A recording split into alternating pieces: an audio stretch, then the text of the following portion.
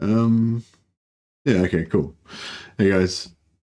Sorry, I think I had a problem with my streaming software or something. I don't know, it was telling me I had a duplicate key or something. I don't know. Seems fine now though, so don't know what that was about. Yeah, you guys can hear me and stuff okay, I guess. Just rearrange my screens here a bit. That's right, I arrived at precisely the right moment, hopefully.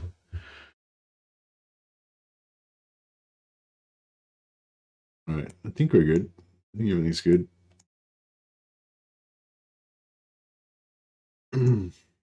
Yep. All right. So, yeah, we're doing DURTHU campaign. This is episode 2. The kind of theme of the campaign, I guess, is magic. Want to blow stuff up with lots of magic. So, in order to do that, we've recruited a bright wizard, so we can drop lots of fire magic. Very thematically appropriate for the wood elves. All the tree men love fire magic, so that's great. Each of these 4 tree men lords, including DURTHU, have got Master of the Elemental Winds, so that gives us an extra 15% damage on all of our fire spells, so that's great. And then once we get some more spell singers in the army, they'll also buff it. We don't have any spell singers at the moment, but I think one of these counts as a spell singer. I think the Bright Wizard counts as a spell singer, so that's cool. I mean, it's not cool, but it's whatever.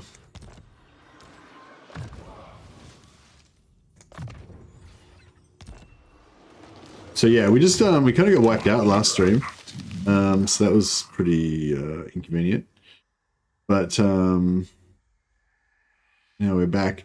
Hey, so is there like the 2 different levels that give you like +5 and +8 melee defense? I think that the captains can get, and then I think the streamer can get it as well.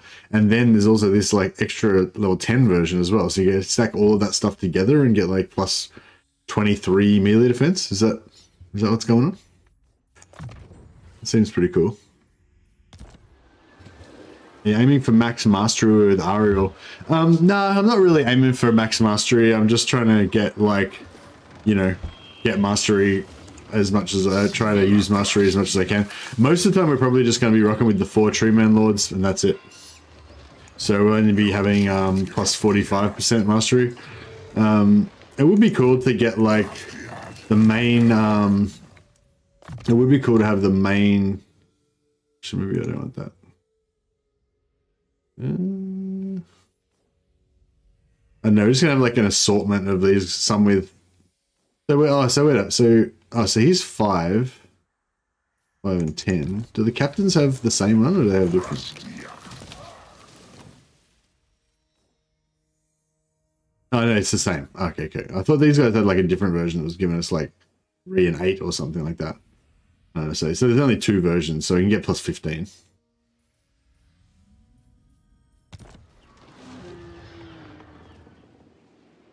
No, I'm not going for the Cathay Forest. I'm going for the probably going to go for the Gorst one, so we can fight some Chaos Dwarfs. But yeah, -30% upkeep for all Forest Spirits sounds pretty good. I was sort of thinking about moving more into Forest Spirits. Kind of last stream we were talking about it, and I don't know what I should do with these guys. Should I stack it into magic? Should I go red line?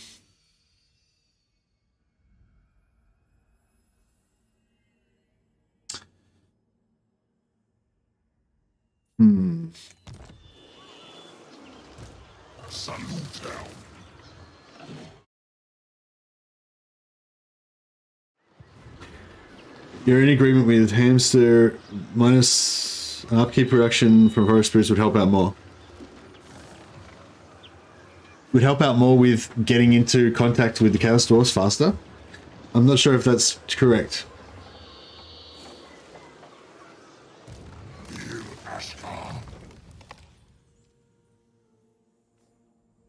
Hmm.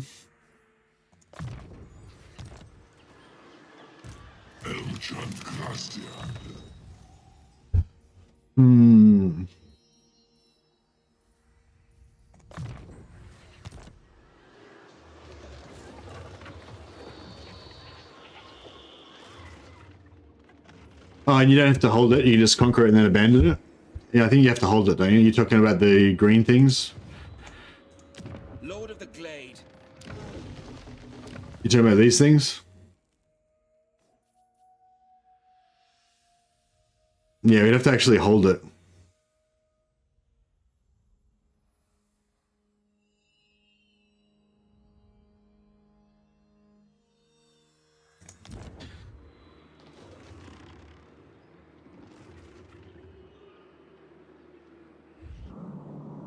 Yeah, so you're saying we take this thing here, and then we build multiple armies in order to control this and hold off Cathay and shit, and then we go and take over this, and then attack Cathay, and then attack the Castors from there. I don't know. Yeah, I don't know. I feel like it's gonna be a long delay.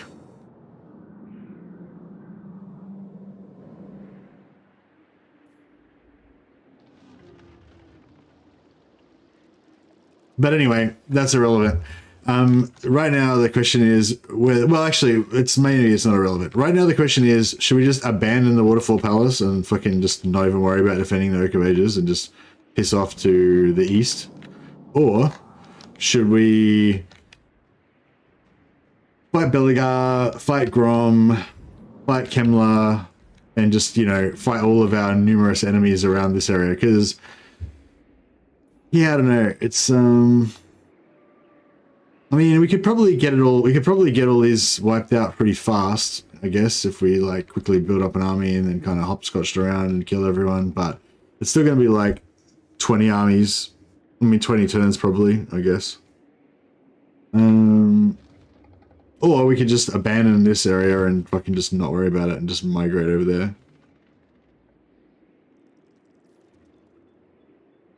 Don't know.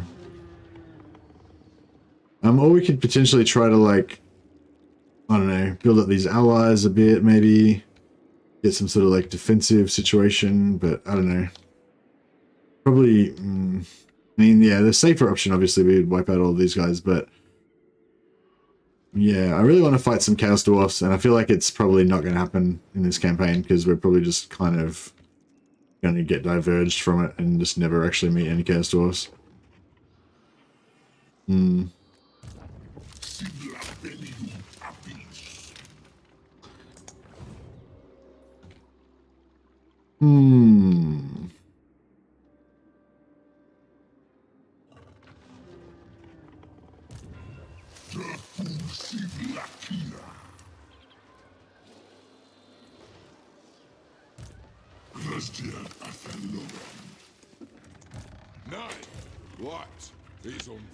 Well, we can just jump over there and quickly wipe out Karak Norn. Yeah, that might be worthwhile doing. Do they... have they still got their in-game army floating around somewhere? I don't know. I think they had an in-game army. I don't remember fighting it though, so I assume it's still rocking around somewhere.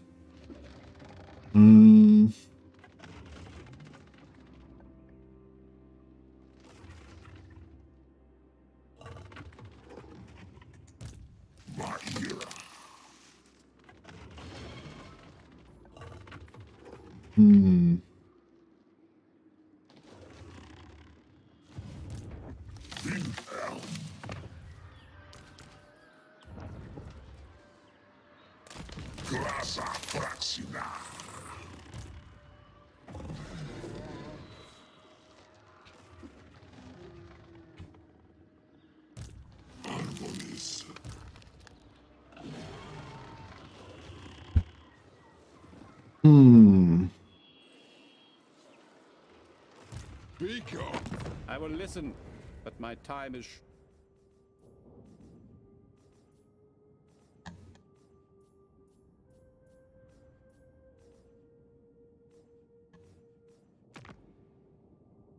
Strength rank 30, yeah, so they're pretty strong. So yeah, I'm guessing they've got a full stack hiding somewhere.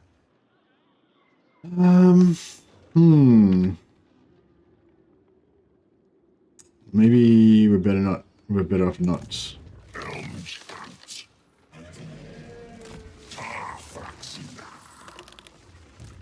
Maybe we're better off not.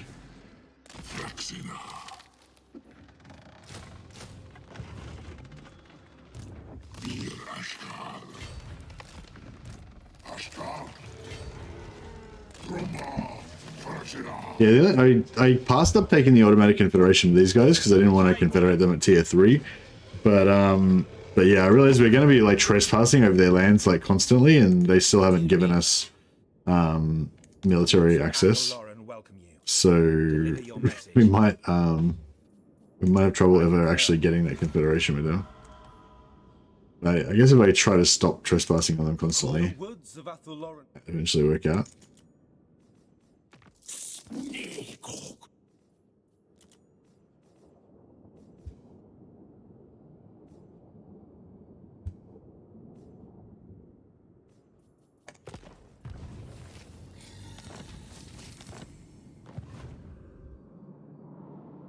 Right.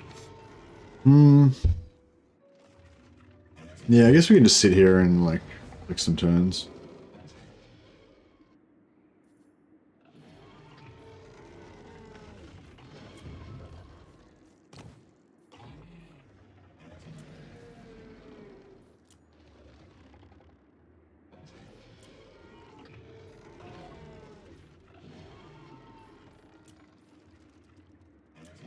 Yeah, discipline's pretty good.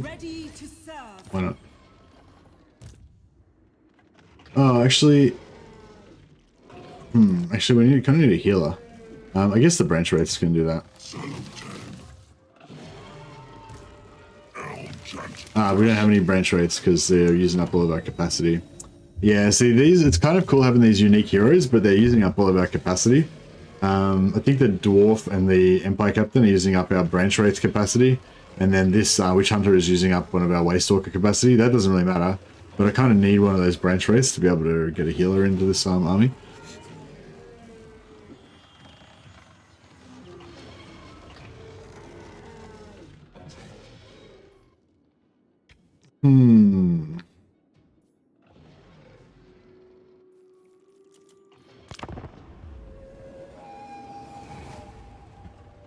There we go. What's with the Empire and Dwarf heroes? Oh, it's just there's a quest that you get when you do the Vermintide endgame. Oh yeah, so I just had the 20, like the weakest version of the endgame on, just so I could trigger the Vermintide. But we also triggered the Greenskin, Dwarf, and Vampire Vermintide endgames as well, just to give them a little bit of a boost. Yeah, I think that's actually kind of a good way of like, if you want to kind of like make those factions powerful without like from the start, but let them like kind of build up organically, then you can just have like the 25% end game on turn 10 and let them kind of like, you know, give them a boost so they slowly build up from there.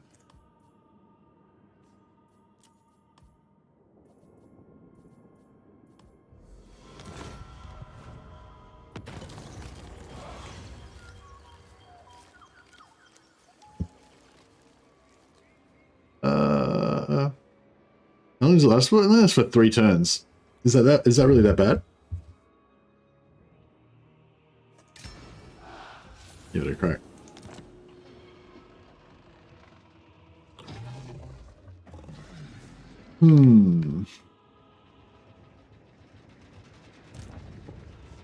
Ico Claw coming in with the nukes. He's only... Oh, yeah, I think we did the Skaven one as well.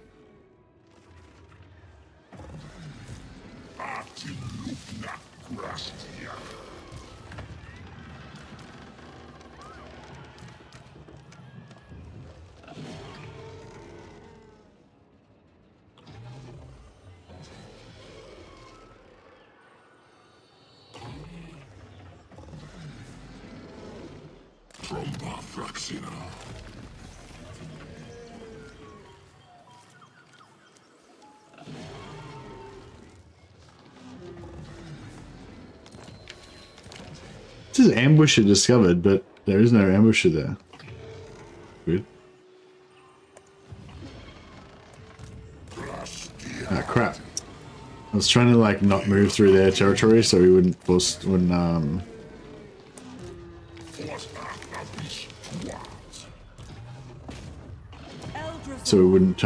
trespass on them anymore.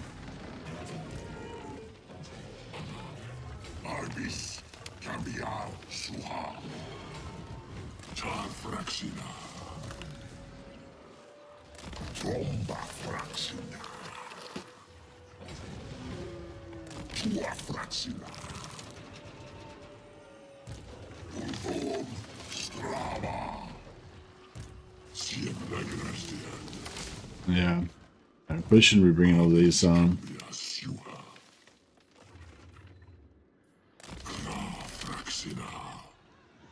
We shouldn't be bringing all these armies over here to fight Skaven, but we'll see how we go.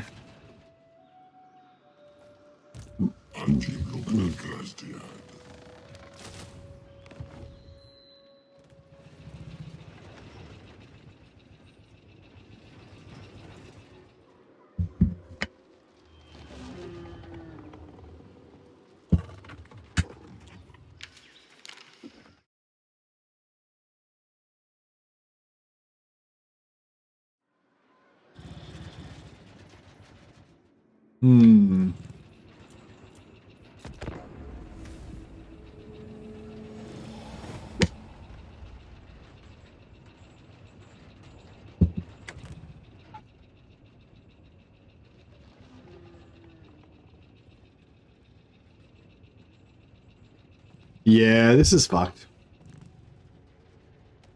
Yeah, I don't think I can be fucked hanging around here. I think I'm just gonna leave, because it's just gonna be like whack-a-mole going around trying to chase all these armies, and it's just gonna take forever. And I feel like if we just ignore them, it'll probably take them ages before they actually wipe us out.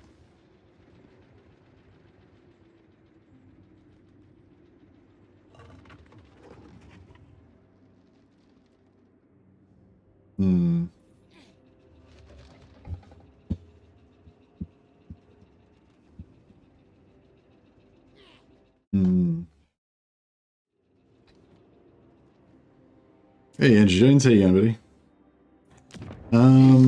I really want that disciplined shadow spell singer that we've got, but I kind of feel like we need to switch them out and take a healing one instead. Watch it.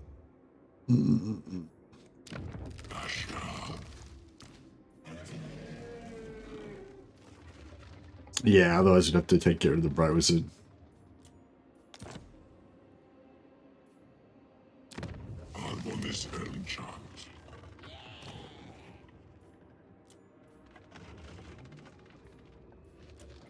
Spell singer.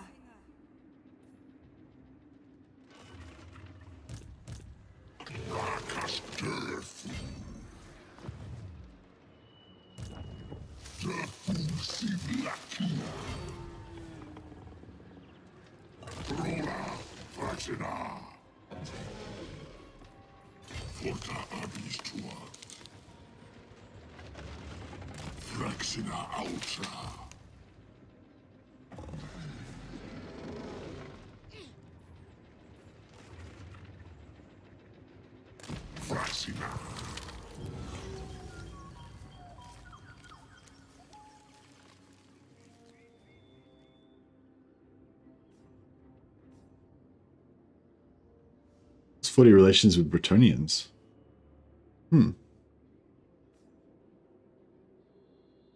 Wonder how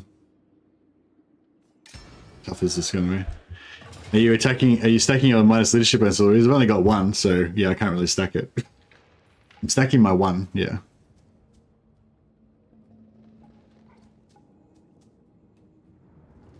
You can't really farm them, you just kind of get them automatically, so we'll end up getting heaps of them later on.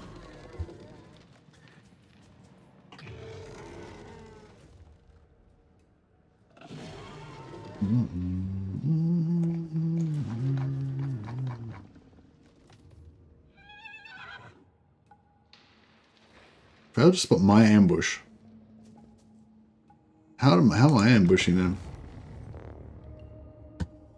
Oh, you can turn that off in your settings, Total Hamster.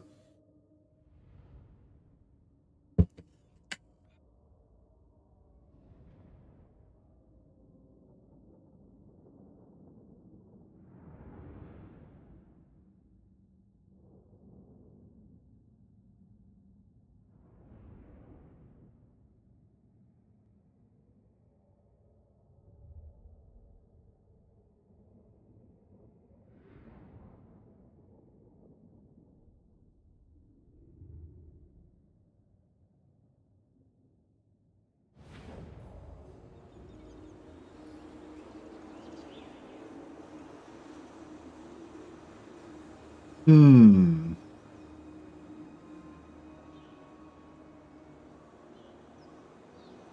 Oh, okay. So if you get them within the timer, you get an ambush. But if you wait till after the timer, there's no ambush.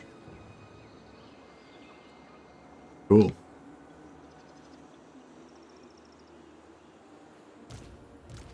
I wonder what we can do here. Whether we should like.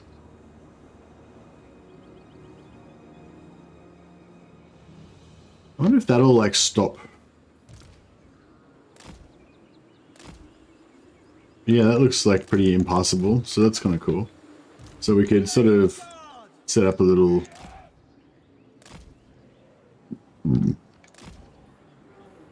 Deepwood archers!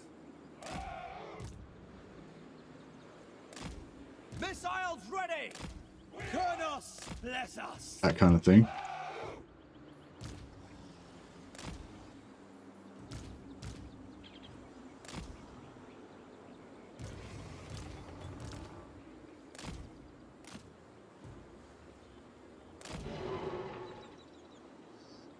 The Empire endures. Guess this guy's pretty useless in melee. He's just going to get killed anyway. Hiding in wait.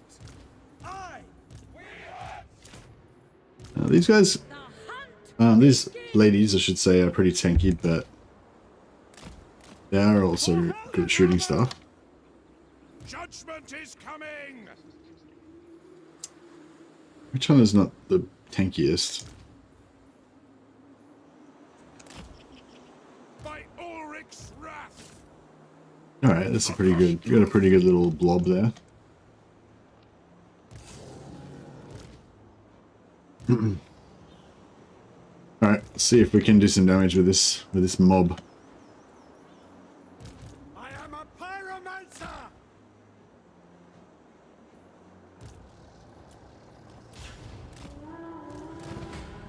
Yes, quickly!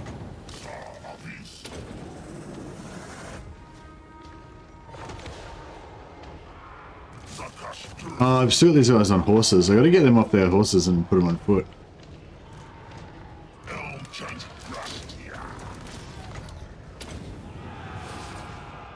We are Sigma's heirs! Go! Blade guard! I will!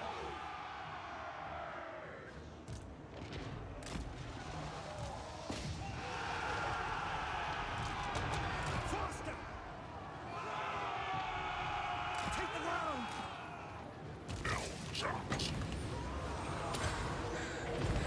Great wizard! Formation, march! Quick march!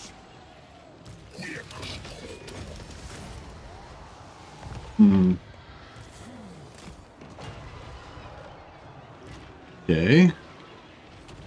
We should stick these guys over here. A lot of cavalry, as you would expect. Smashing their lord pretty hard though, so that's good. Very well. To arms! Hand of the forest!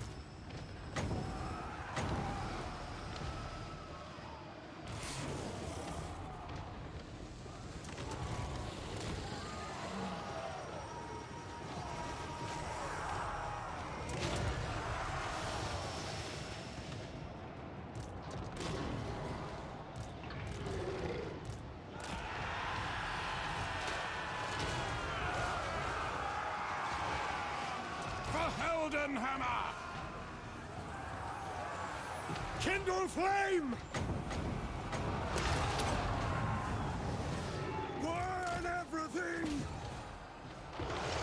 This is pretty messy.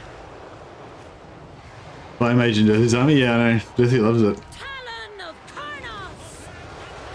Duty and honor! By Ulrich Roth!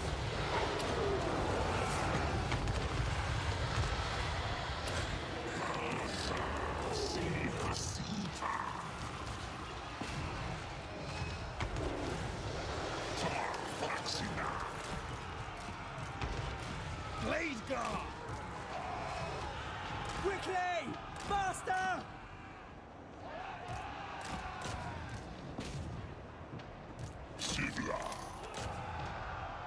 Come together, lads! Move now! The clans unite! Taking position! No lingering! Battle awaits! Alright, got rid of most of these peasants. Just gotta deal with all their knights. Blade Guard! Orders understood! By your command! Ready for war! For the Emperor! Sigma! The Empire endures! For Kurnos!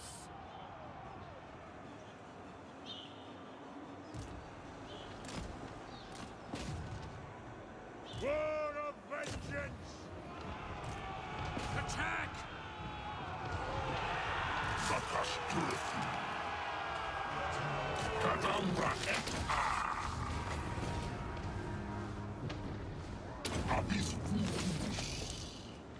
Blade Guard!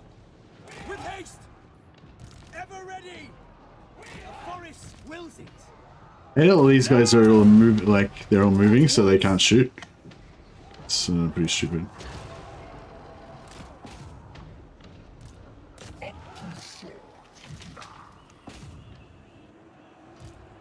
for war! Lady of Lauren!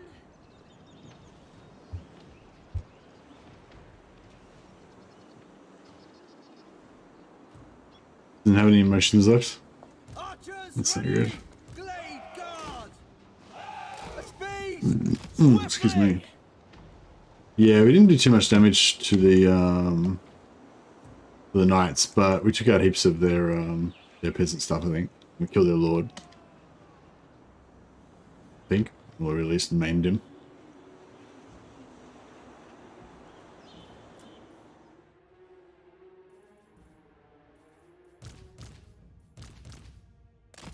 Oh, these guys aren't going to come on now, are they? Oh well. I should have left them coming on the other side of the field. That way at least they'd be on the field and then we could walk them over. Yeah, I forgot. If they don't actually come on the field, these timers stop as soon as the battle ends. But if you like bring them on over the other side, even if it takes them 5 minutes to walk across, at least they're on, you know, and then you can run out the timer and do some heals.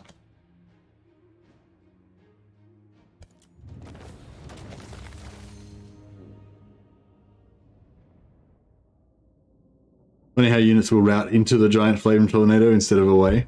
Yeah, some of the routing is weird. Like they route towards your army sometimes. Oh yeah, I made my own protein bars.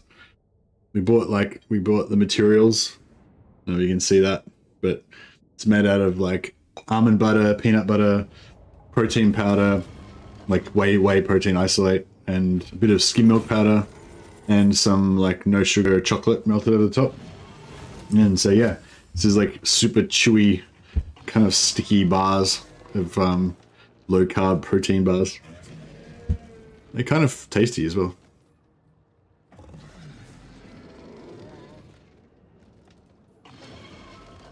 I'm just got money. Gotta keep that income going.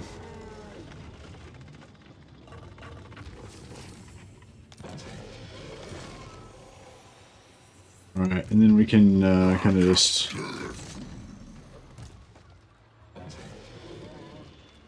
slink back over here.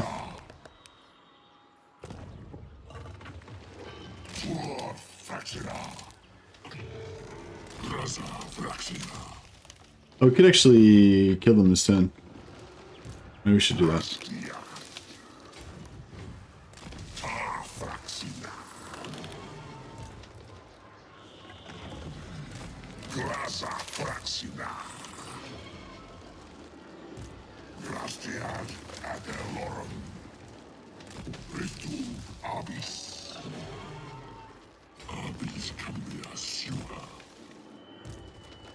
Nice.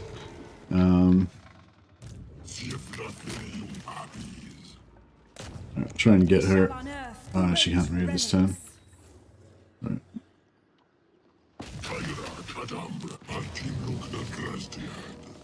Alright, at least this time we can get some heals. Got a bit of Winds of Magic. See if Bait Messiah.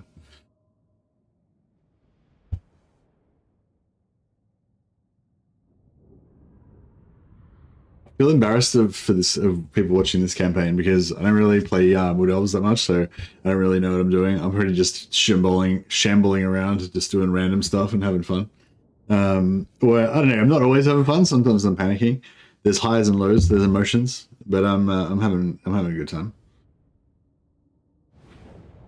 All I eat is Huel shakes at the moment. I've lost so much weight. It's insane. What's a Huel shake?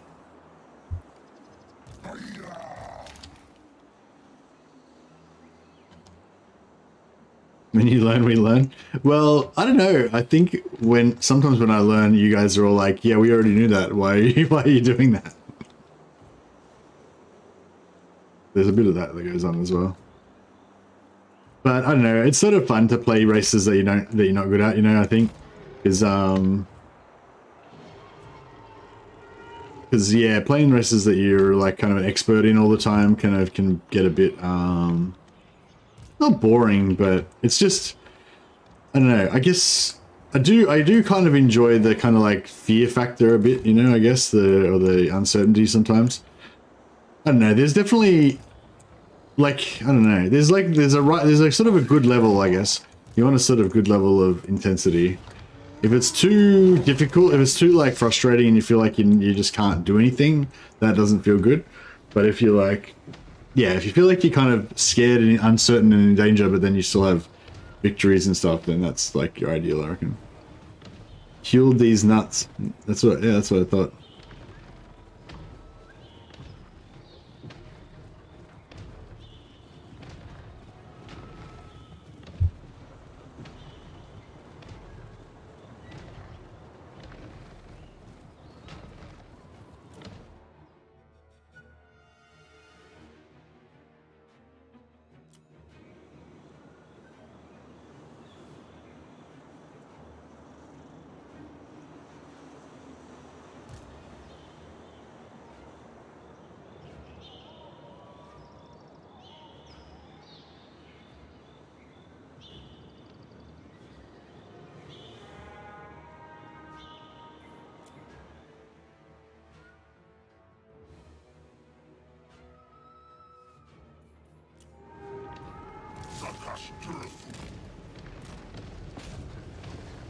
To arms! Blade guard! Daughters Asray! At once! Here Sigmar's heirs!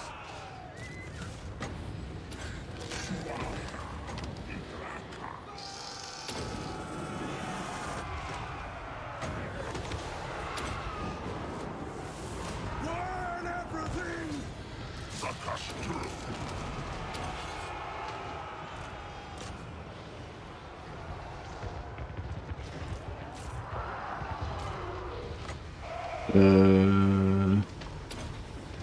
Weaken some more of these. And blood awaits!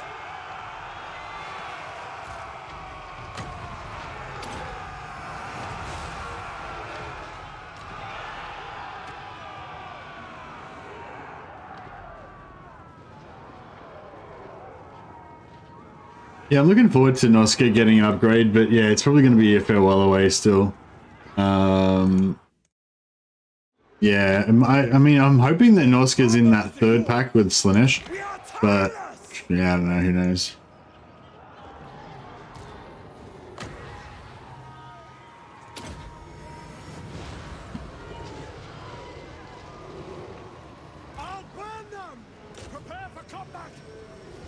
A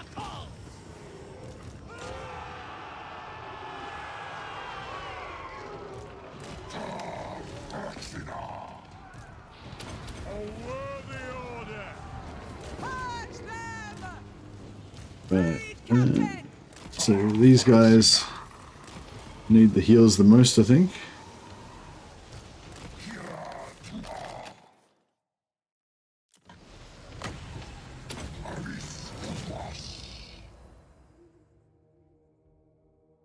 Le Vietnam tactic. I don't know what that means.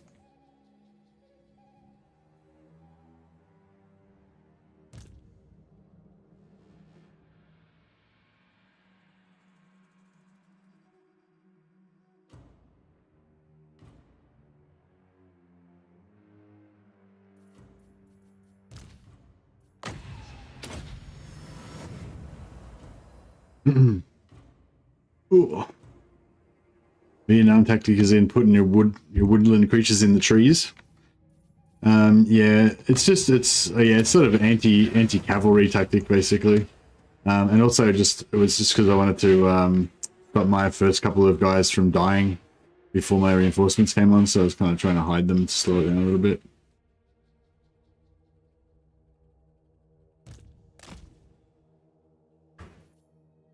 Yeah, I just wanted to heal those single entities a bit. I think our work here is done.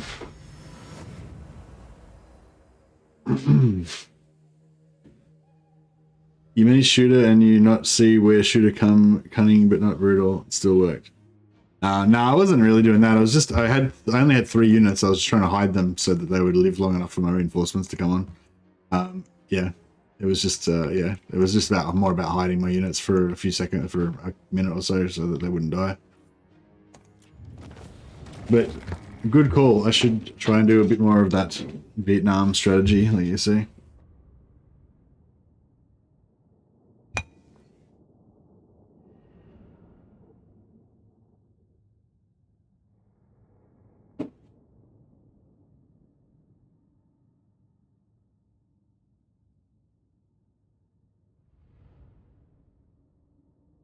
Well, now the legacy races they're talking about are the ones that are in the DLC, that are named in the DLCs.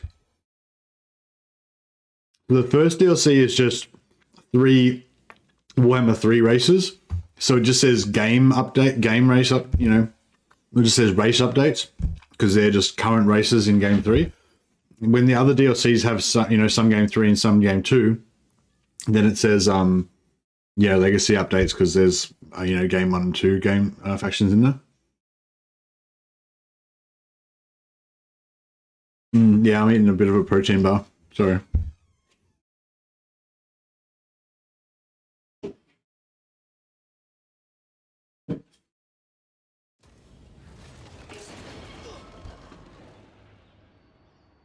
Yeah, I was hoping that we can get some good loots and use that 30% loot bonus that the Wood Elves get to see if we can push it up a bit, but I don't know. I don't think it makes too much difference on the caravans because like with the caravans you're already getting like 400%.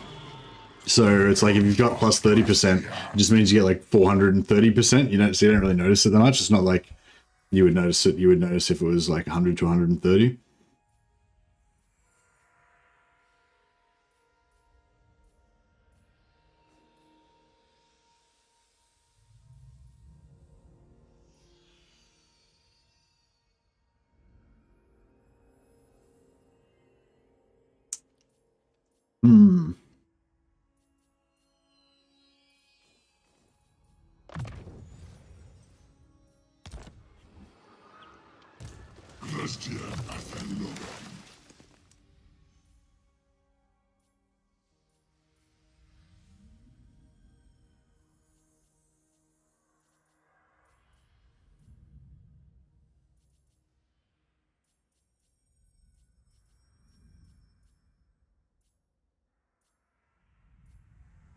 Don't the Wood Elves... That's weird. Don't the ancient tree men don't get missile resistance? Weird.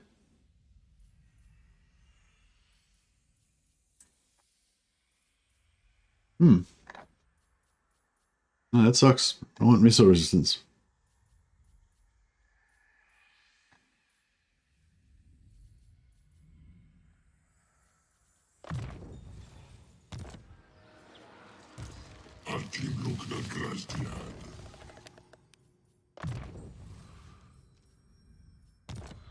There's a post about a loot from a bonus from greenskins and Skybrands buildings, and it does not seem it works on caravans at all. Yeah, well, I mean, yeah, like I said, even if it does, it's like it's so minimal you can't really tell. Like, yeah, I mean, not saying that does, but I'm saying even if other things that do work don't seem to do much. Because I think I had like, I think I was getting like ancillaries or something on, or can't remember what it was. I had said some sort of loot bonus on Greasus, and like, yeah, it was like not very noticeable. Like, I think it maybe did work, but it was like barely noticeable compared to just having 4 lords.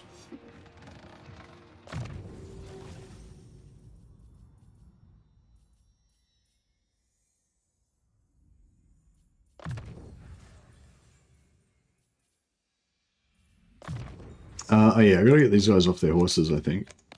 In case we want them to do a bit of tanking, they might actually be somewhat tanky if they're not on horses.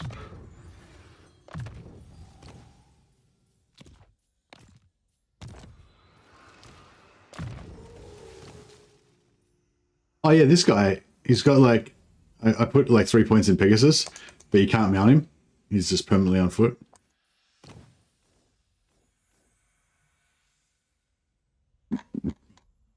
It doesn't matter, we'll end up with enough points to fill everything up anyway.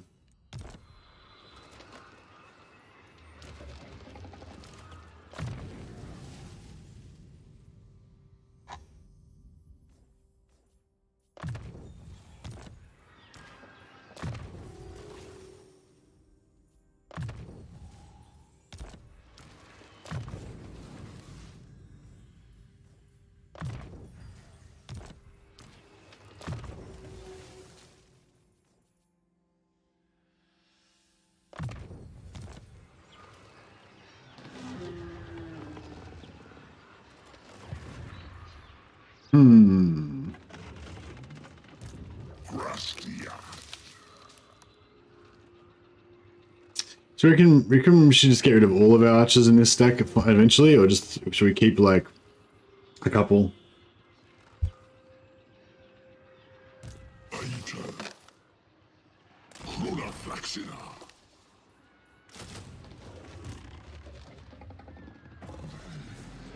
No, that'll probably do.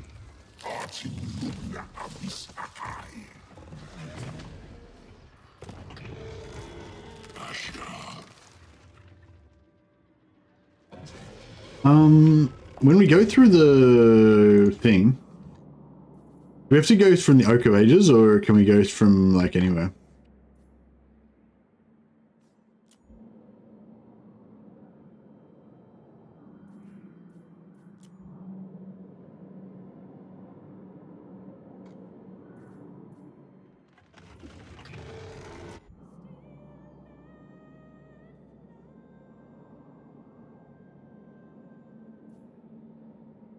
So yeah, so like, so this counts as a magic forest as well, or only the actual Oak of Ages?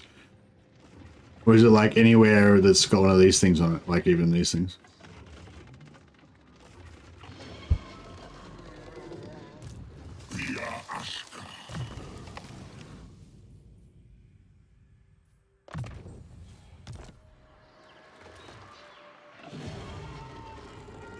How may I help?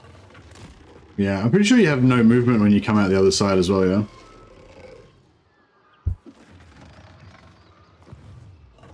I'm a bit concerned because only the inner ones. Oh, okay, but it's not just the Oak of Ages, like it'll be these other ones as well.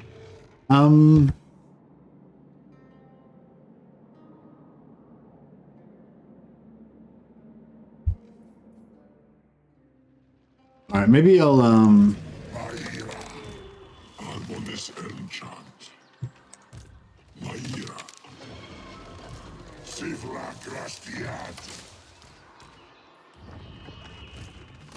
might disband Wolfwood so we can resummon him on the other side.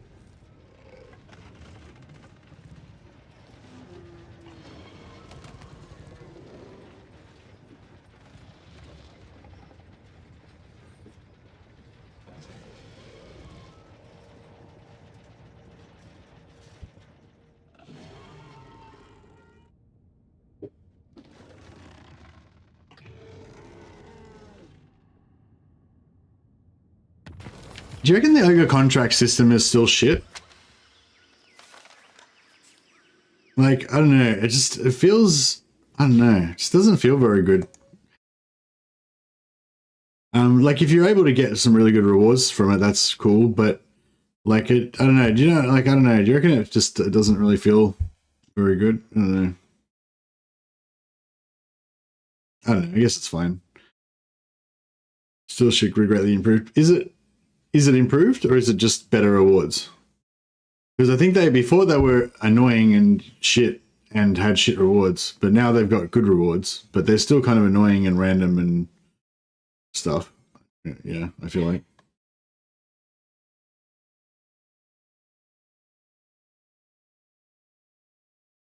What's the difference? This -5 control all provinces. Yeah, I don't care about that.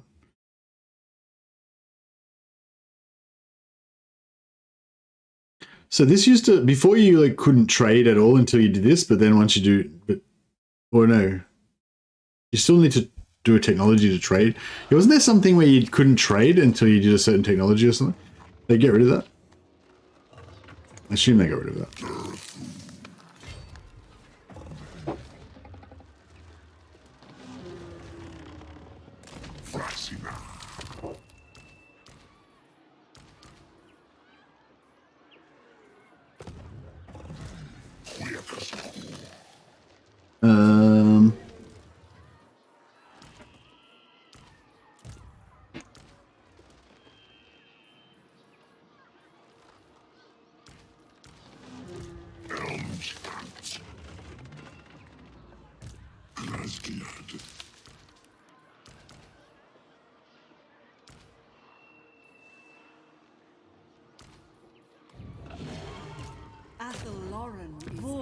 Grant me gifts.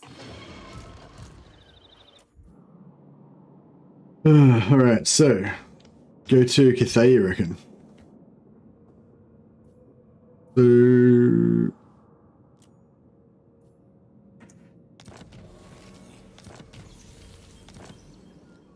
all right, here we are in friendly Cathay. So you can just attack these friendly allies here and mercilessly wipe them out. Is that the plan?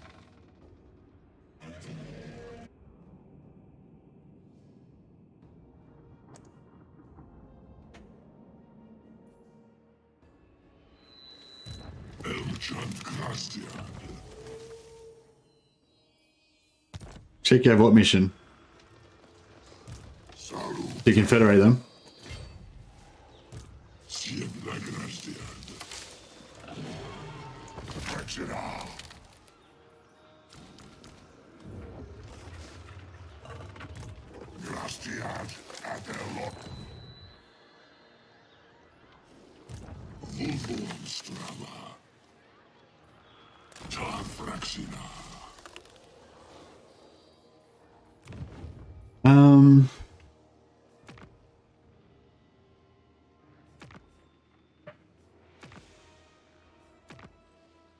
No, I don't think I have that one. But that's all right. I can just march over to Gorse from there anyway.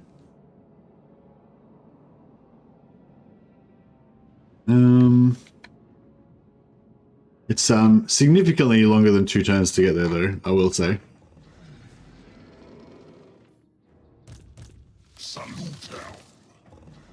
But maybe we can do some rampaging and pillaging on the way, so it might be worth it. Oh, you do keep your movement as well. That's good to know. Yeah. See, the reason I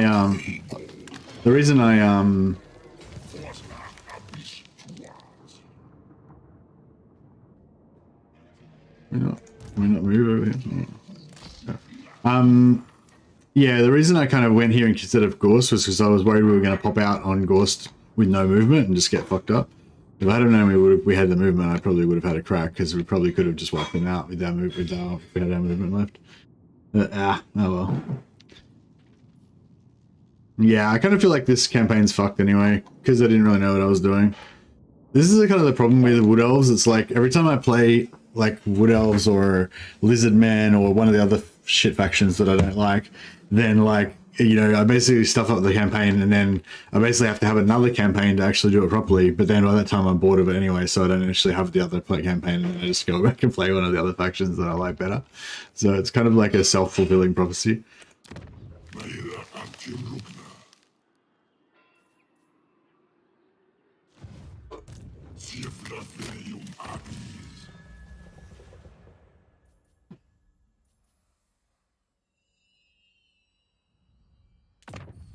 So working on my ambush stuff. But it's alright, it'll be an adventure anyway.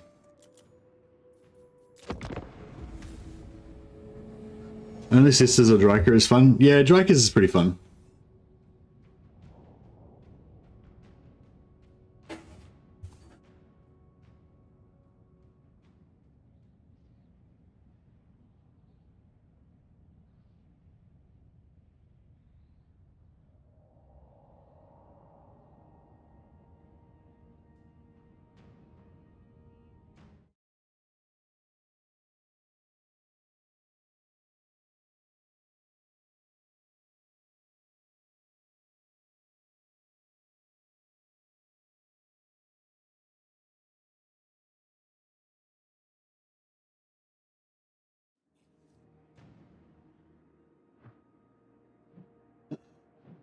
When I said they're shit, I mean they're a faction that I don't personally enjoy. Like, I don't personally rate them, and, you know, they're not one of my top 5 favorite factions or whatever. It's like Lizard Man, you know, they're not really a shit faction. I just hate them. So I call them a shit faction. But, yeah.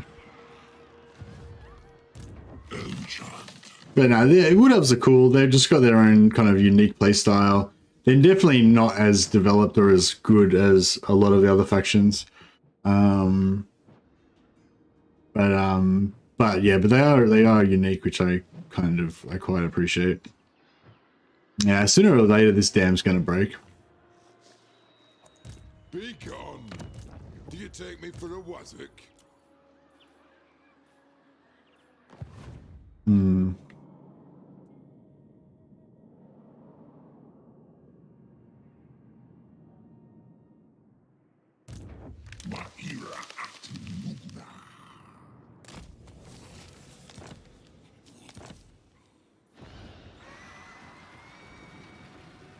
Oxyodal in game 3 is glorious. Nah, he's a lizard man, so shit. I kind of want to play, what do you call it? The little skink priest dude.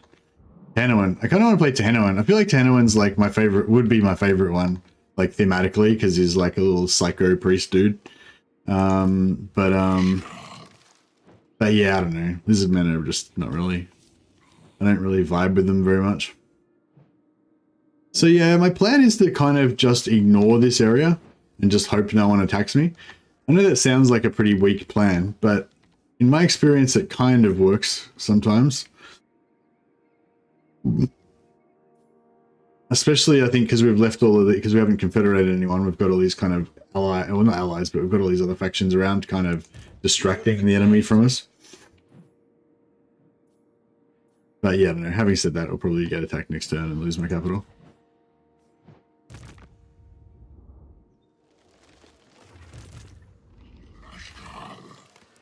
I don't know if I should keep recruiting or... Guess we should.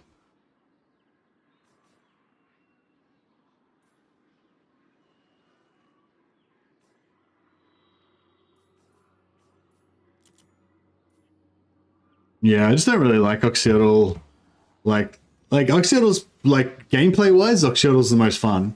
But just theme wise, I like the idea of Tanowin's like kind of story about like as I don't really know the full story, but as I understand it, Tanowin's kind of thing is that he kind of leads this like breakaway cult of that's like I guess they still follow the Great Plan, but they've kind of got their own vibe to it or whatever, and they're kind of like heretics in Lizardman society or something. But yeah, I don't really know the full story, but I don't know, just yeah, seems like he just seems like a cool character, you know, whereas Oxyotl just, you know, like some sort of like Mary Sue freaking shadow ninja or some shit. It's like, I don't know, he's cool and whatever, but and like Oxyotl's more fun, like, but I feel like Tanowin's character is just cooler.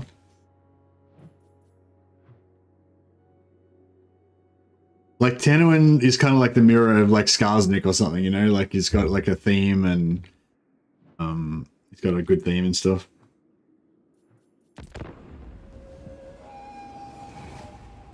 But yeah, but I don't really enjoy Tanowin either. Don't really like his starting area. I don't really like his mechanics. Oxyotl's mechanics I like, but yeah, I don't really like his units. I don't really like Oxyotl himself. Don't really like Lizardman in general. So yeah, just sort of I don't know. I try to play him a few times, but I don't know. It's like if I'm super into the battles, like if I'm having hard battles and I'm like having to like, you know, figure out interesting battle problems all the time, that kind of keeps me going. But you know, when I play like Empire or something like that, I've also got that kind of like player fantasy roleplay kind of vibe like that I'm enjoying at the same time, so it all kind of adds together. Whereas when I'm playing Lizardman, it's like I literally just don't like them really at all, so there's no, it's just purely like gameplay and that's it.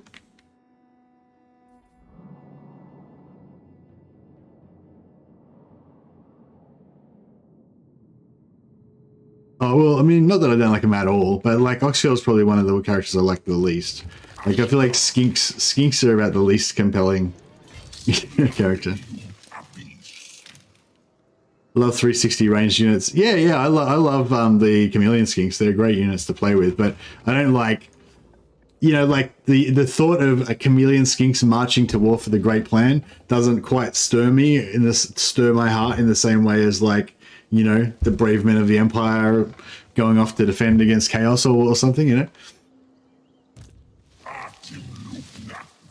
Let's attack random Cathayan factions and sack their settlements. I think it's the right thing to do. I'm going to fight it manually, just so we can revel in it. Do a couch potato Oxyotl run where he can't be asked to do anything about his visions. Yeah. And nah, I don't know. The best thing to do with Oxyotl is like migration campaigns, I reckon, because he's, you know, he's like built for it.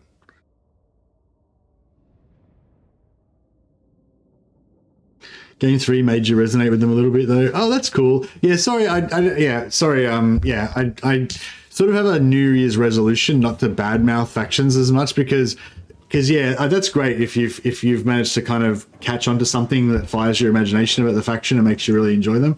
That's what I'm looking for every time I play Lizardman. I have a bit of trouble finding it, you know. But if you have found it and you're enjoying playing them, then I don't want to ruin that for you. Like that's great.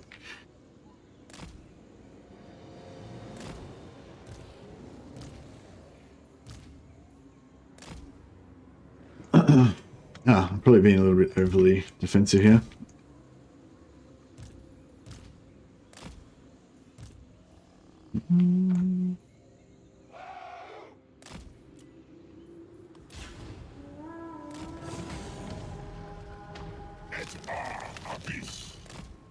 Take the ground! I tattle fire! Go! Move out!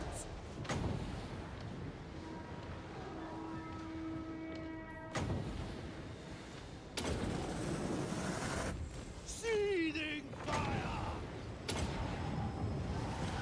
Burn everything! Wow. Tricked me.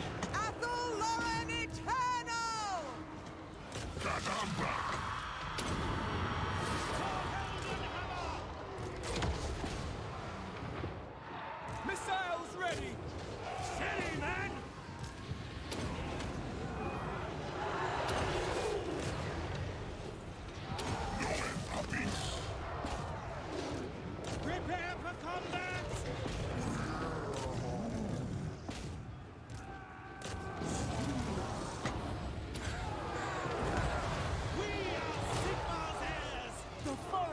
speaks. Good deal. Yeah, we can't heal unfortunately, so we may as well just let it go. I mean, I guess we can.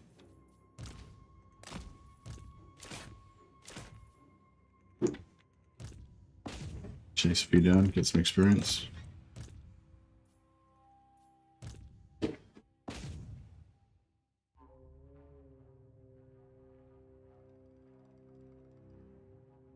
Yeah, we got the Berserk 5, yeah. Imperial Authority sucks. I don't know why you hate the Imperial Authority so much. It's so easy to cheese and use to your advantage. It's basically just like an extra thing that makes the game easier. I don't know.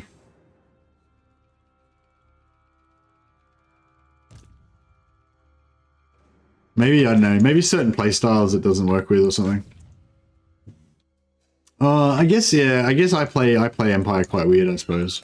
Maybe it's not good for normal, for, you know, other ways of playing.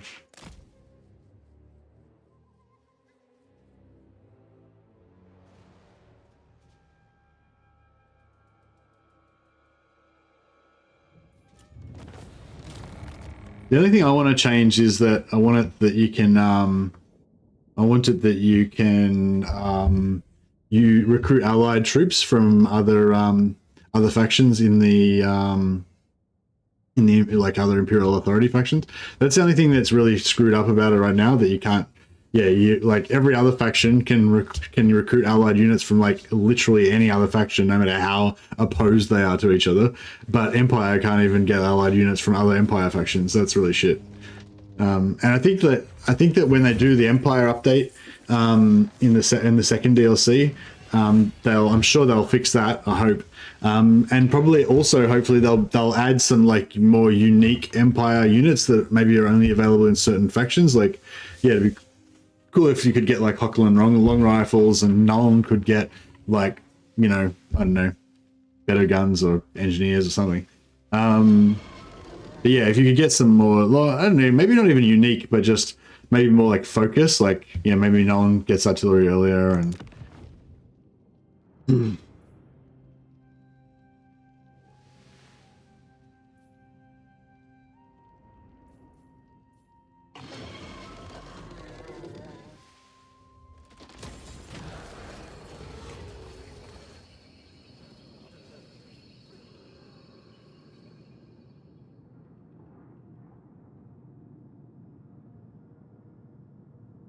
This is the one that we want, right?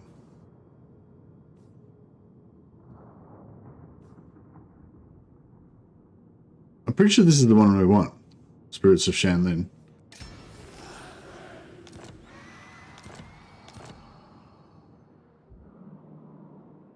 Yeah. That was easy.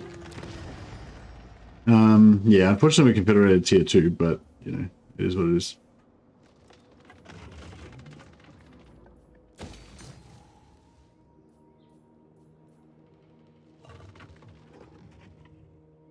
Easy.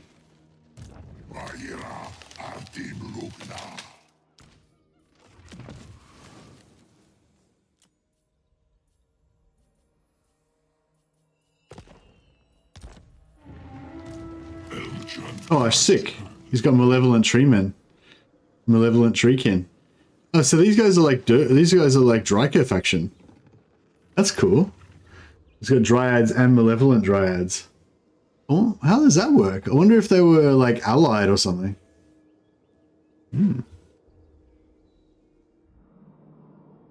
Oh well, unfortunately now we're in war with these red dudes. So I guess we better sort that out quick smart.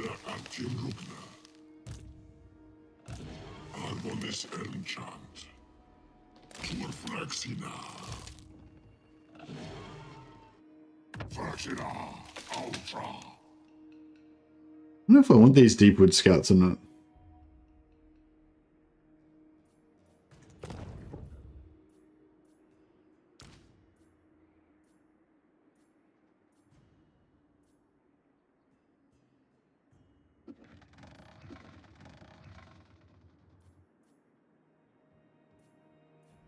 I guess I do. Eater. Gra Fractioner.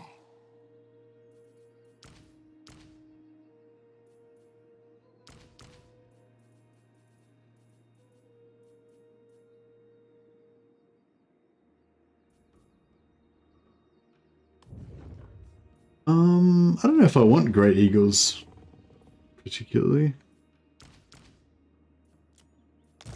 Grastiad.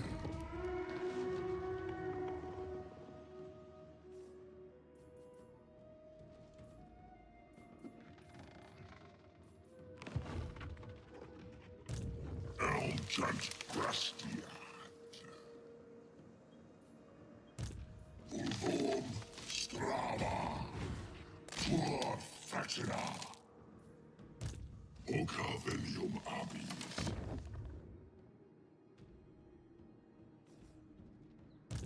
Via Ashka. Abis Akai. Siblabelium Abis.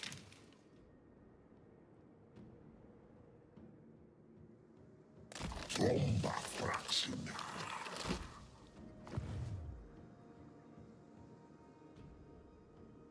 Great Eagles are for Spellweavers and Glade Captain mounts, in my opinion. Yeah, I agree. Agreed.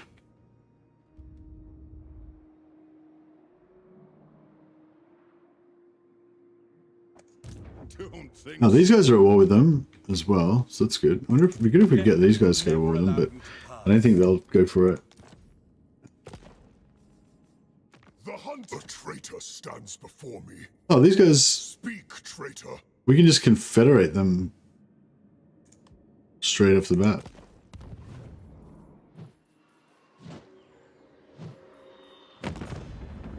You need me? yes. Protector of the oak. That's weird. Orders? So we can just confederate any faction now? So we needed to get...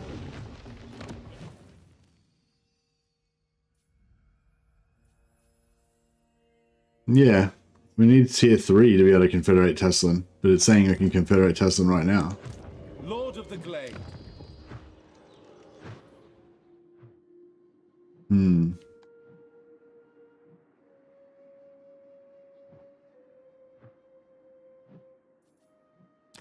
Grastiad Athelloren.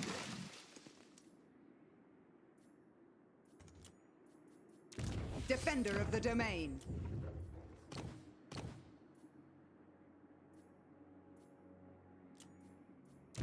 All hail Colonels.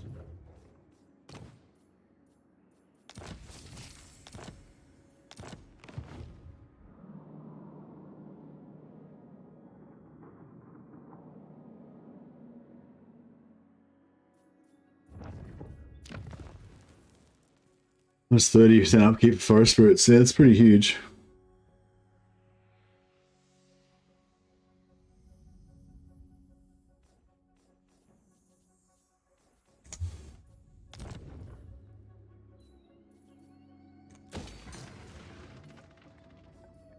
Can always cancel it again if we run out of money. Arvonis.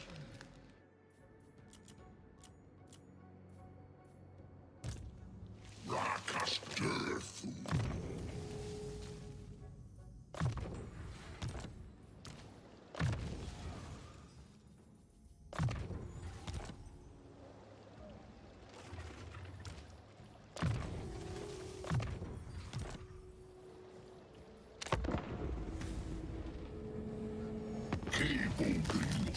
Hello. Loren Bakatu. This guy's mad with us because we were attacking his trade agreement. Oh no, he's like, welcome to the neighborhood. Please be my guest and kill my trade partners. That'll just open up more trade opportunities for us. Acceptable.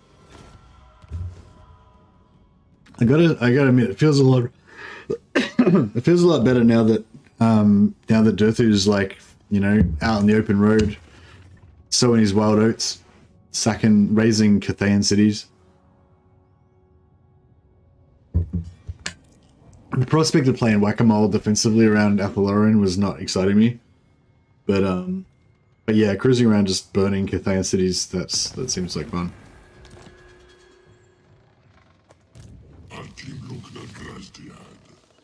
They only got 3 settlements? 5. Okay.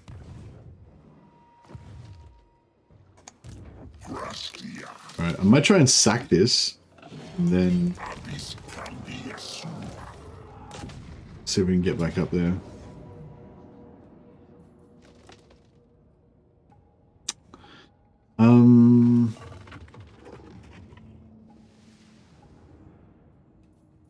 Should we... we'll fight it. They haven't got much,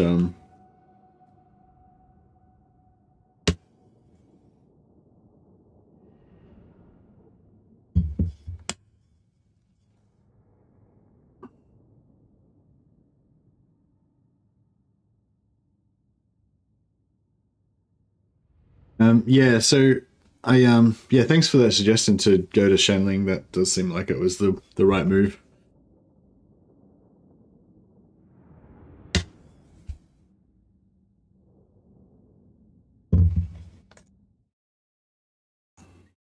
Yeah, I don't know. I feel like I kind of like the Wood Elves. Like, I kind of like the Tree Men and everything, but I don't know. I'm not sure what it is about it, but I just quite often it just doesn't. I don't know. The vibe's wrong somehow, and I just don't really enjoy it. But yeah, I'm not really sure what I need to do to make myself, you know, enjoy it. But this is going pretty well. Glade Guard! Bright Wizard!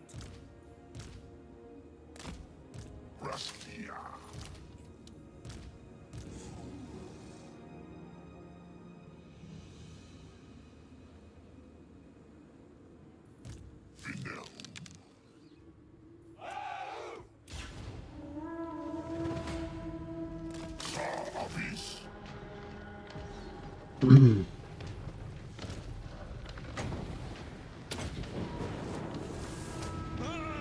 everything!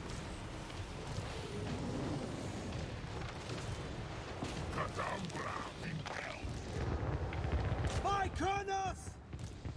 Ready to serve.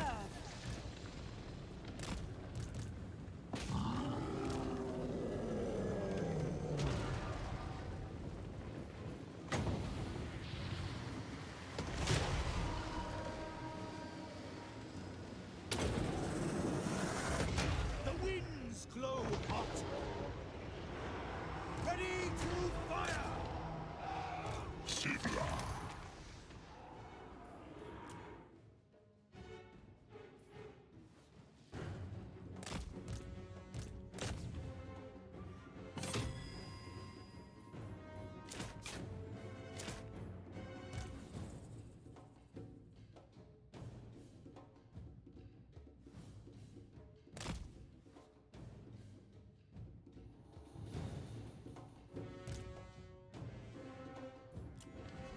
Find the enemy! I channel fire!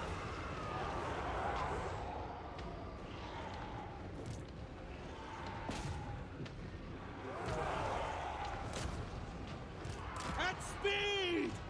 Yes, quickly! I am a pyromancer!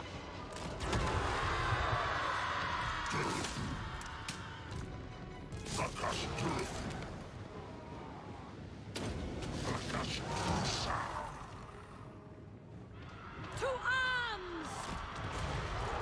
Go! Seething fire!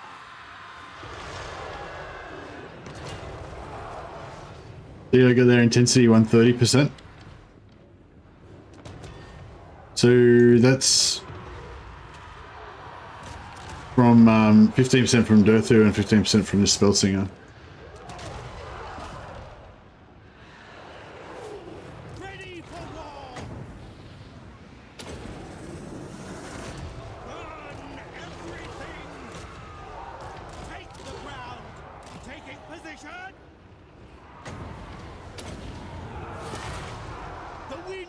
glue hot. For Kurnos!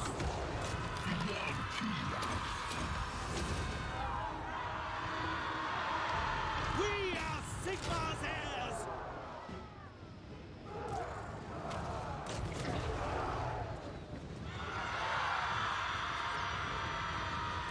Attack!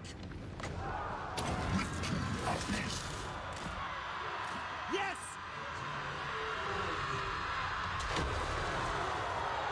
No lingering!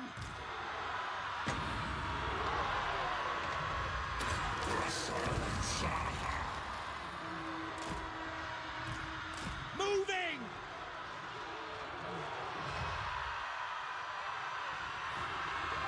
To battle!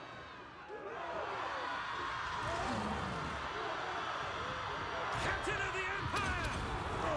A worthy order! Blade Captain!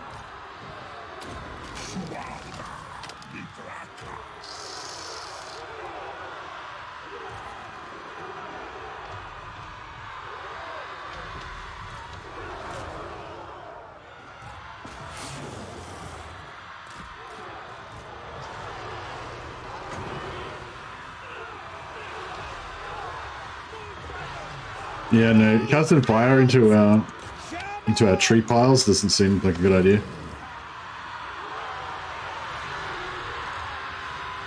Straight away! On my command!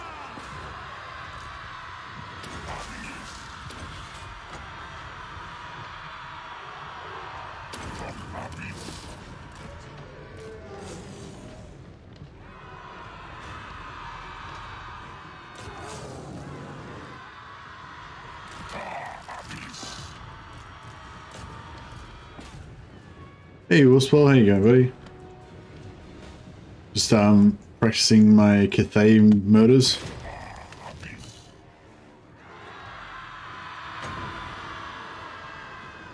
Let us go!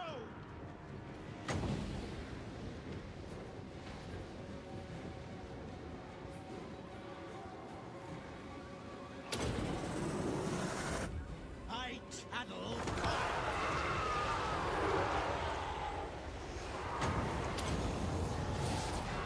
seething fire!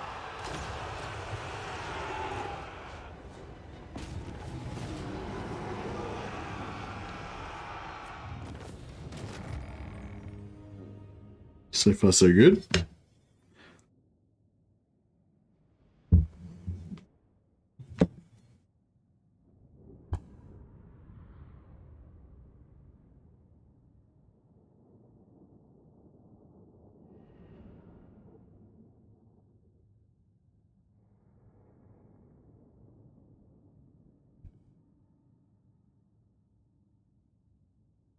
Is there a way to increase the number of campaigns caravans for Cathay? I don't know. I wish there was a way of increasing the number of Cathay caravans for me to raid when I'm not playing as Cathay.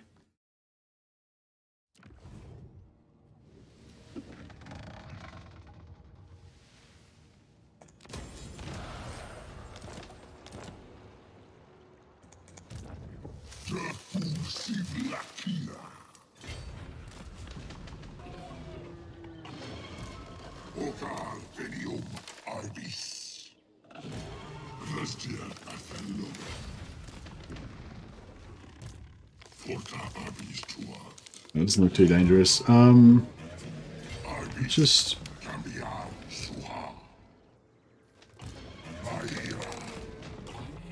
pop him there. Hopefully they won't be able to reach their normal march. Yeah, so we've got Quartermaster, that's good. Good to get Magic Item drop chance as well, but that's fine. Start leaning into Treekin. Red line. Caravans are less critical for Cathay, I suppose. Which less critical for Cathay than who? Than Chaos Dwarfs, or than like other factions that need to raid their Cathay? I feel like the caravans aren't really critical for Chaos Dwarfs either. They're just useful.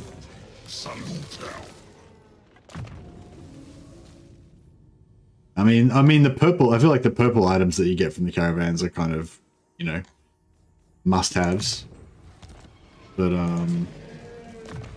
but then I guess they're not game breaking. But yeah, just the regular caravans for the resources. Like I feel like the balance with Chaos Dwarves is good. I feel like they like that, you know, if you do it for labor or whatever, like the labor is actually quite often really good, really valuable.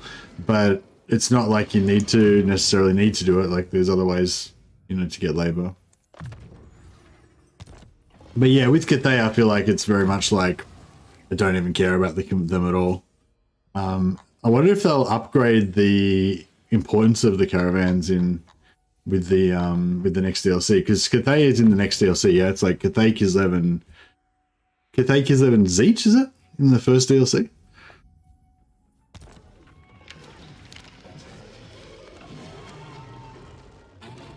Cathay gets more from their caravan, so it's balanced by having one at a time, I suppose.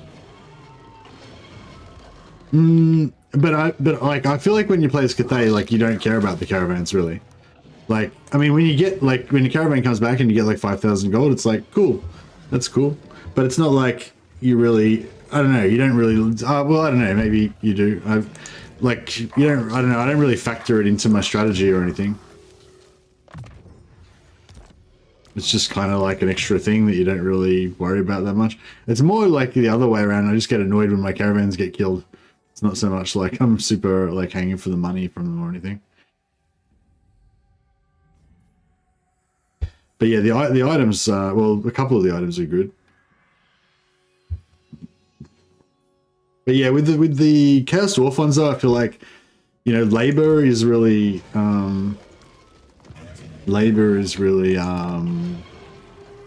don't know, compelling, I guess. Like, you know, you want to get it. Having fun with it? Yeah, I'm having fun.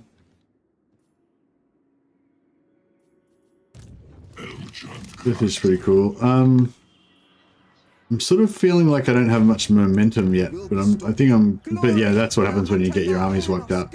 Hopefully we can kind of get something happening.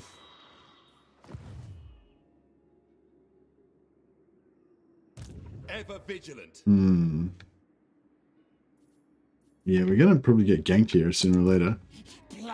These guys are at war, yeah, so these guys are at war with Belegarth, so that's kind of cool. They just went to war where they fought them instead of us. I'm pretty scared of Grom. We went and fought Grom earlier and got, like, absolutely wrecked.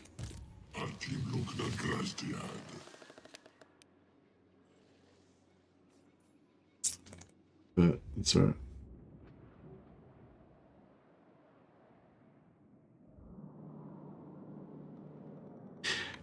Yeah, I'm not sure if it's just the labor thing or what, but I just generally feel like the Chaos Dwarf caravans feel more like impact, like you actually care about, like if you can get your caravans running regularly and producing labor and whatever, that's actually kind of good. You at least have one strong army. Yeah, DURTHU's army is pretty good.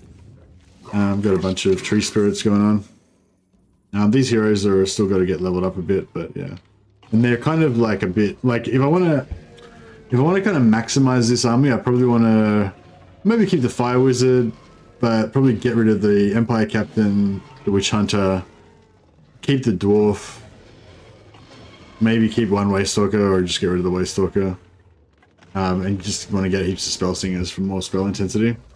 But at the moment I'm kind of keeping them all just for the character, for the vibe. But yeah, I guess eventually we'll probably want to use the Witch Hunter and the Empire Captain as map heroes, get them out of there.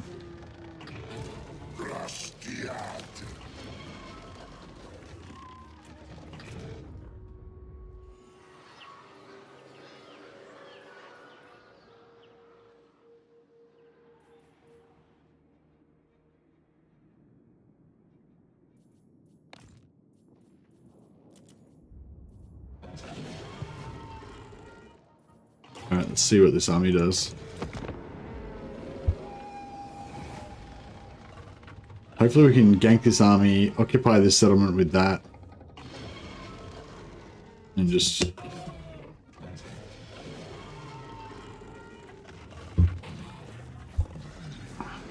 it'll all be good.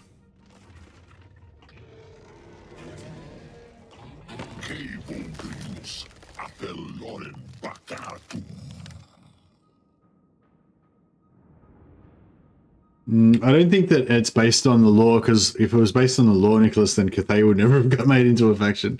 It's yeah, it's nothing to do with that. It's to do with the marketing potential, I think, and also just the whether it fits into the gameplay and whether they think they can make it, you know, compelling and saleable. But yeah, I think Ind definitely could be a possibility.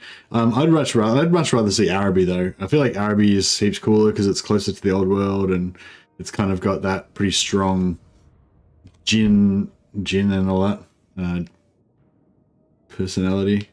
Get a bit of lag with my uploading. I might just go and turn on an air conditioner. I don't know if it's getting too hot in here or something.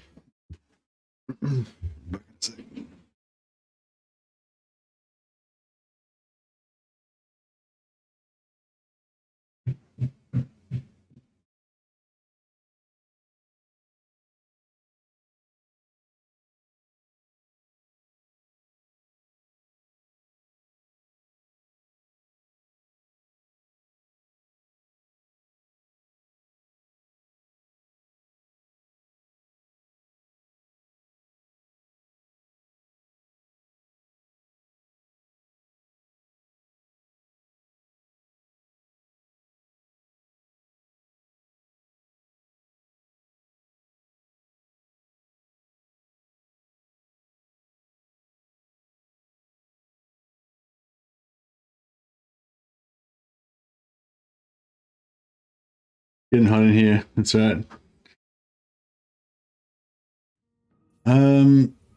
Leon Kerr. Yeah, sure. Let's do it. Let's make bonds of friendship to fight the evils of this world.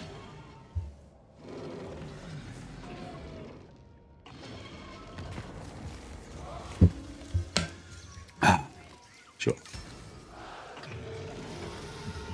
Okay, yeah, oh good, they went in there.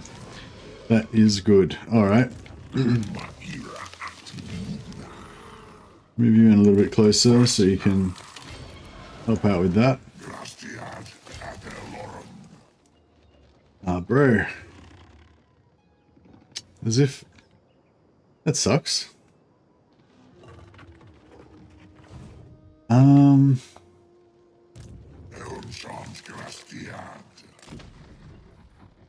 Is Wolf's Paul ready to come over? Yes, Wolfwood of the Tree Patron is ready to teleport. Right.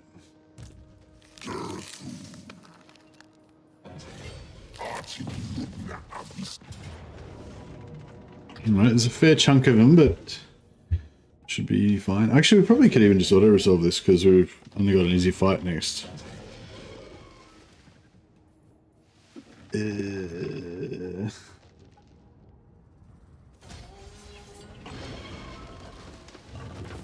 Yeah, it's a bit rough, but that's alright.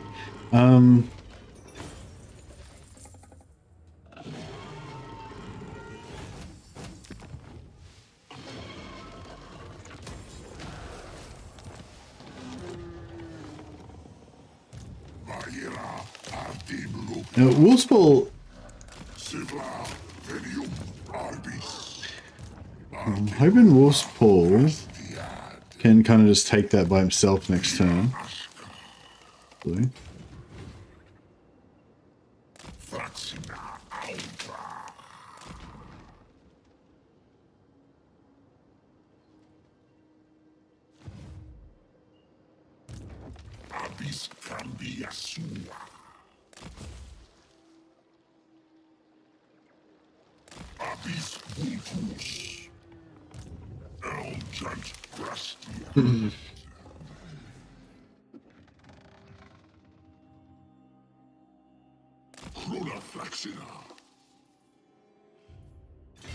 What's going on with this movement? It's like, yeah, I'm just going to let you not quite be able to go anywhere.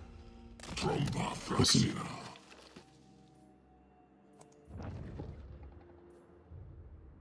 Is this another overconfidence movement? Maybe. They should be pretty ruined, this faction, because we've already kicked the crap out of them a fair bit. Oh, the strength rank 79. Shit, they've still got an army somewhere. Okay, yeah, maybe it is. Yeah, maybe I shouldn't have been so overconfident. I might just level these guys up a little bit, just to make sure we're...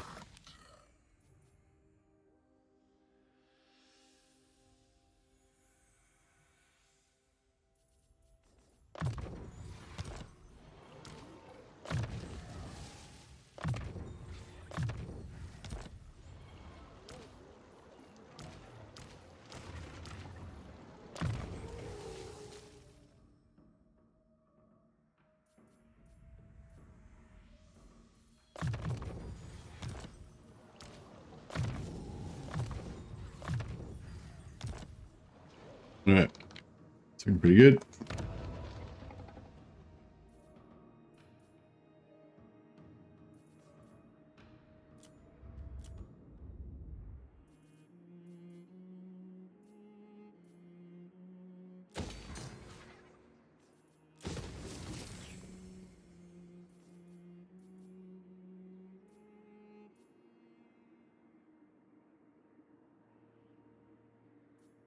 I'm a bit worried I'm going to lose this at some point.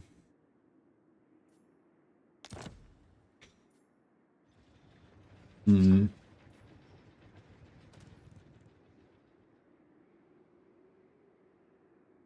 That's not force marching around. Yeah, I always like to force march around. It makes life more exciting, doesn't it?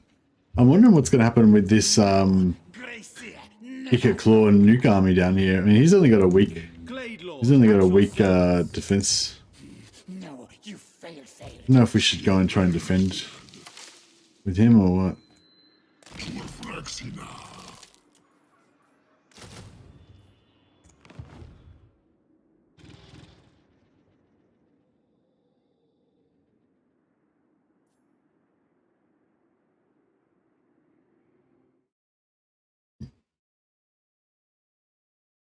I don't know who said that. Yeah, Nicholas Crampton. Southern Realms, Araby, Ind, Nippon is in likelihood of being playable, and Southern Realms gets less likely by the day already. Yeah, man, I hope that they add Southern Realms. I feel like Southern Realms are really kind of not like not really key to the background, but pretty important. Way more important than Cathay and Ind and Nippon and all that. Yeah, and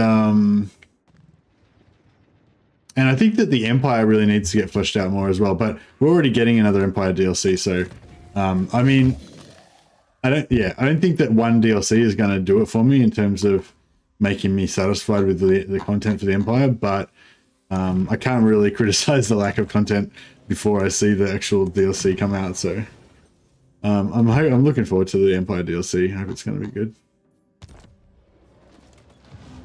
All right. I'll just get rid of unassigned skill points so we don't keep having to do that all the time.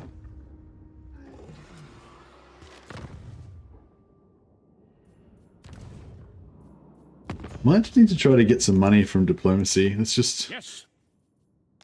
Approach and make your offer. just get whatever cash we can get from What do you need?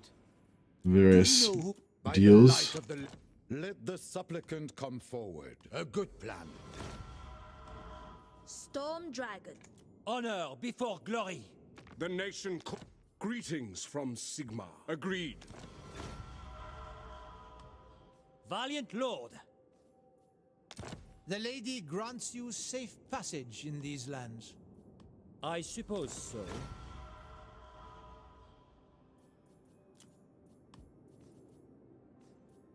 I will. I am the blood of... What? Protector! Natural authority. All right, cool. Got a little bit of cash. We got a lot of map vision.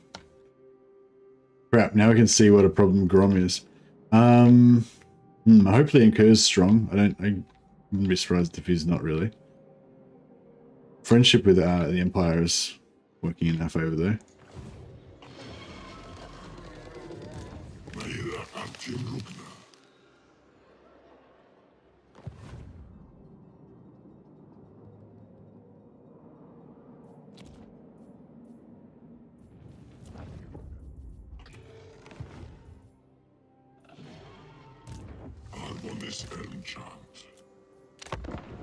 Alright. Hey Shadow Slut, I think your Tree Man Lord's still floating around somewhere. Still lives.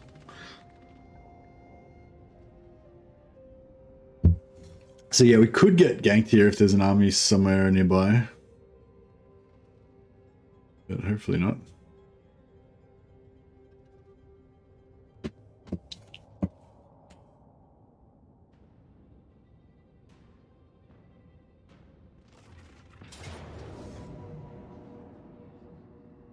Oh, I was going to sell that.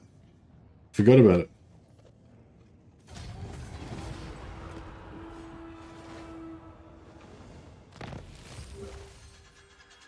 Okay. Now, I'm not sure if this Tree Man Lord can actually take this out by himself, but I'm willing to... Okay, cool, he can.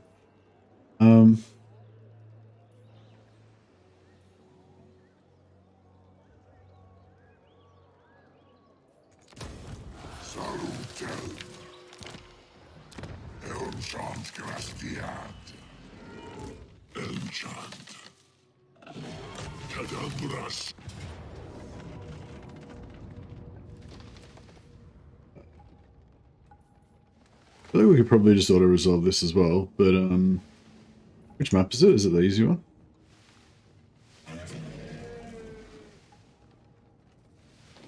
Yeah, it is the easy map, so maybe I will fight it just to make sure that we don't... Just in case we need our strength.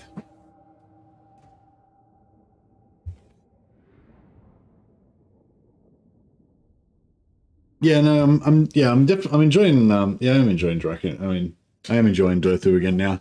As soon as we got out, I think I don't know, I quite enjoy being out in the open road, you know, just slashing and burning.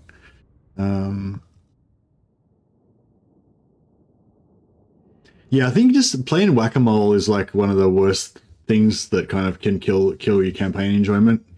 Where, you know, like instead of like getting momentum and achieving stuff every turn, you like try to go there, but then they move and you don't get to attack them, and your turn's wasted, and then you go back the other way and you don't catch them, and your turn's wasted again, and you know, that kind of stuff can really be painful. And I think I was a bit worried that was what I was going to have to deal with, so I was starting to get a bit cranky with it. But now that we've migrated to Cathay, a good migration always cheers me up.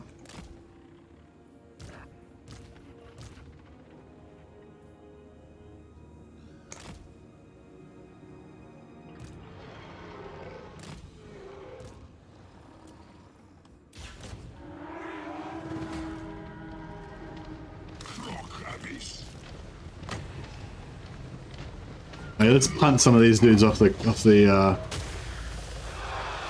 Hey, you guys are dead. So, I like knocking people off the walls with AoE spells, with explosive spells. Drake is pretty fun because of the wild unit recruiting. Oh yeah, the wolves and stuff. Yeah, her wolves are actually pretty good, aren't they? I wonder if like a Dryka kind of like evil elf like playthrough could be cool. Oh no, you can't recruit elven lords as Dryka, can you? You can only get malevolent treeman lords.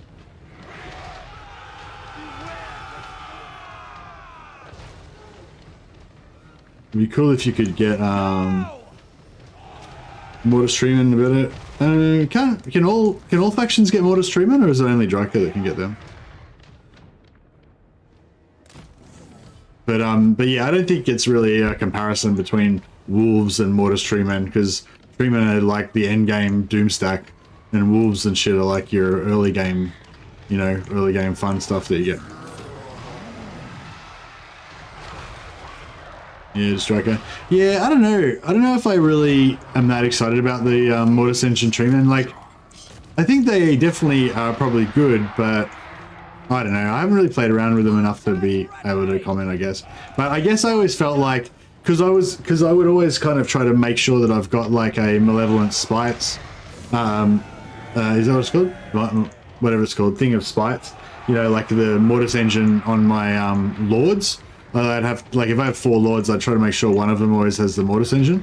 So it's like, you don't really need it. Like, I mean, it is good if you got like 8 of them, so like every area of the map is covered in Mortis engine at all times. That's all right, but I tend to kind of blob them up anyway, so you don't really need one.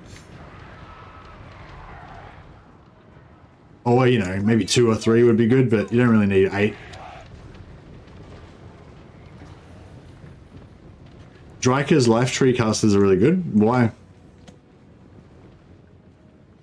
Deepwood archers.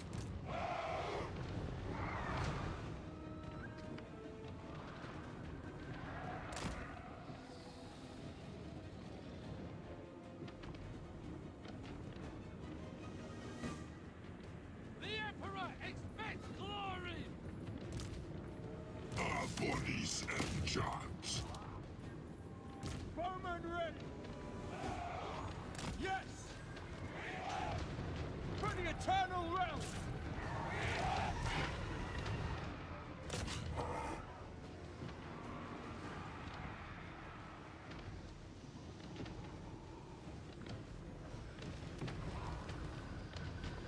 Oh, did normal branch race not get that? Yeah, actually, yeah, good call. I didn't, yeah, I know, yeah, the regen is nice on them. I didn't realize that was specific to her faction. But yeah, now that you mention it, I didn't notice it on DURTHU's ones. I'll have to check it out again.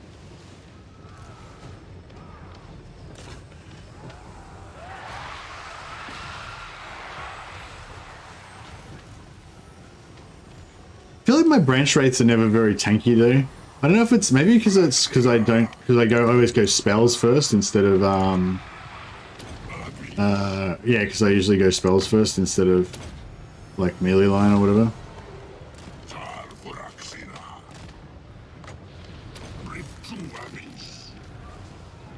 Hey, Wolfspool. Win Resi win. I will do my best. Hopefully we've got a pretty good chance.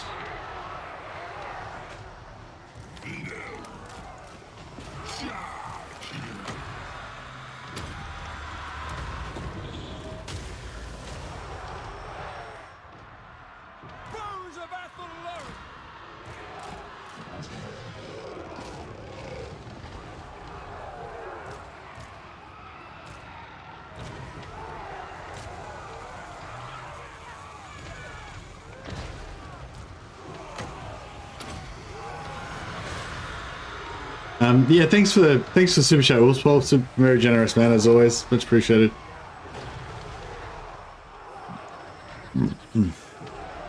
I will. I mean, I'll be very surprised if I don't win. The goal is not just to win though; it's just to win without taking too much damage, so that we can be well placed for our future campaigns in this region, which I think should be okay.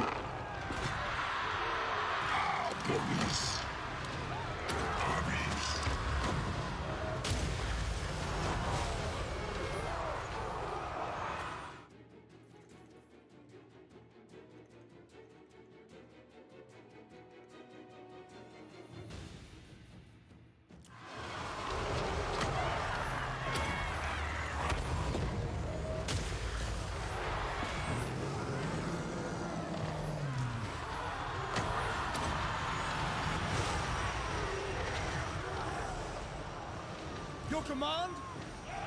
At speed! Blade guard! With haste! Ready and able! We are tireless! We'll obey!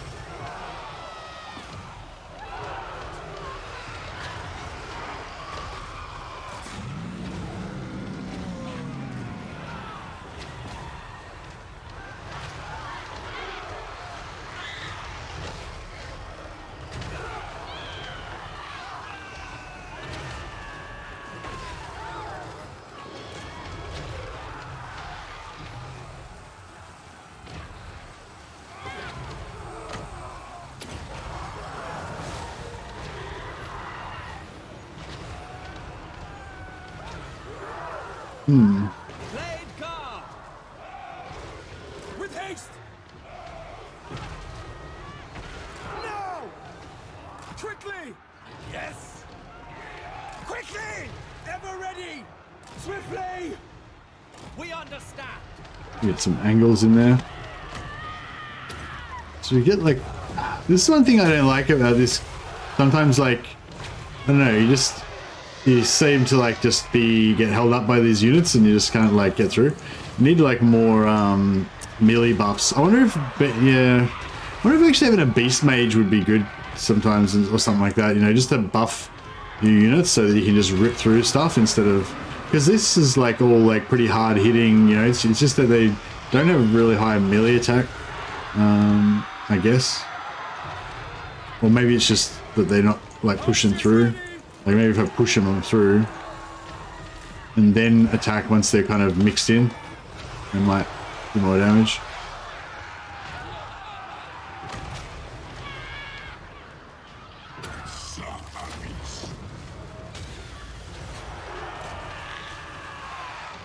I think a lot of our malevolent dryads got shot by our own archers. Word archers! Swiftly! Just cruise them down, yeah. That too.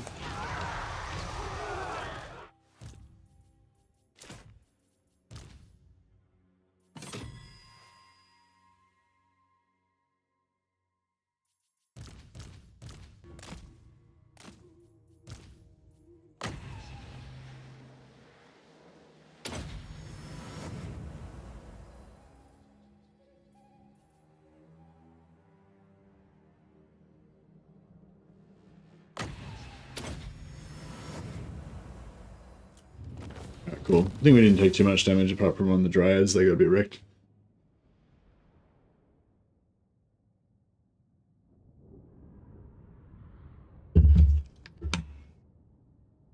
Think you would like Dryka? Yeah, I do like Dryka.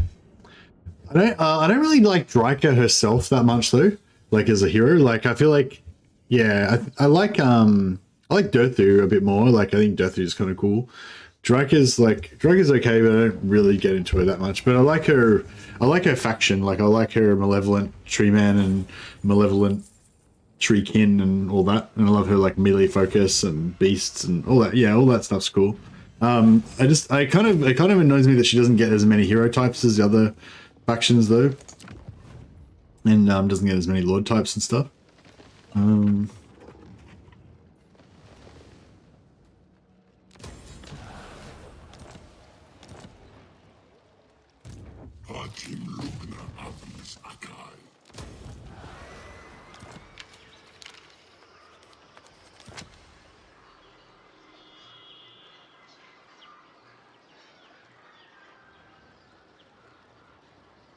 Yeah, what's the deal with branch rates? Like, do they come from like female elven warriors that got merged with trees or something? Like, is there some reason why they would have breasts? Or because if they were like nature spirits that came from the trees, then you wouldn't think a female tree would have breasts. Like, you know, you're assuming trees have genders, like they wouldn't suckle baby trees from their breasts, so there's no reason for them to have breasts, really. I guess it's kind of weird. But if they're, but I don't know, maybe it's sort of like they're kind of like banshees, like they come from like elven warriors or something that merged with the trees or something, and then it would kind of make sense. The sentient tree spirits that take forms to interact with immortals. Oh, okay, that's another angle on it. Then I guess maybe they take the female human form because it makes humans, you know, understand their gender better or something. That makes sense, I guess. If you save your lords and heroes, you can import to her. Oh, actually, that's an interesting one. Yeah, okay, right.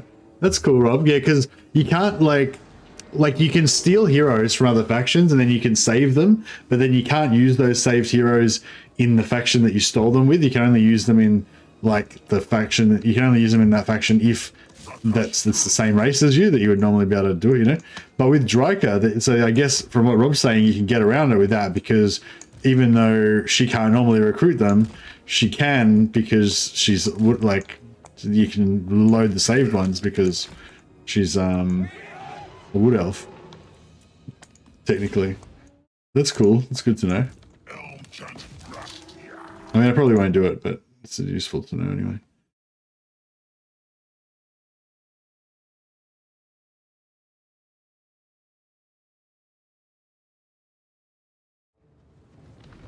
I'll burn them! Moving out! Lights and on fire! Taking position! By Edward.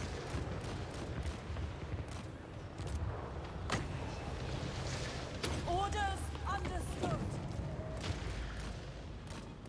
Those arrows are hurting. Ready for war! We are Sigmar's heirs! Master! Well, they're getting wrecked. Sigmar calls! Quick march! Asray Mage.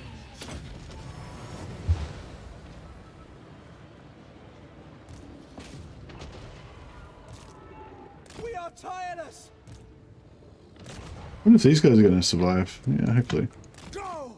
Hopefully this guy can come in and knock some of these guys off the wall without getting wrecked. Dragons protect us. Hey, oh, there you go. We are Sigma's heirs.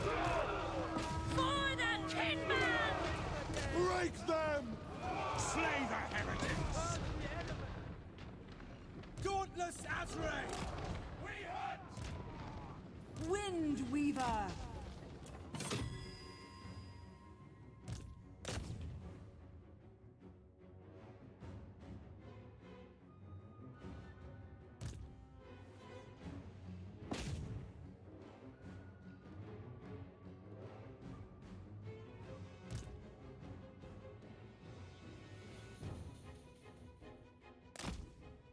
Yeah, oh, even Drake's elven heroes, I think if you once you get the technology upgraded, then they basically just are like the normal elven ones, but like they have more better leadership, I think.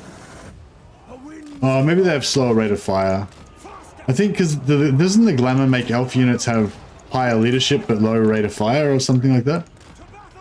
But then if you get the technology, I think maybe it gets rid of the negatives, but they still have the increased leadership. Maybe I'm remembering it wrong. But yeah, so I remember thinking she ends up getting like better elven heroes than the other factions as well.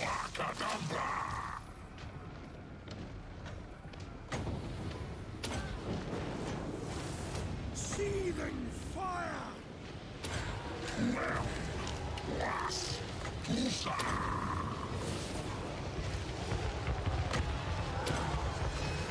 Kindle flame.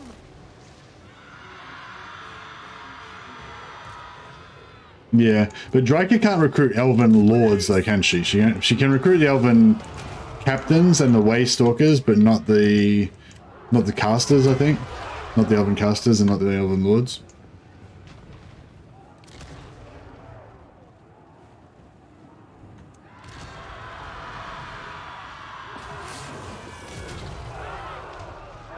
We are Sigma's heirs. Taking position. By Ulrich's wrath. We never miss. As you say, at once.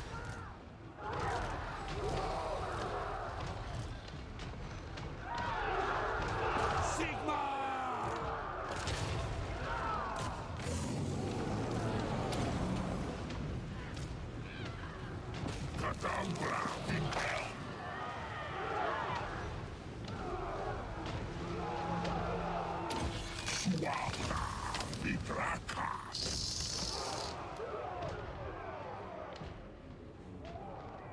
Our bows are yours. Yeah, the normal ancient treatments are pretty solid, and malevolent just even better.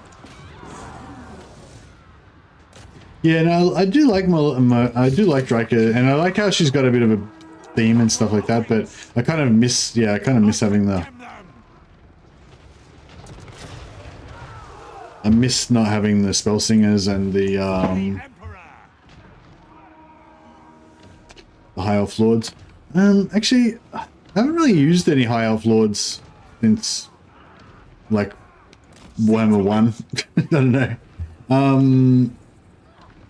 Yeah, there's not really any reason to ever use a high elf lord, is there? The treemen are just better. So I hunt.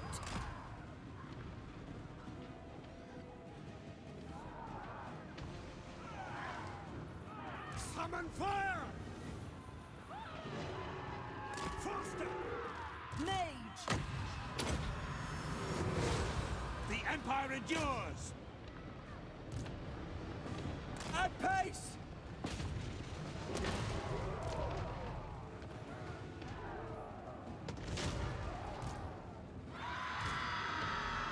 Straight away.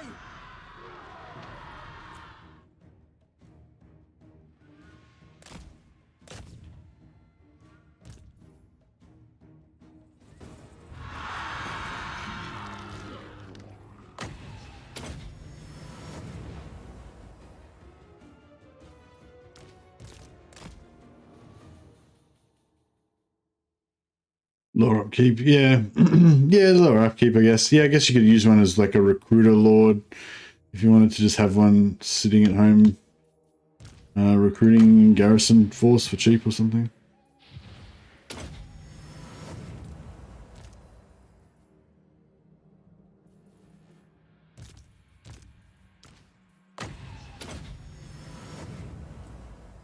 But yeah, I remember in Warhammer 1, like recruiting the high elf lords, I mean the wood elf lords, and you know, thinking they looked cool and had cool animations and stuff. They've got pretty cool animations, like in melee, they fight with their swords and then they do backflips and shoot the enemies while they're doing backflips and stuff. I know, it's crazy stuff like that. They look kind of cool.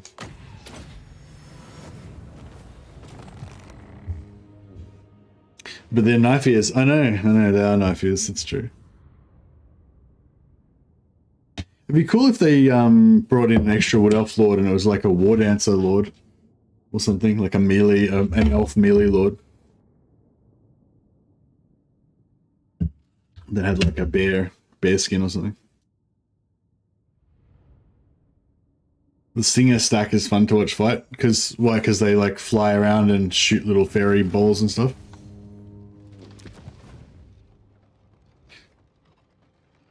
I can't remember Warhammer 1 and I played about 2,000 hours of it. Yeah, a bit like that.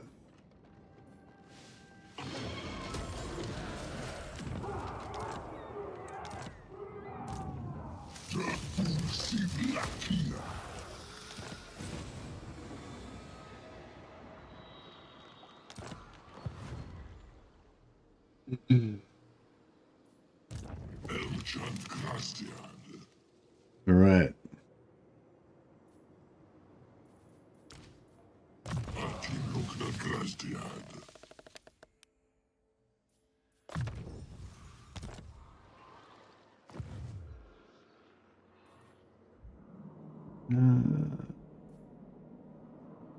Oh, these two here. All right, cool. That's actually really good. So that means we can just like trek down here, take out these two, and then we've defeated all of our enemies in this area, and we don't have to worry about it anymore. So that works out well.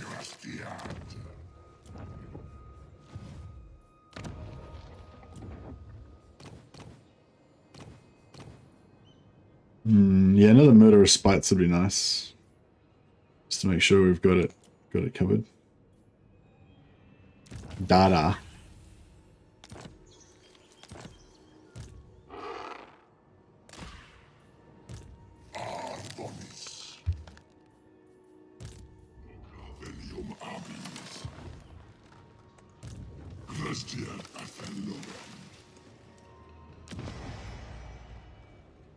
Did the Kingsglaive get sacked?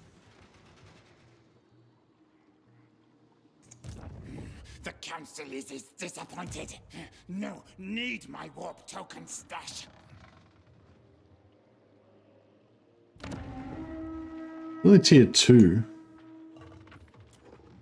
Yeah, looks like... I don't know, did he get sacked or did it... No, Gracie, never wrong.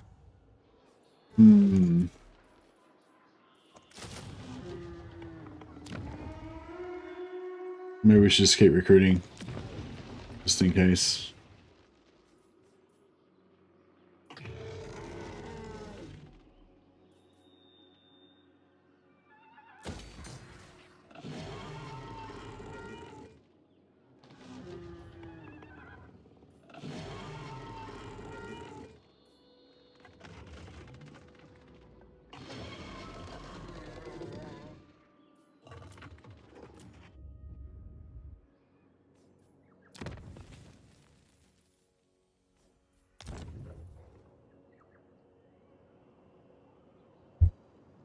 Hey, Whistle. What's the... I don't know. Was I ranting? Oh,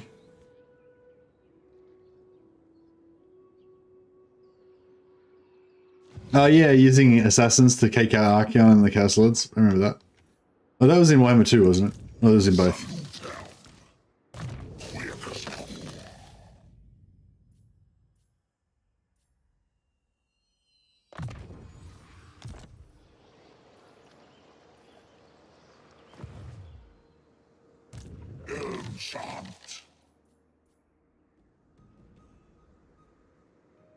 Got to pay for these armies to march all the way across here. It's gonna be really expensive.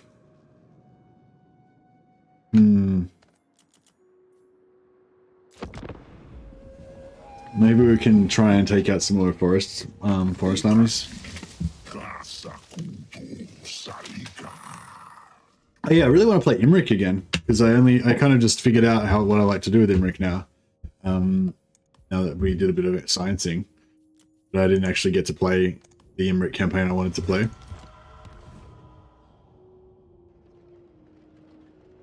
But that's right. I might have to wait a couple of weeks till people are like, you know, ready for some more Imric, and then hit that again.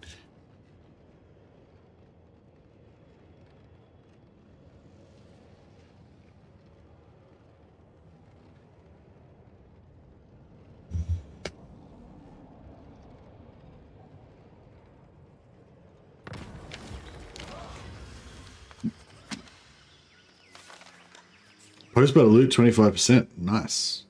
What's this one give us? Upkeep minus 10%. Oh, that's a hard one. Upkeep or income? I don't know. I feel like upkeep might be the way to go. Yeah, that was good. That was good. 2,000 a turn, I think. You ready for Imric? I just literally played Imric. It was the last campaign I played. But yeah. No, I don't know. I think it'll be better it'll be more fun for me as well, I think, if I give it a little bit of a time. Where did that army go?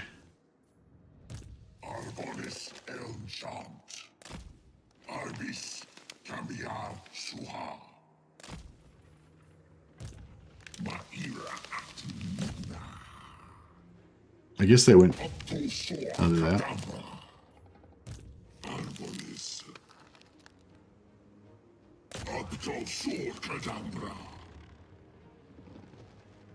Oh crap, we probably could have reached that. Oh no.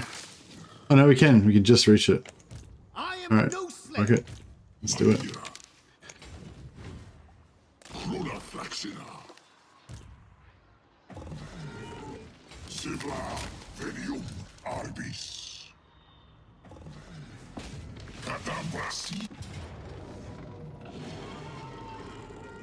Oh, we're gonna lose our archer unit. Screw it. I'm gonna fight it anyway. It feels longer ago than that. Oh, I had 2 days off because I was really tired. I had to have a day off, and then the next day I had to go into work. So yeah. So yeah, I have to have. Yeah, it's sort of annoying. I've got to have Thursdays off because I go into work on Friday, and otherwise I wouldn't be able to get any sleep. We don't have to, but yeah, it's like better if I do. And then I quite often need to have one other day off a week as well because, yeah, just basically doing 14-hour days with, you know, full-time work and this every day can be a bit hard. So I quite often need a second day off. So yeah, this week I took them both together, which I think is probably the best way to do it. Take Wednesday, Thursday off. But I don't know. It's hard to stick to a schedule.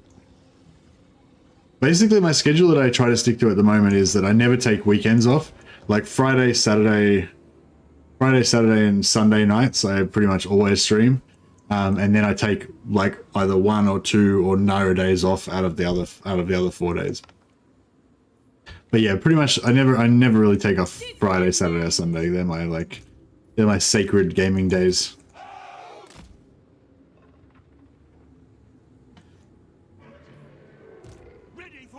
I just... I don't know. A bit of this action. Actually, they've got no wizards, and they're defending, so we could probably just let them... They're just going to sit there, aren't they? Yep. Alright, cool. We'll match your sitting there.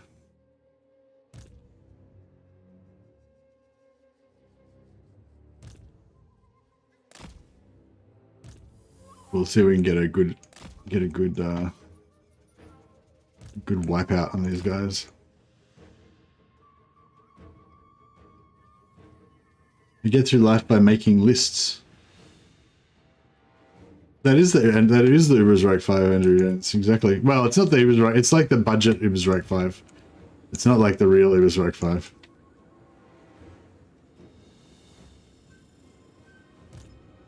But they couldn't afford the real Ubersreich 5.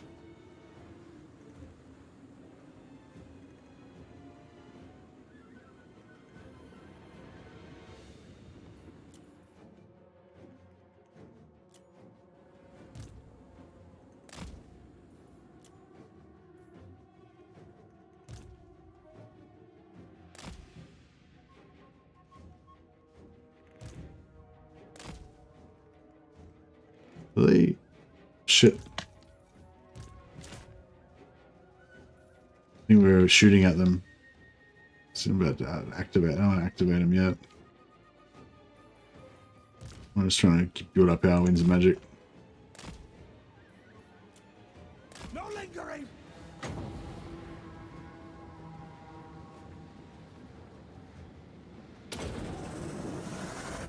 The winds glow hot.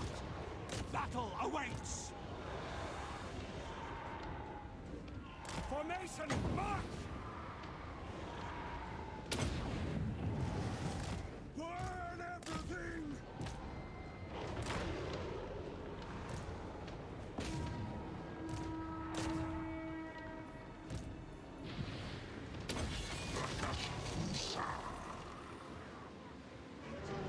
I think I think we can win this. I think you're right. Ready for war! Bowman, ready!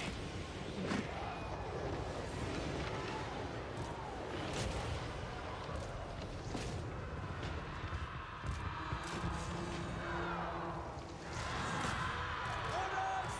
Yes! More Isha! Faster! Deepwood host! Loose!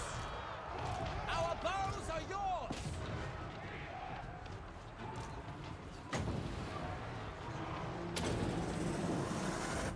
I channel fire!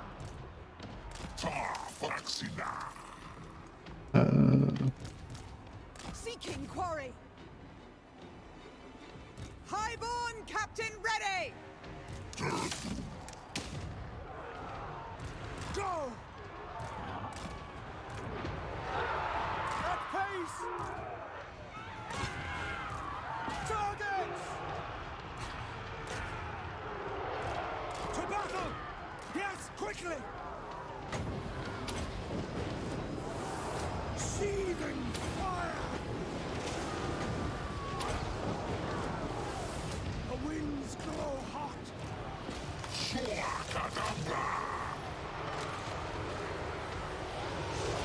Oh, that was bad timing. Oh, that's not right. It's just some heroes in there. Awaiting orders. Alright, and we'll try and kill all of these. It shall be done! Try and kill all of these We never miss! dudes.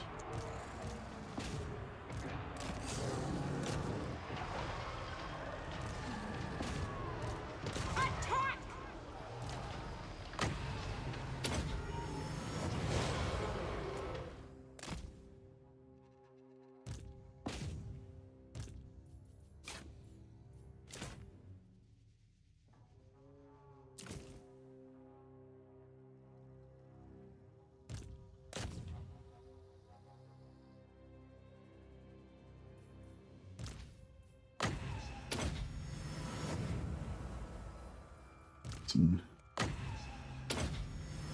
Some heals on the old fire wizard. That was a close one. Yeah, well, I was trying not to lose too many enemies, and I also wanted to get like, I wanted to kind of like wipe out like every single dude in the enemy army. Which I don't think we quite did, but I think we did okay at it. I think we did pretty good. Yeah, we killed him. Oh, did he get away or did we kill him? Oh well, whatever. Alright, let's see what the loot looks like.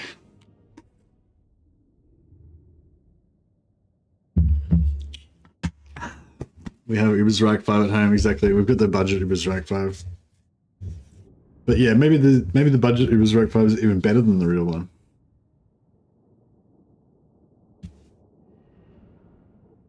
Yeah, hopefully we get some decent loot.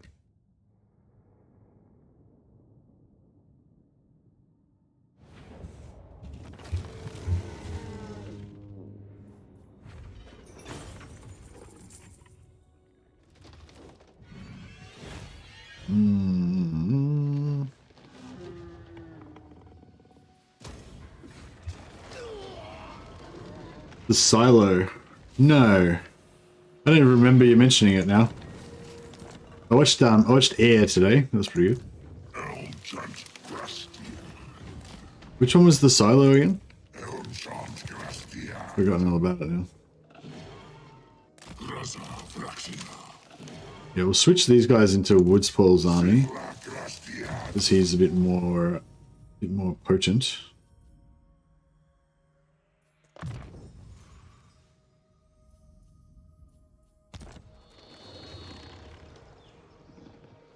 Yeah, our economy is still pretty much fucked. But hopefully we can get to here in time before we go broke.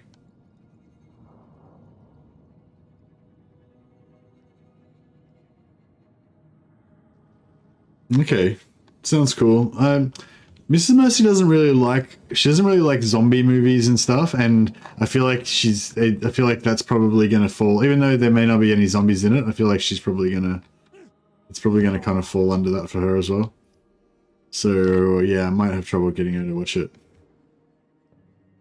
Fucking Warhammer. We could go after this. Okay.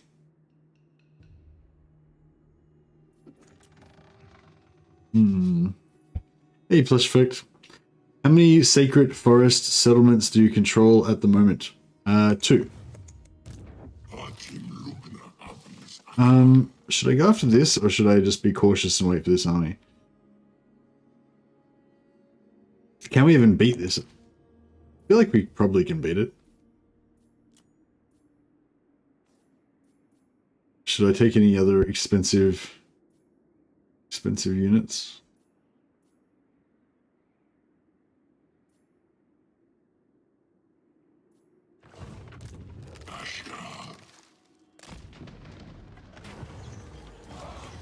Dwarves. I don't know. How strong do you think these dwarves are going to be?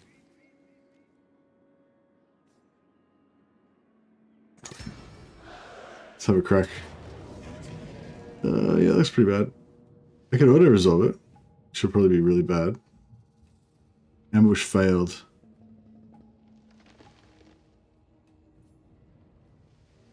Hmm.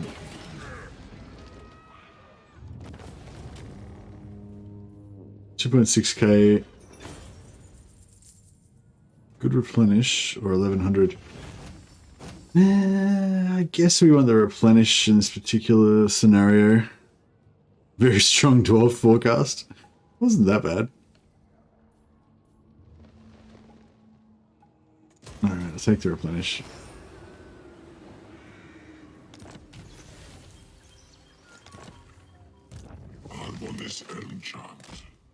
Oh crap. Oh crap. Hopefully they can't reach us next turn, otherwise we could be in a spot of bother.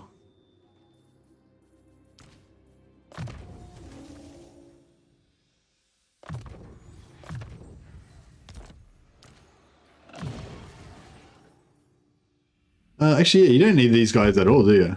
I mean, it might be good to have another Prey of Anathrema. Apart from that, you basically don't need them in your army at all. But yeah, I mean, I guess they are kind of good. Just stick them in your archer pile. They give 10% extra damage. Themselves, they've got decent range and ammunition and everything.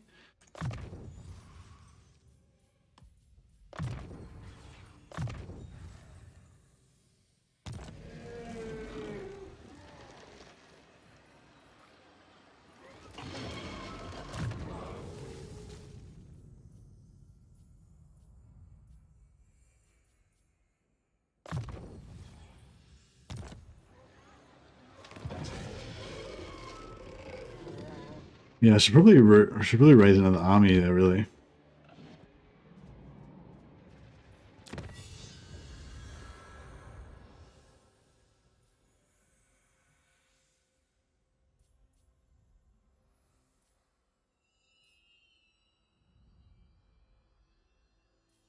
Missile resistance for elf units.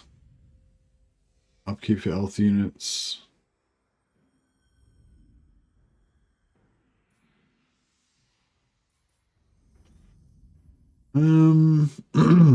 There's not really anything.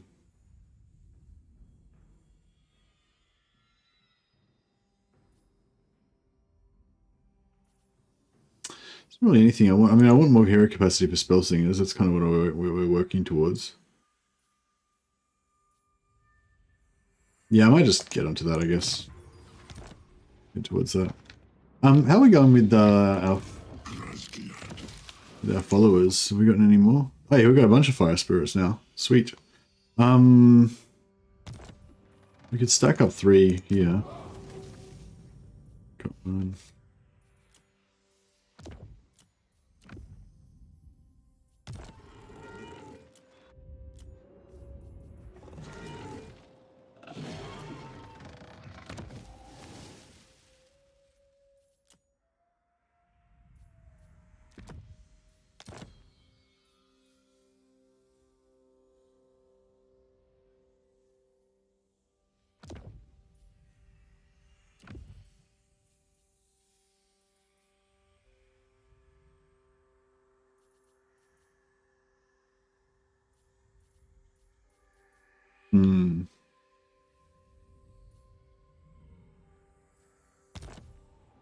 Waystalkers should get a mount option. No, I don't think Waystalkers should get a mount option. Like, aren't Waystalkers kind of like Shadow Warriors? Like they're like infantry type dudes. I don't know. I mean, maybe that's not true. I don't know. But yeah, that's the vibe I got from them, that they were meant to be infantry type characters.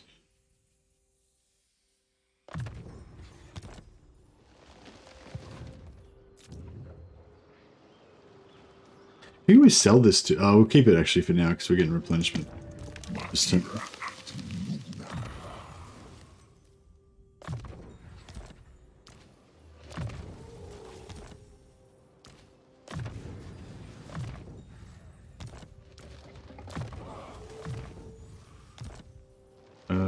so we got no replenishment hero.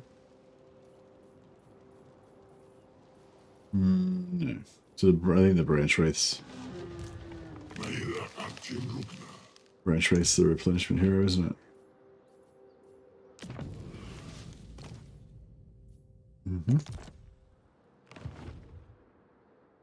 Even a simple horse would be nice. But yeah, but Waystalkers are like infantry. They're archers, right? Longbow and... So it wouldn't really make sense for them to have a mount, would it? I don't know.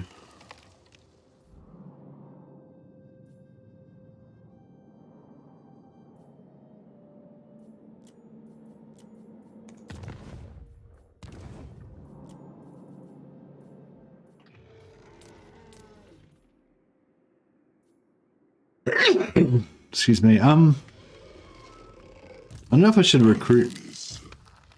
Like, do you reckon they're going to make it there in time? I don't know. I'm not sure if he's going to have enough movement to get me or not. I hope he can't. If he can, like, it's going to really suck.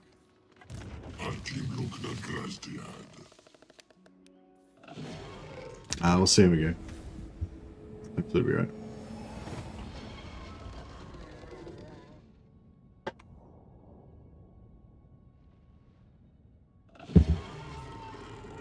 What happened then? Did Vor's Anvil just get smashed? Oh, no. They didn't quite get me. Sucks to be you. This city, we got Ukapata.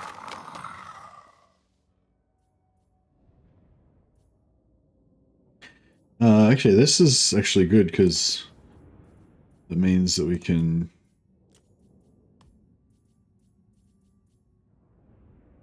be assured of peace. Harmony. Peace and unity.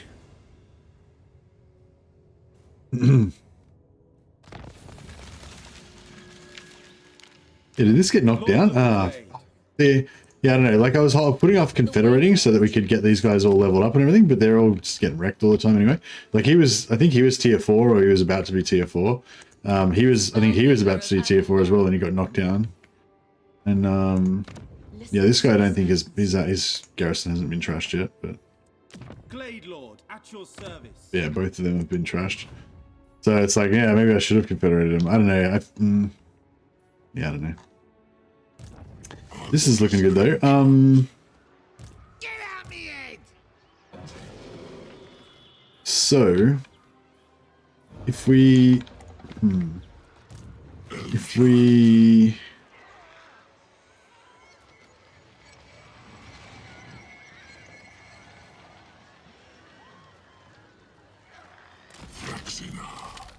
ambush there, we got 90% ambush, right? And like it should be, yeah, I don't know. We'll come back to that. Come back to it.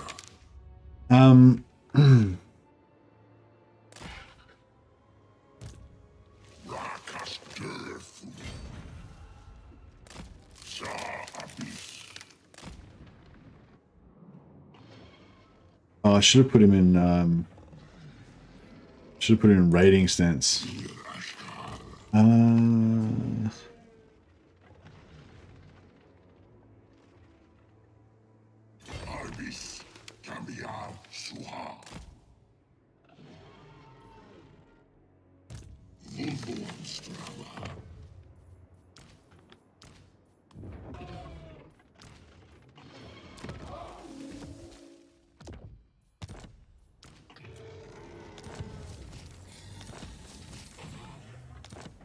Elven steed.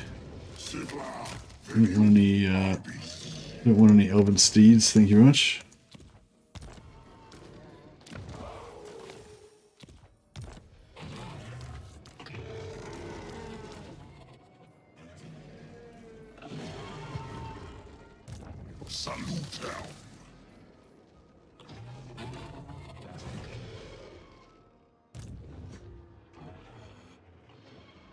Win better, indeed. Yeah, we might have to do something about our money situation. Yeah, I could always cancel that, but I really don't want to because we kind of really need it. Now we could sell. We sell Bamboo Crossing to these guys. We don't really need it. So. Upon the glory of the supreme beautiful. empire. Fantastic. Deal done. Pleasure doing business with you.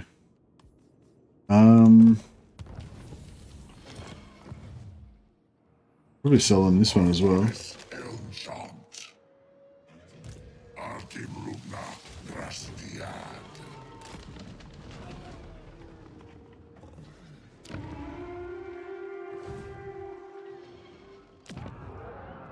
Oh, actually, crap. We wanted to keep that because it's part of our.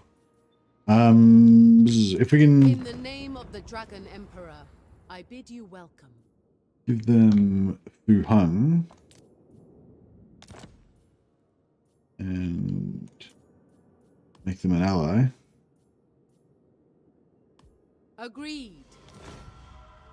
Cool, that makes it your... actually, if we could, now that they're allies, we could sell them this as well.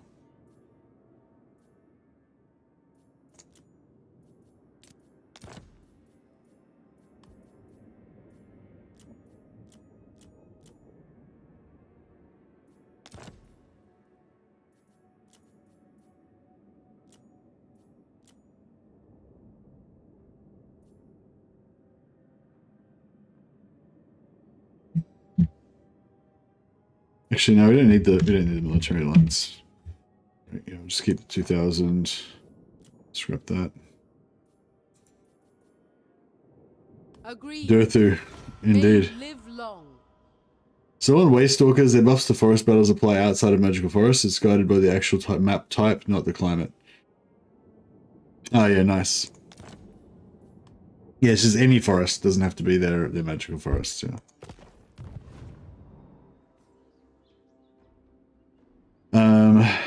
So yeah, you're talking about that little woods icon there. That means that that's a forest map. Is that what you mean?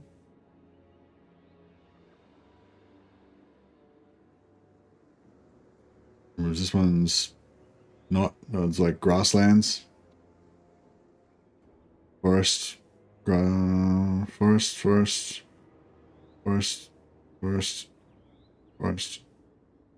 grasslands. Yeah. Okay. Cool.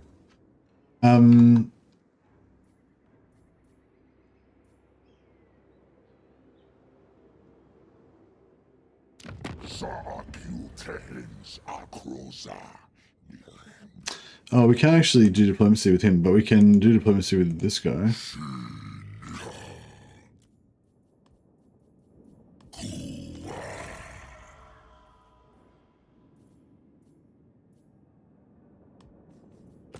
Alright, I mean, eventually we can ally with him maybe, and then we can get some stuff happening.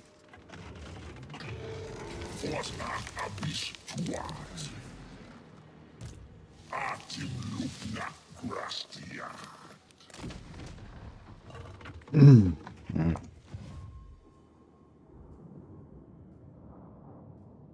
We'll get another sack there next turn.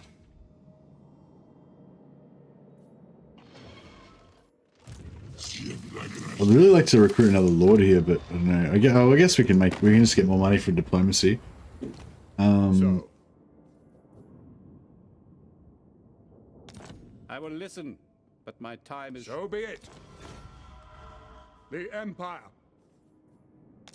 Approach and make your offer. I will. Bring fire and terror. I.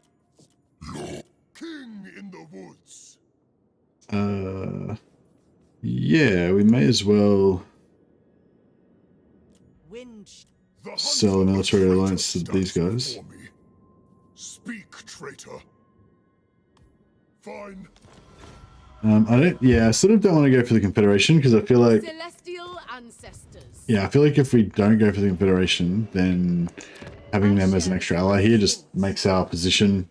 I feel like if we confederate all this stuff, then we're just gonna have to fight everything. Whereas if we just leave them all these other like settlements around owned by other factions, it just kind of disperses all of the aggression. All right.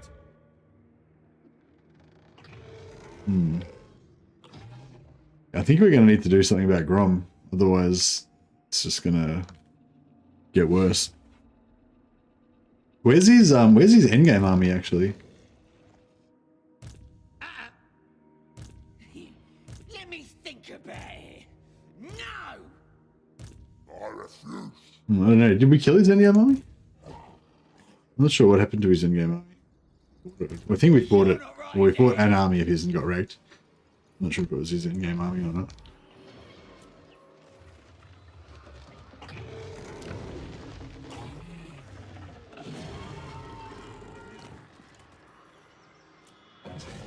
There's Shadow Slurp, Shadowbark, mighty hero of DURTHU's armies.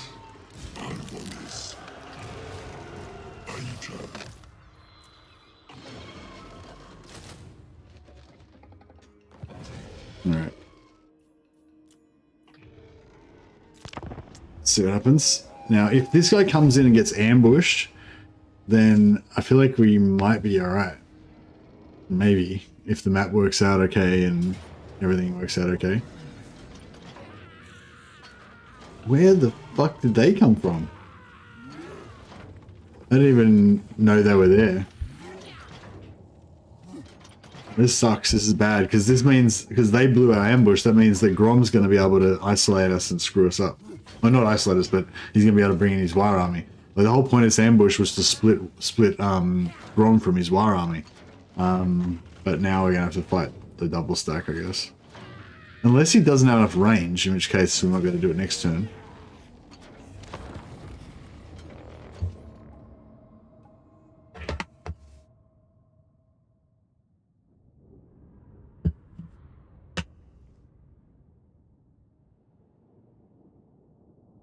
Oh yeah, Wolfspole. We Mrs. Mercy was too busy. She's got a lot of work on at the moment, so She was actually working on the weekends, so we didn't go out to dinner tonight.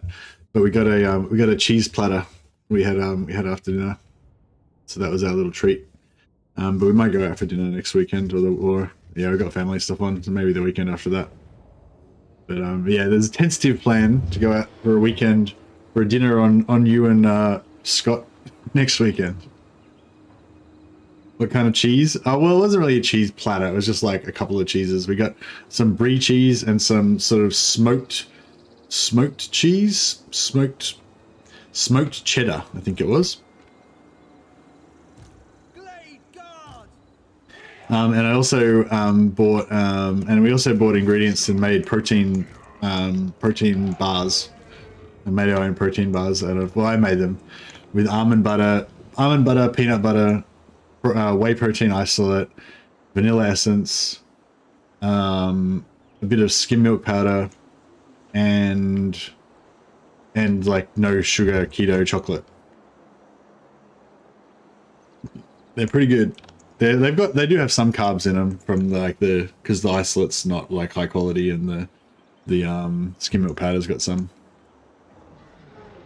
Cheers, also. But yeah, it's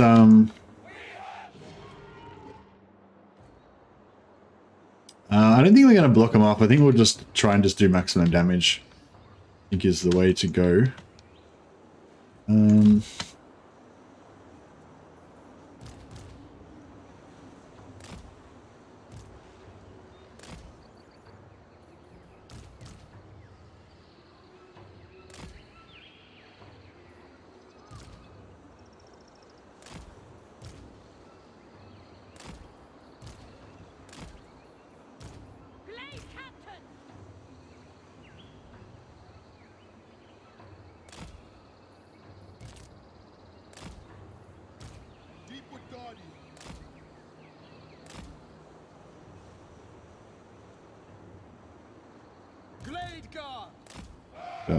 What's this guy? Actually, maybe we should just, I don't know. Not sure what I should kill first. We kind of want to just kill everything, really.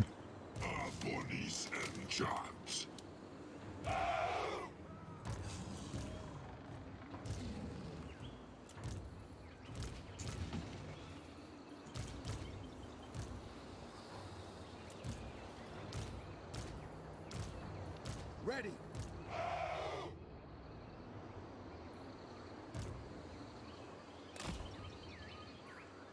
Kurnos, bless us. Blade guard.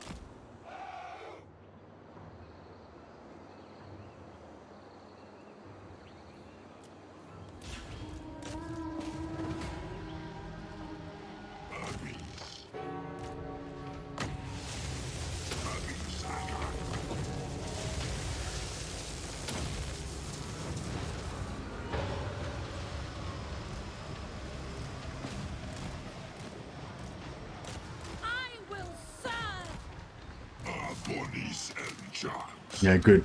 Just wanted to make sure that, like, you know, we completely shut down everything, so they just didn't get to fire any shots, which so worked out well. And their lord got wrecked straight away, so no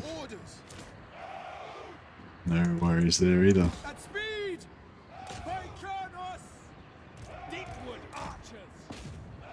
Missiles ready!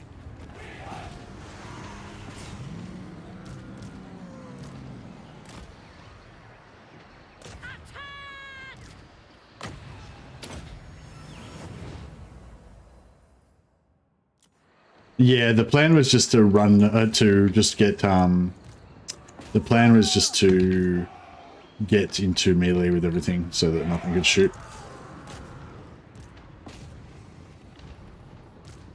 Worked out right.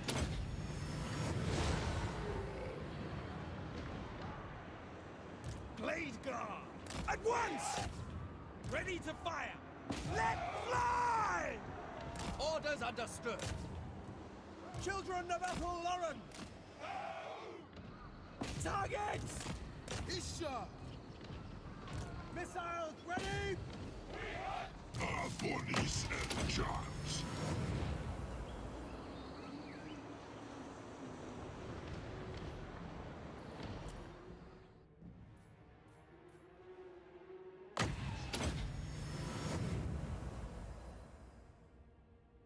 All right. Got a good heal on our single entities. I don't think we took any damage to speak of. 0 losses, beautiful. And we got a full heal out of it, so we actually came out of that stronger than we started off. The only problem is that we might get attacked by Grom's War Army. My wife just made Southern style blackberry cobbler. What is cobbler? I don't know what cobbler is. Cobbler is like an American type thing. We don't really have it in Australia. Like, I mean, I'm sure you can get a recipe and make it in Australia, but it's not like a traditional thing. What? Yeah, what's the difference between a cobbler and a normal pie, though?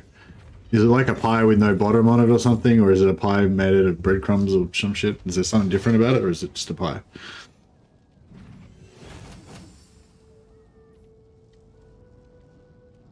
Your favorite cheese is the moon. Nice. Oh wow, look at that replenish. Why? That's some good replenish. It's crazy. So we have 216 enemy captives. Oh yeah, because we had 3 lords, so we got... That's cool, because we had 3 lords, we got triple captives. And then the 216 captives was enough to give us, like, full heal. Alright, I might take it, even though I badly need the money as well. I might take the full heal on that one. If you took the top of a pie and mushed it up and mixed it in. Ah. Oh. I might take that. Because I don't think he's got any other armies in range, and we get to just totally annihilate this army. And his War Army, which is pretty good. It's probably going to be worth a lot of cash as well. Yeah, Garrison gets a bit wrecked, but that's alright.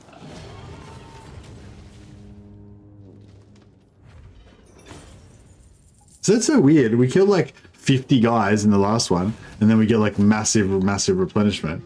And then we kill like hundreds of dudes this time, and we get 714 captives.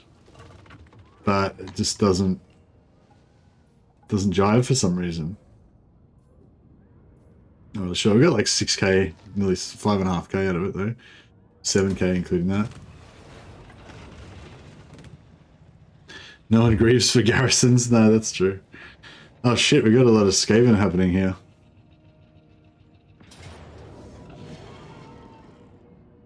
The dwarf's coming too. Alright, it looks like the end is nigh. The end is nigh.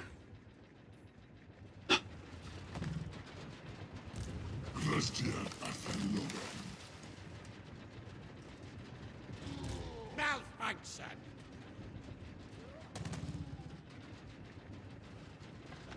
Can Ikit Claw can use his nukes anywhere, right? It doesn't have to be in friendly territory, does it?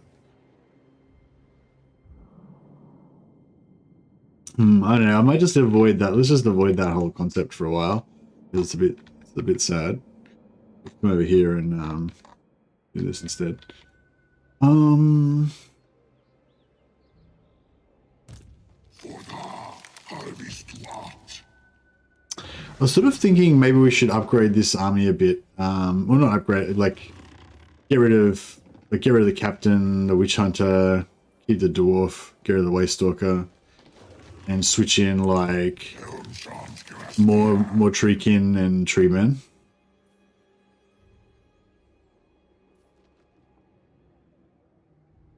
And oh yeah, we could maybe switch the Deepwood Scouts in for these guys because then they'd be invisible.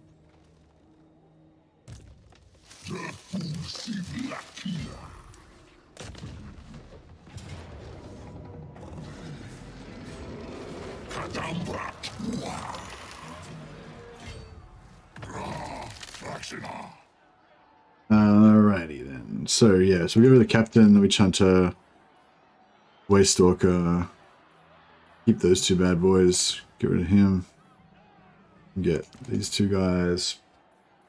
These 3.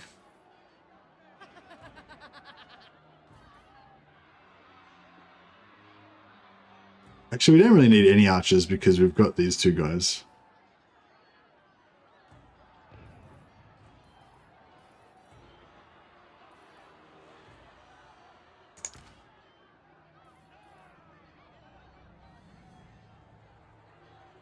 Yeah. Yeah, I think that's good. Hey, Neutral Wanderer, how you going, buddy? There were words too. Don't know why it's only the emojis. Oh, you said something? Oh, okay. Sorry. What was your message? I'll read it out anyway. Did your guy die? I think Neutral Wanderer did die. I know Neutral left Longstride. No, you yet live. I don't know if you're gonna live much longer though. Just that you slept in? Oh, okay. Well, you've arrived halfway through. Still got a bit of the stream left. Everybody else, yeah, there were a lot of deaths last stream. But that's alright. It'll make victory taste all the sweeter at the end. Oh yeah, I forgot about this. We got Snickitch. We got Snickitch endgame up here as well. It's sort of cool. I kind of like this, like putting on, you know, doing a selection of endgame scenarios and then putting them on turn 10, but only 25% endgame intensity. So that way, like, because I think it gives them maximum technology, all their technology trees maxed out, which is really powerful for certain factions like dwarfs that have really good technologies. And Skaven are probably one that's really good as well. I guess most factions really are pretty good. But yeah, so like one of the things I liked about Warhammer 2 was how factions would kind of organically get stronger and stronger, and then you would see them developing, and then you would know that you're going to end up facing this mega faction later on once you eventually, you know, get in conflict with them. Fucking lag again. But yeah, so I was sort of thinking this is like a way that you can kind of do it, like choose the factions that you want, then put 25% endgame, but on turn 10. So they get that endgame boost like on turn 10, but they only get one army, so they don't like go gangbusters straight away. It just kind of like boosts them, and then they're going to be stronger, going to like grow stronger faster. Or I don't know, maybe, whatever. Just an idea. Yeah, because this guy's got Guardian. That's why I've got him in the squad. I don't know. Does anything else get Guardian? Do like Branch Wraiths or anything? Do they else get Guardian? No. Yeah. Right. Yeah. So they get regeneration in Dryker's army, don't they? That's cool.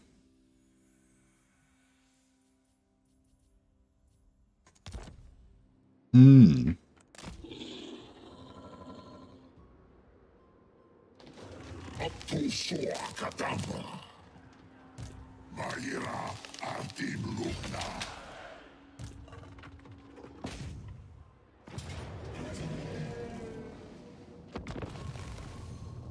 Rumors of Neutral Wanderer's death were premature, indeed.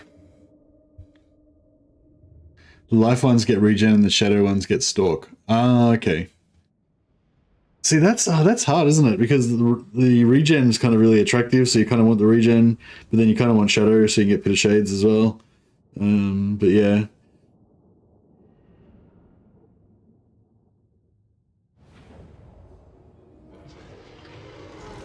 And then the regen, and then even though the normal ones don't have regen, taking the shadow one without the regen kind of feels bad, even though you don't even need the regen because you got heaps of healing anyway.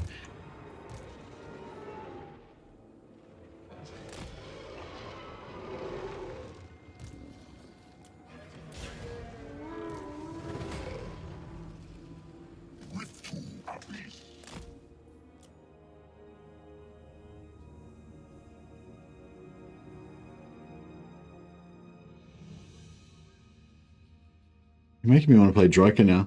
But no, but Dryker doesn't get the spell intensity. Our Fire Wizard's rocking around with 30% spell intensity. That's just until this guy comes on, then we're gonna have 45. Which is pretty cool. There we go. Now we got 45.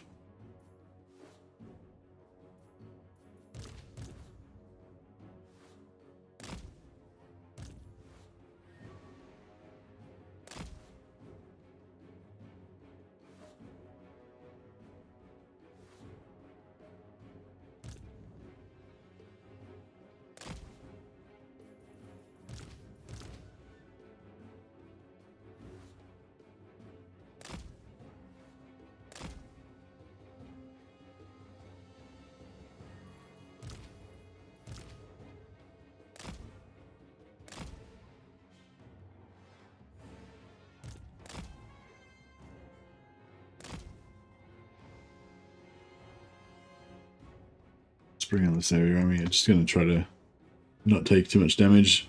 And then we can probably... Oh, well, we can't really replenish, but we can... Yeah, just not take much damage. Let's see if I can take out most of their back line with a good burning head. If we're lucky.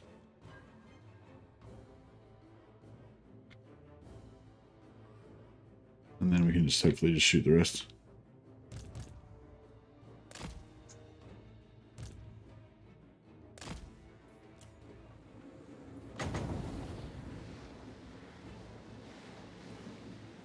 Yeah, there's like 0 chance it's going to go straight all the way down, but you never know. Burn everything! Oh, that's cool. Just totally annihilated that one unit. Summon fire! Bowman, ready!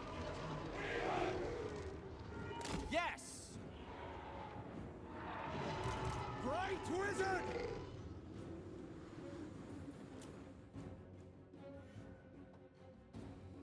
Surprised that didn't activate him.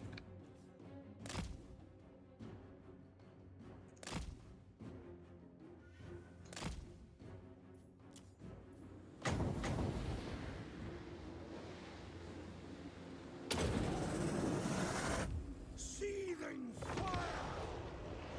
Ah! Went off course straight away.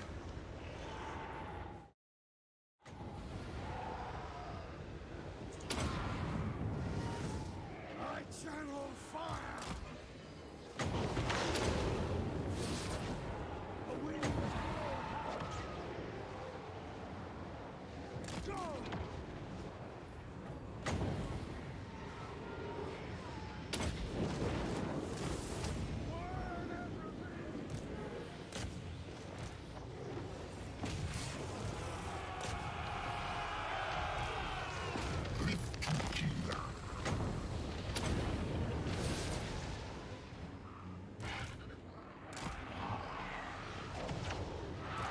Our aim is true! Steady! Take the ground!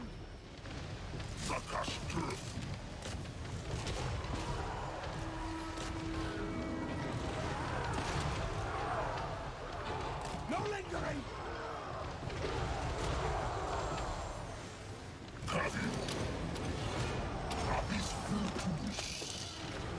Yes, quicker! Seething fire!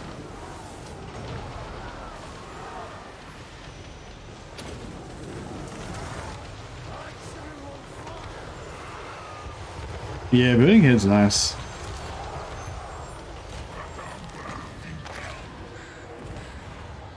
Glade guard! Aim fire!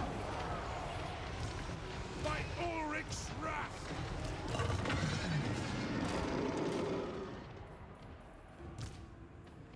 Don't think we actually really took any damage at all, but toss around a couple of heals just in case. Awaiting orders.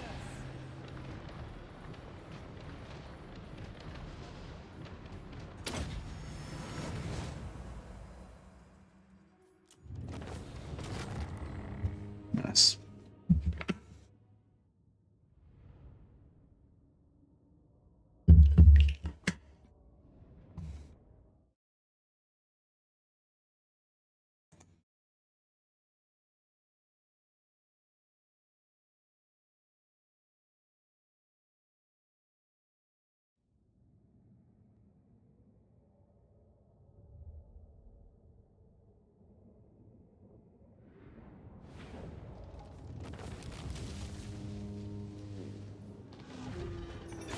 Very nice. Kind of healed up. Yeah, we got sack there.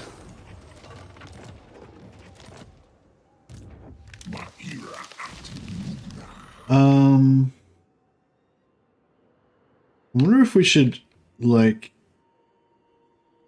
Oh no, we can't really keep them. I was going to say we could kind of keep these guys as like a vassal or something, maybe.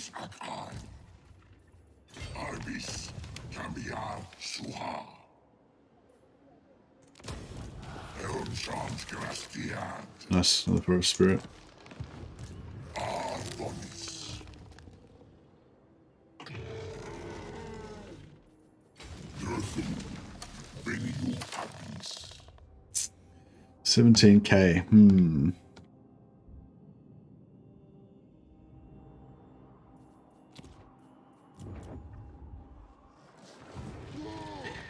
Don't think so.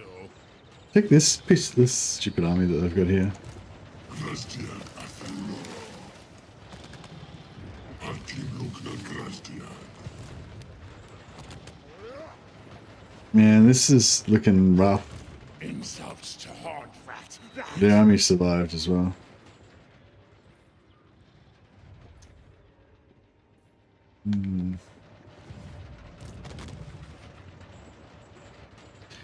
I mean, I guess if we can get an ambush on it, it might be alright. Maybe. I know, we should probably... Flexina.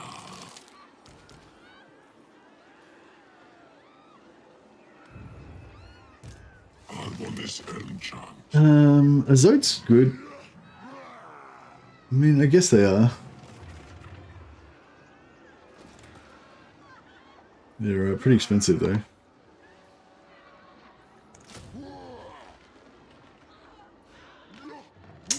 Thing is, if they don't attack as well, it's going to really suck. Like, it's going to be super expensive for us.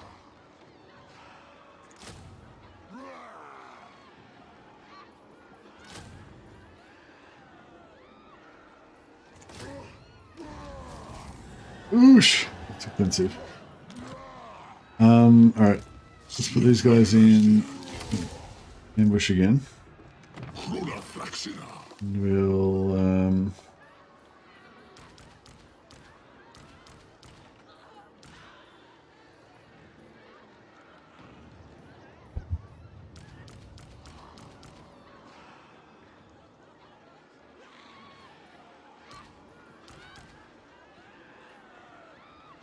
I don't know. Hopefully that'll work.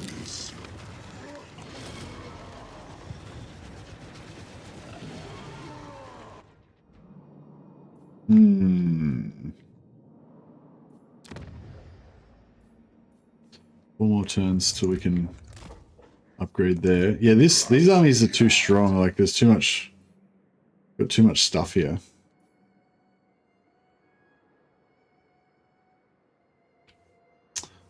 And I feel like I should get rid of these. Are these malevolent dryads, like, particularly good?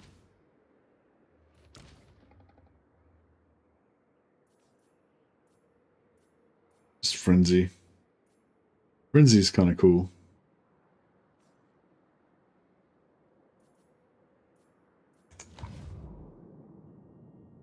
Yeah, I don't know. I mean, it's like our upkeep's so high that it almost doesn't really matter. Yeah, Frenzy's kind of cool. I don't know, maybe we should keep him just because we can't recruit any new ones. So they're kind of unique.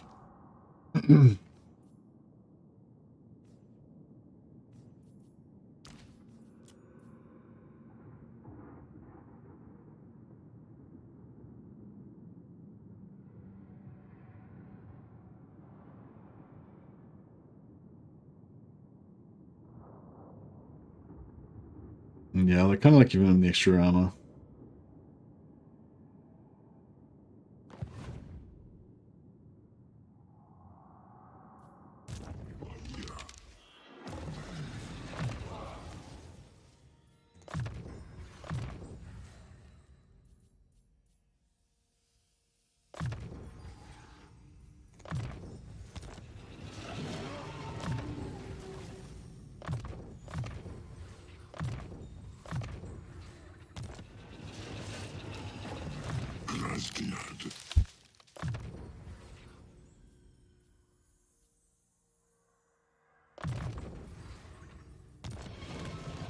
I don't know, should I recruit another lord so we get 4?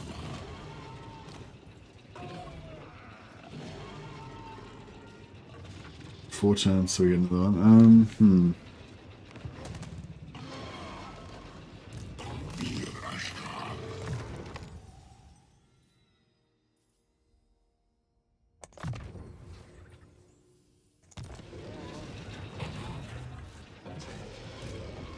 I refuse.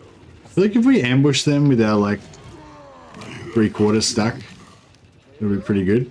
But if we get attacked without ambush, it might not be that awesome. I don't know who's going to go first out of this guy, and then actually this is this could be bad, because if we leave that there, then that means these guys can jump over, and then this guy can attack. Like they could jump these 3 armies here, and then he could attack and have them all come in. But we'll have a chance of intercepting them. So yeah, I don't know. It might work out. I think we'll just let it go. If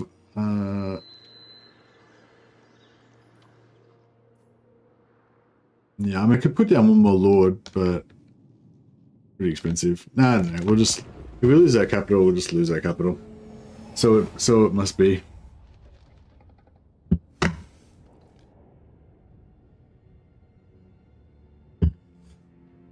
We'll create new lands in Cathay.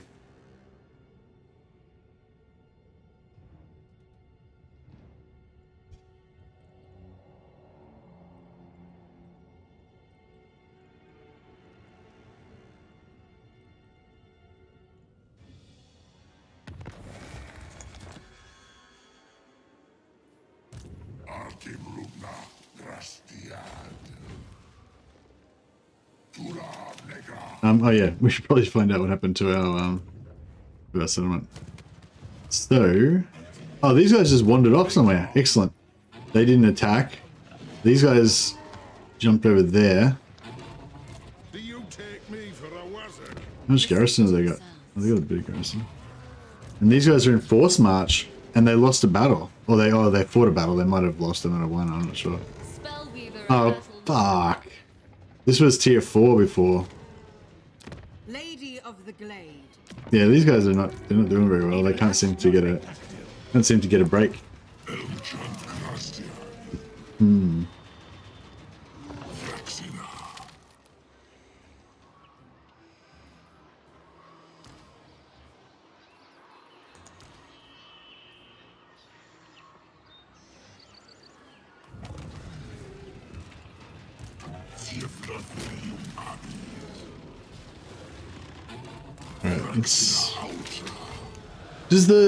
Does the nuke come into auto resolve? Oh, these guys are gonna reinforce. I will not shame my clan.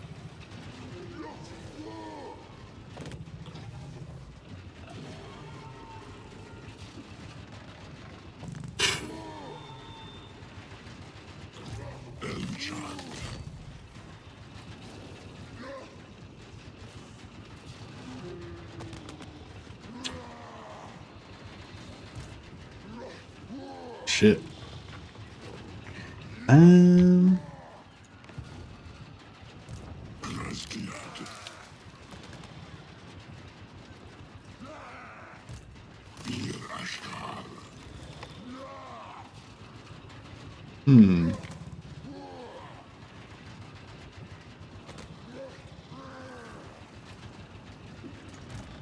think so. I sort of feel like we can handle this if we can get lucky with the, like, where the enemies are coming on and stuff like that.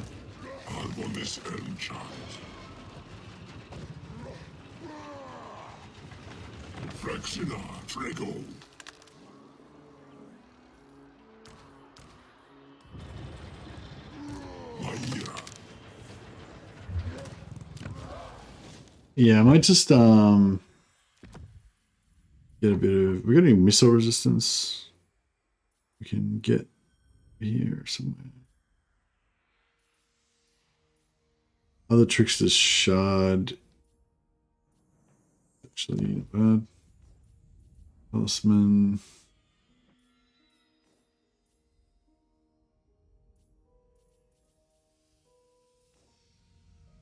Don't really need the food and rod, but we can chuck it on. And this guy can get some armor.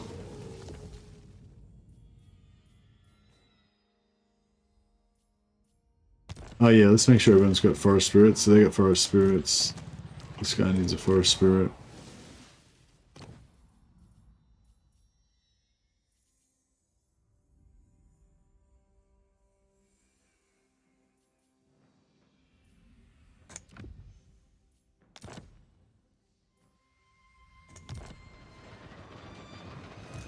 Salute.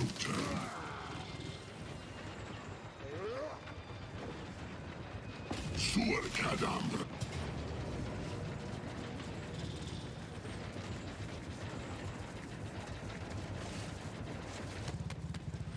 Okay, so if we do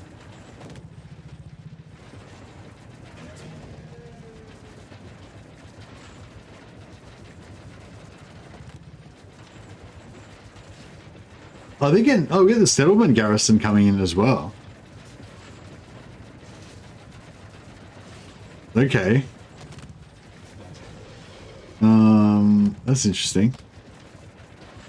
So I could just auto-resolve and just be like, bam, done. We'd lose Slurf's life would be lost though.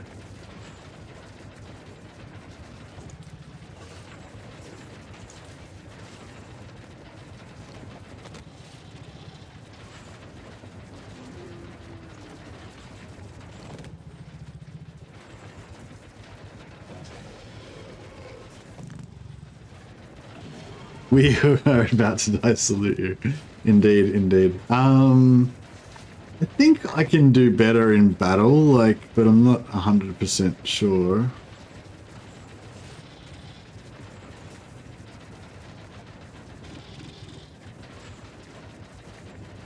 The nuke is a bit of a worry.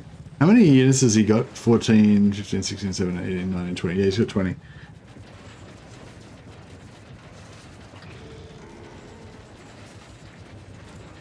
I don't know, let's give it a try. See if we can do anything.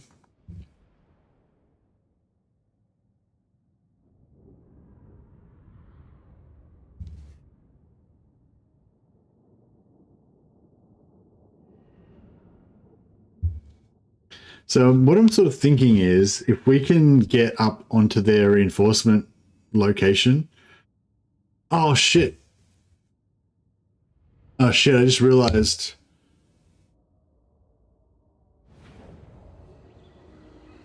I didn't think it through. Oh yeah, no, I fucked up. Because it's only, like, the reinforcements is only this army. Like these guys that are those that belong to the other faction, they're gonna come on. And these guys that belong to another faction, they're going to come on. I thought that, yeah, I was thinking that they would be held off because, you know, they're over 20 units, but yeah, that's not how it works. So all we're doing basically is locking out our archers. So we're going to miss out on the archers. So yeah, that sucks. All right. Such is life. That's okay.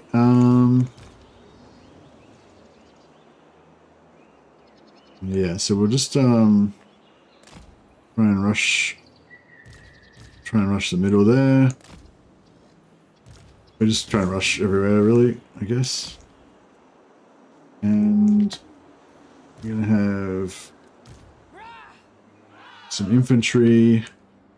The infantry's gonna be way back though. Yeah, it's not really gonna help much. Oh well, I guess we got. Yeah, no, these guys aren't going to help much, are they?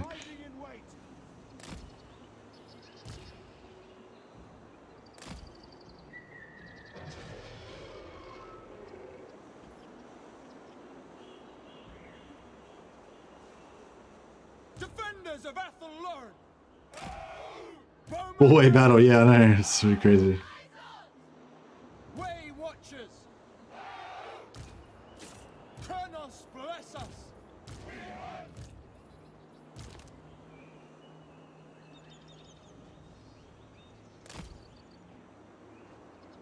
Yeah, because we need to get onto these guys. They've got a lot of artillery. We kind of wanted to get onto them and just smother them, but I don't know if that's gonna work out. Yeah, this nuke is gonna be a problem. My original plan was to kind of maybe hide from the nukes, but no, bro. Fuck that up again. The hunt begins. Yeah, their nuke is going to be pretty rough, I would say. Like, everyone's moving right now, so that makes it sort of okay, but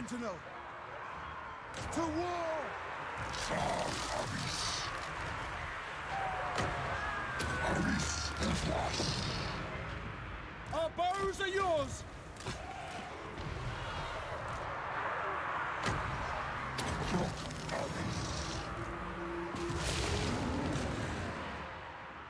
Wildwood Rangers! At pace. where's the nuke? Oh, there it is. Oh, that was actually good because it landed on the Zotes and didn't kill any units.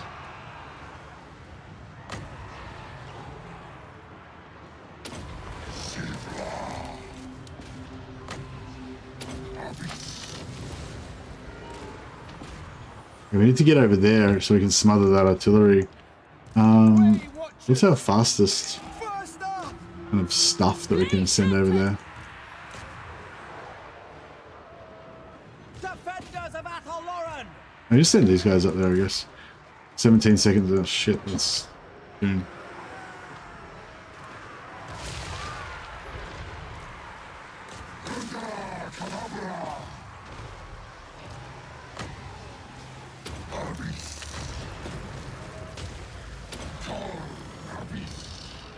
At once! Wildwood Rangers!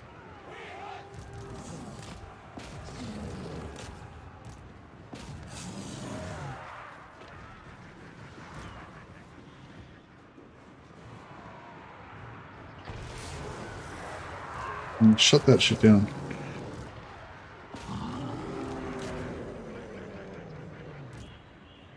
Is it shattered? Broken. Death to our enemies! With haste. Quickly. Attack.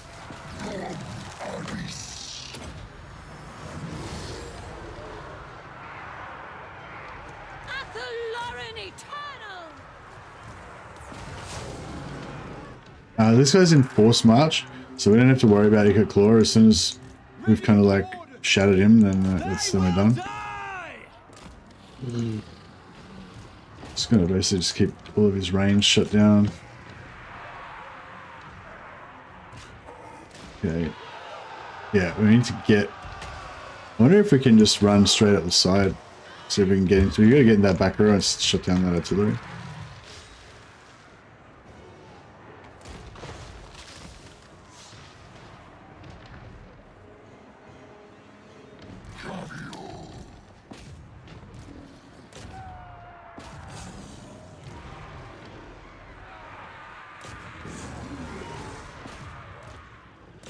Kira.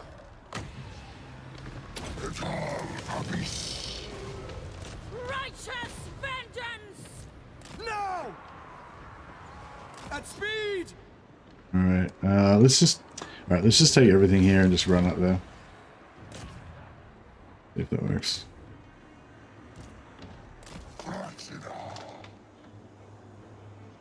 Still not shattered. Deepward archers! We are tireless! Waystalker ready! Glade Guard Commander!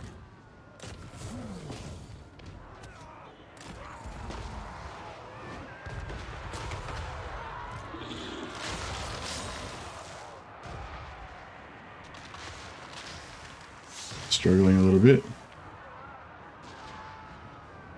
Oh, this is... Alright, we gotta deal with that, otherwise they'll be problematic. Don't want to get those, don't want these weapons teams to start firing free, otherwise they'll be doing a lot of damage.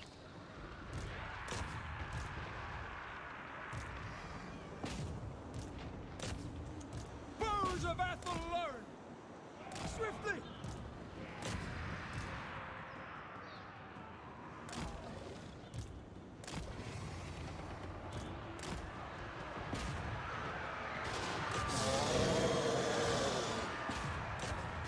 We're gonna route that shit off the side, hopefully.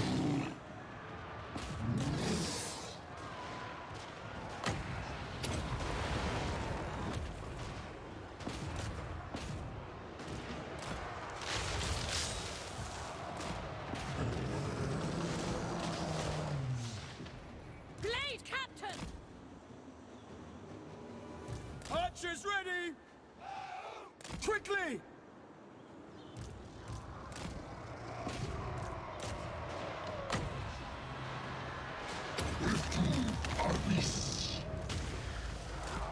Smother. You just gotta get through and smother those ranged before they can do too much. We shut down. Yeah, we got rid of all of that Skaven stuff. Still trying to get around the side here.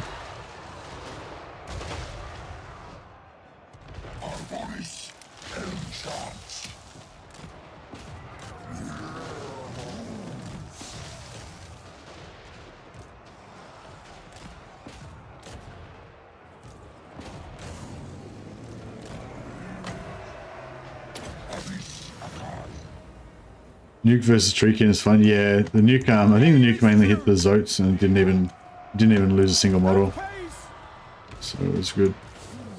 But yeah, they got wrecked later on by getting shot by small arms fire, I think.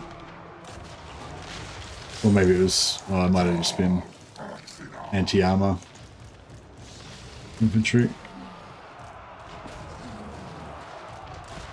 I cannot fail! Yeah, I mean, we've got this, obviously, but, yeah, I don't know how many more fights we're going to win. It's starting to get a bit, bit rough in the old Athaloran. Our bows are yours!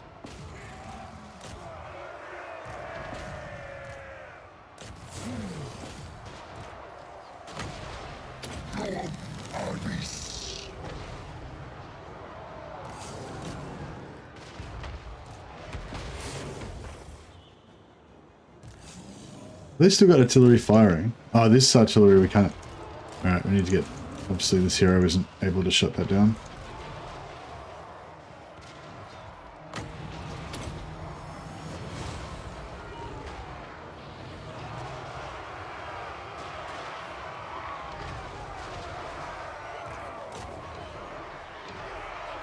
Orders!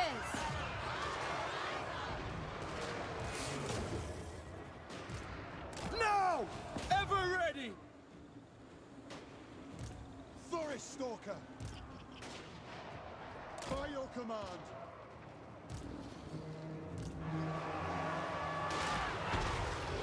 Yeah, we're trying to do as much damage to this stuff as we can, because these guys are not in force march, so we're gonna have to fight them again. Oh, bro, what's shooting at us? Oh, the flyers. The flyers are, yeah. I think it's the flyers. Or is it? Are they got troll hammers in there or something? No, it's the flyers. The flyers, yeah. With haste! We've got no more range left. Got to shoot them with the heroes. Blade Captain!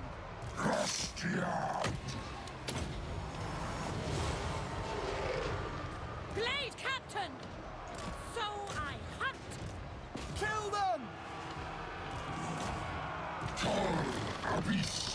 Trying to like jink around to avoid getting shot.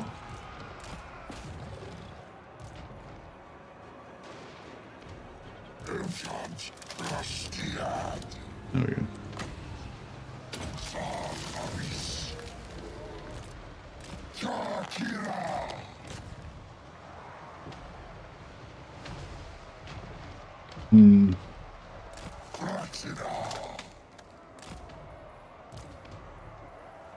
Oh, he's oh yeah, he took a lot of damage.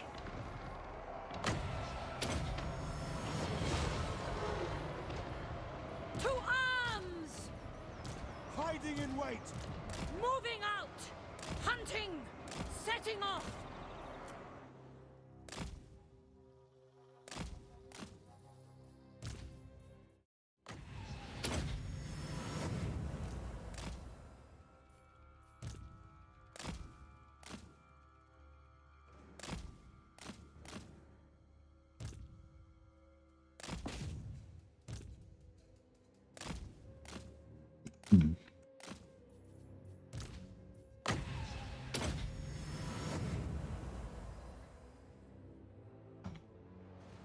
All right.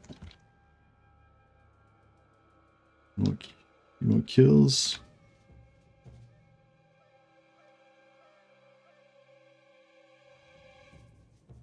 All right. I wonder if we've got enough range to be able to get another attack on those dwarves. Finish them off.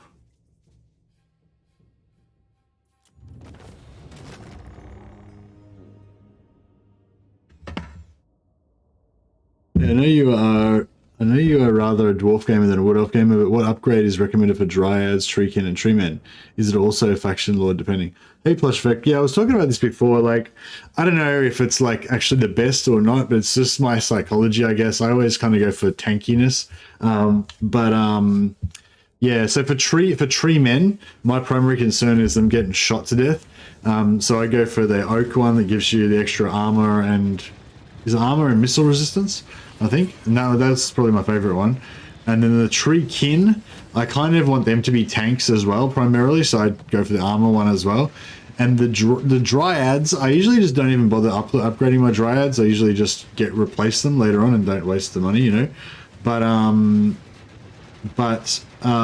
somebody was saying that they go for the anti-infantry one on the dryads, the one you get less armor piercing but extra anti-infantry.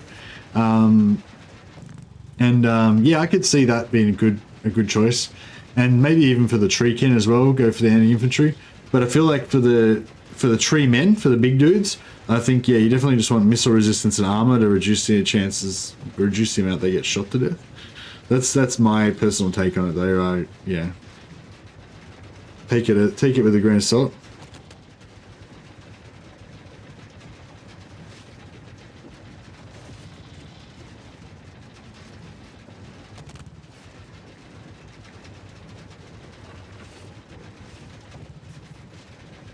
I don't think I'd say should take the replenishment.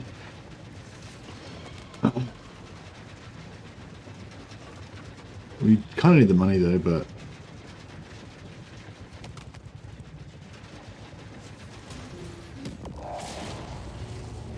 defensive treekin are like rocks. Yeah, treekin are cool. There's a nuke explosion there.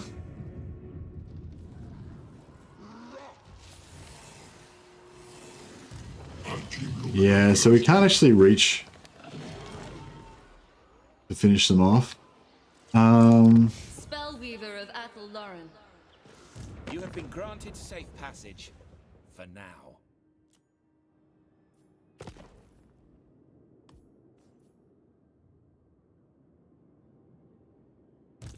Harmonious enchant.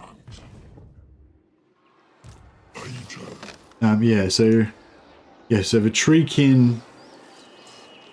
Yeah, so basically I never go this one on anything because all of the woodland dudes get physical resistance, base 20% physical resistance. So yeah, I basically I never take birch on anything because losing 10% physical resistance just sucks. I pretty much take oak on everything, but I would maybe take willow on some dryads, or I'd maybe take willow on some treekin. But on tree men, I would always take oak because I think the oak is even better on tree men. It gives them missile resistance as well. But I haven't, like I said, I haven't really analyzed it in depth or anything. That's just my kind of basic idea.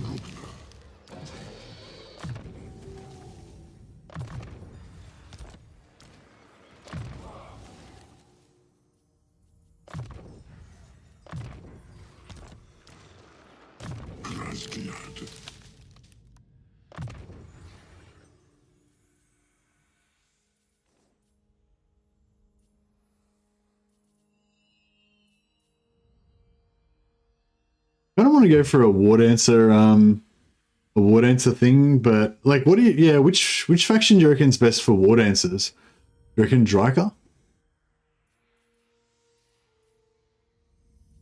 Sorry, not war dancers. What are the upgraded versions?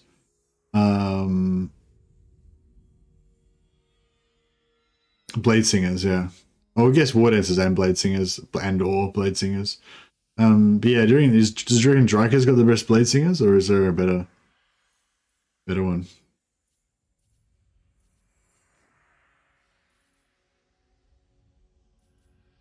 I guess just shooting, yeah. Shooting in ancient bark. What's that?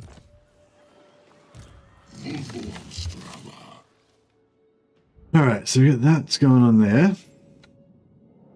Good. And then over here. We can bring you up. There's a title in each for blade singers, I think. So you're saying all of them are equally good?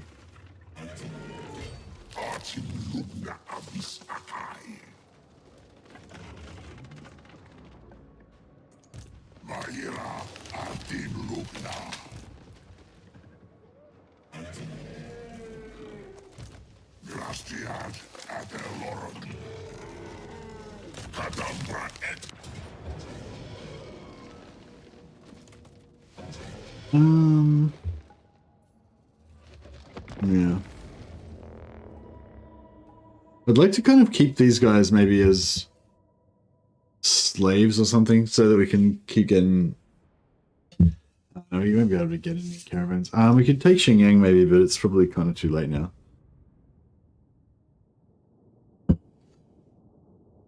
Yeah, the caravan farming is only really an early game thing. Because by the late game, or by mid game even, like, it's like, you know, like maybe if you get every caravan in the first lot, you maybe get like 8. If you get like every caravan in the second lot, they're capping around turn 20, you maybe get like 5 or 6. And then, but then there's only, after that, there's only going to be like 2 or 3 factions left. So, you know, you're going to get at most like 1 or 2 and, you know, and so on and so forth. And like, yeah, even if you try to purposely keep alive like 3 or 4 factions, to like, you're only going to get to farm their caravans once every like 10 turns or something. So it's almost not really worth maintaining 4 armies plus trying to babysit their actual last remaining settlement and all that kind of stuff. So it's like, yeah, I don't know. I feel like I did try to set up a Cathay caravan farm campaign one time. I didn't really get that close to doing it. I think we had about 4 or 5 Cathay factions that stayed alive, but you know, which was good enough. But it wasn't really, I don't know.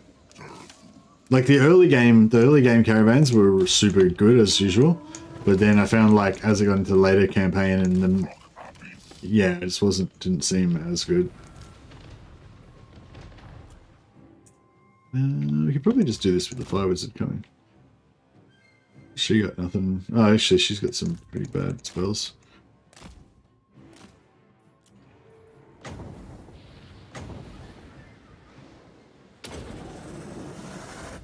I should have gone the other way, actually.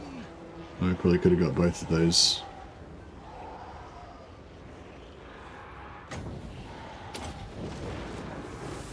The winds glow hot.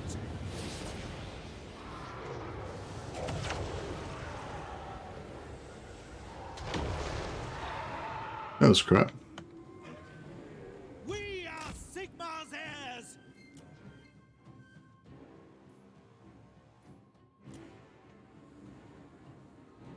Bright wizard, go. Yeah, I mean, the main thing the sisters get is the buff to dragons and hawk riders, especially hawk riders.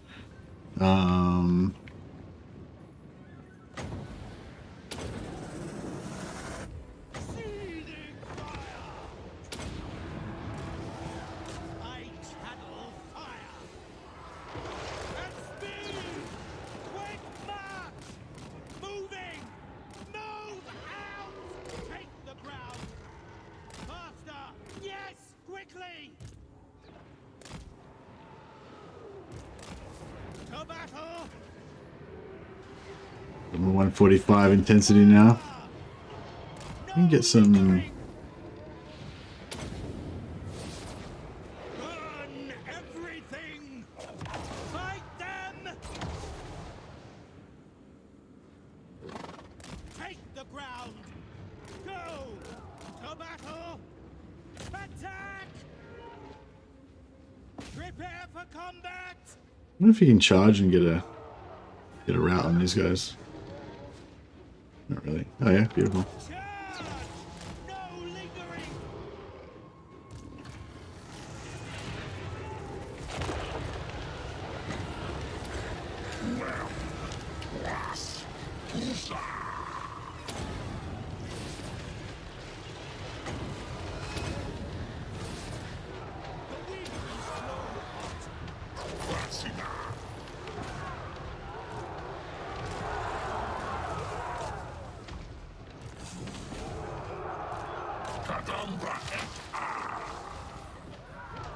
Spell Singer. Formation! Match! Elmchant Rustia.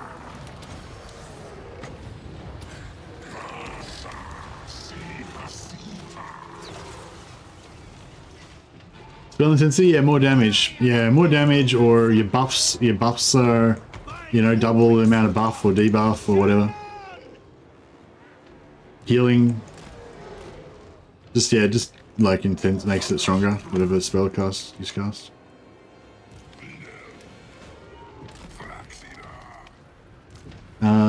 So yeah, like this spell, right? So it's 145 intensity, so it's doing 25 damage per second. But then if we look in here, so he does 17 damage per second. So just literally 17 damage, sorry. Not damage per second, yeah. So it's literally just increases the amount of damage by that percentage, you know. But if you look at like a buff, like Flaming Sword of Ruin, so he gives plus 30, plus 25. And then if I look in here, it's giving plus 44, 36. Yeah, so it's like damage, buffs, healing, pretty much, yeah, whatever, just increases it. Don't know if direct damage is affected, probably a bug. I heard that direct damage doesn't display as being affected, but it actually is affected. That's what somebody said. I haven't tested it. That was just what one person said. I don't know if it's true or not. So yeah, so direct damage may be still buffed by it as well, I'm not sure.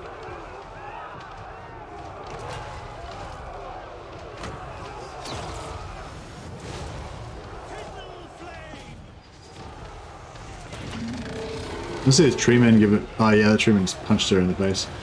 Blank.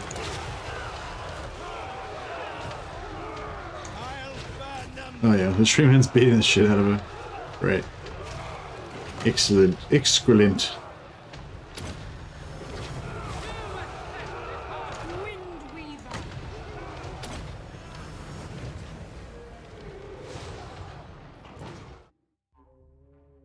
Alright, beautiful.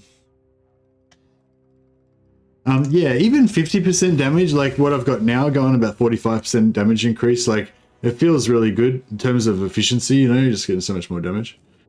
I think I missed something. How to get an Empire Wizard and a Dwarven hero in this army?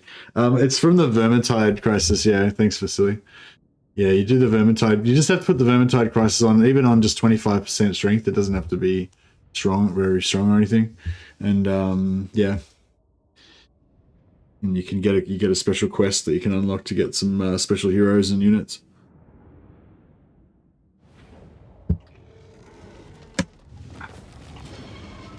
Yeah, I kind of wouldn't mind doing like an elf playthrough one time, with like, you know, with war dancers as my primary thing and like elven heroes, elven glade lords. But I don't know, I feel like the glade lords aren't really very good.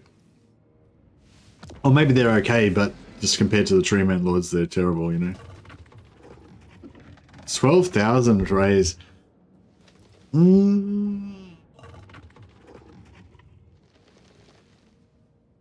12,000 would be good.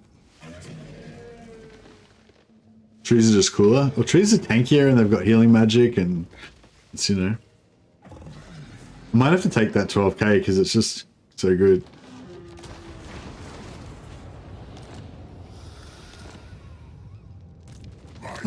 probably could have sold it for a bit, but yeah.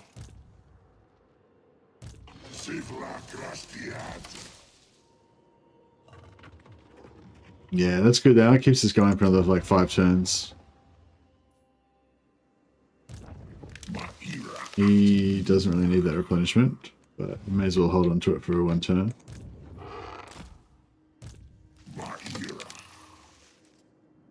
Yeah, the raise money is good. I think you're a little bit lag, a little bit behind there, maybe Monkey, because I already raised it like a minute ago. Might need to refresh the stream, catch up to me a bit. So those are heroes open for all. No, so it's Wood Elves, Dwarves, and Empire. If you're playing as Wood Elves, Dwarves, or Empire, then and you do the Skaven end game crisis, then you get the quest, but not for any other factions.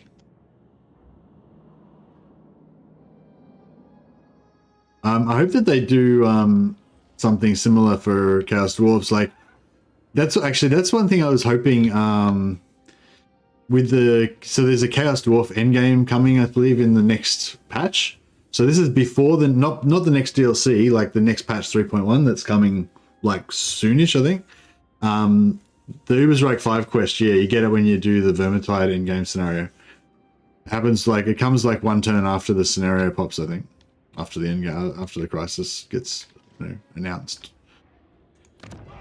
I don't know, this is sort of looking a bit better now, I guess. Oh, these still got this army down here. Oh, they're not, actually, no, that's right. They're not enemies with anybody. So that's cool. Are they enemies with Belagar, actually? No, they're friends with Belagar. What is unthinkable?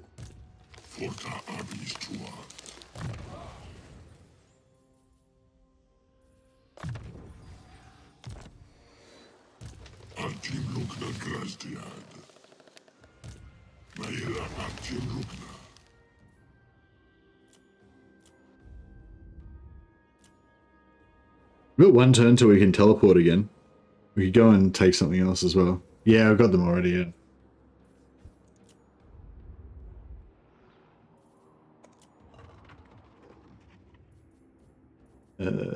Yeah, we need 2 more growth there.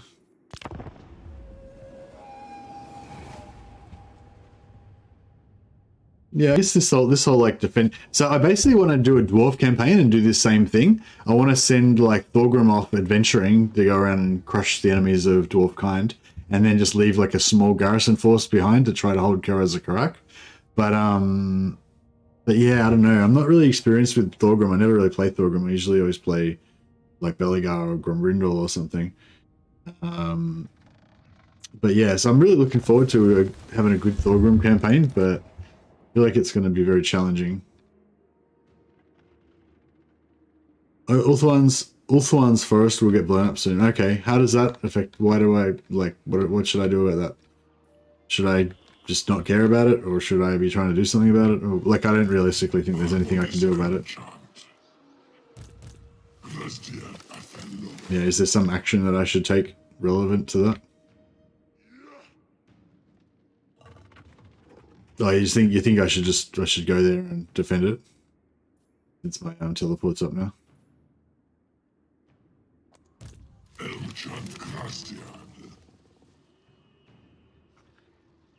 Oh, just teleport there and take it over. It would cost like 7.5k to take it though, yeah.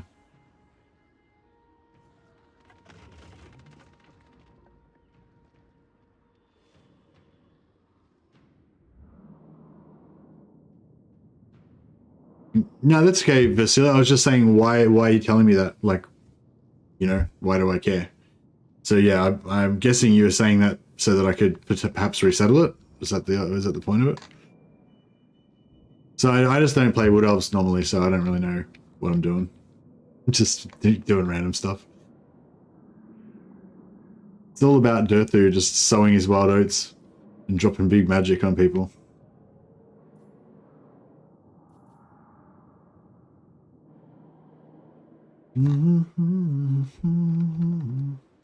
Yeah, I hope Norska get a really good rework, and they get some sort of like naval bonus stuff.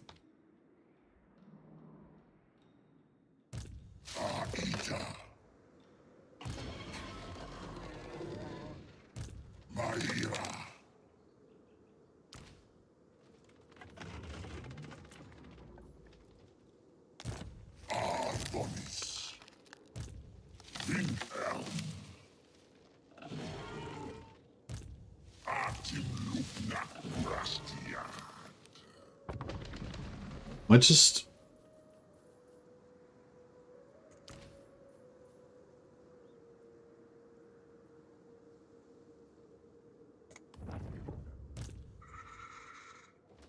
Arbonis Elmchant. You might just take this... there. Fortna Abyss Tuat. DURTHU. Veniu Abyss.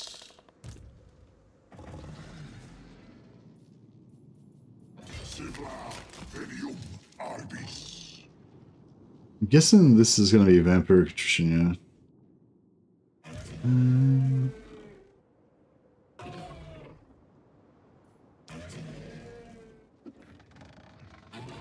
The deep wood stirs. Stalking. Moving. Well, I should be able to force march then in that case, right?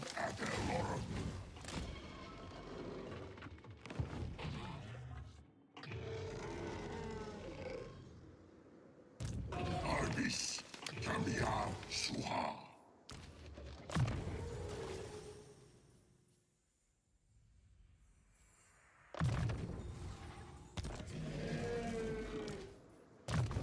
Rakas DURTHU.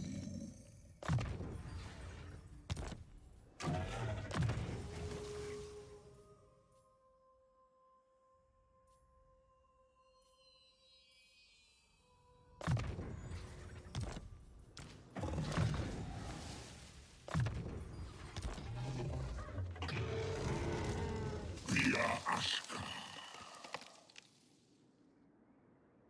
Or warned is forearmed, indeed.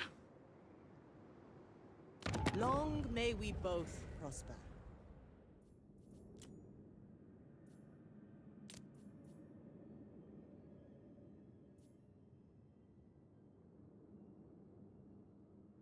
Where's the jungles of Catan? Oh, right, no, I don't want to give him that. The dragons will. These Cathans are green Cathans, so they're friendly to our cause. Salutem. Are you doing some DURTHU? Getting some DURTHU action happening. Alright, our anti-dwarf campaign's on its way.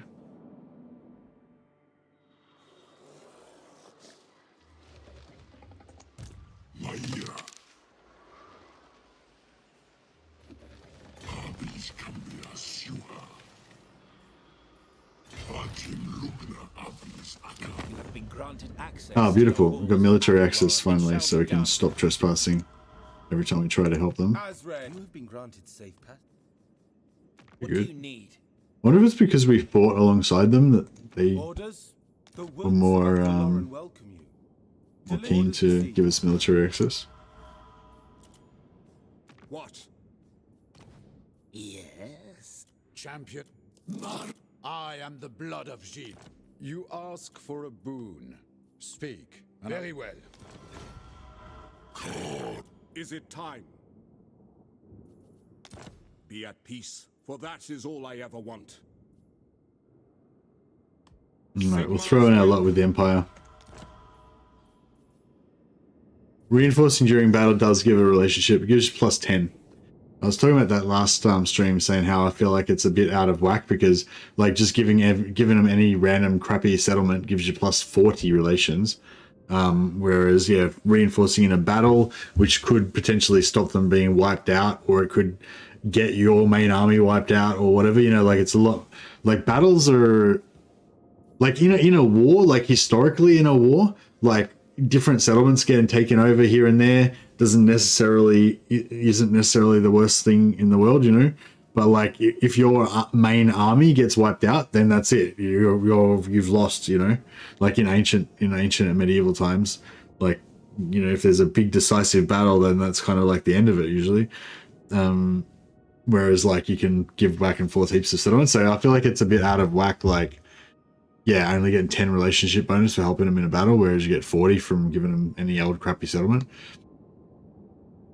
Maybe this settlement bonus should be commensurate with the amount of money that it's worth, or something like that. So that, you know, like if you give them a capital city or something, then sure, you know, or maybe it should be commensurate with like how much, like if it's one of their homeland cities and you give it back to them, then maybe they will rate that really highly, like in terms of their relationship. Whereas if it's just a normal settlement, maybe not. Like kind of as a separate thing from the monetary value, like how valuable it is like how much money it's worth.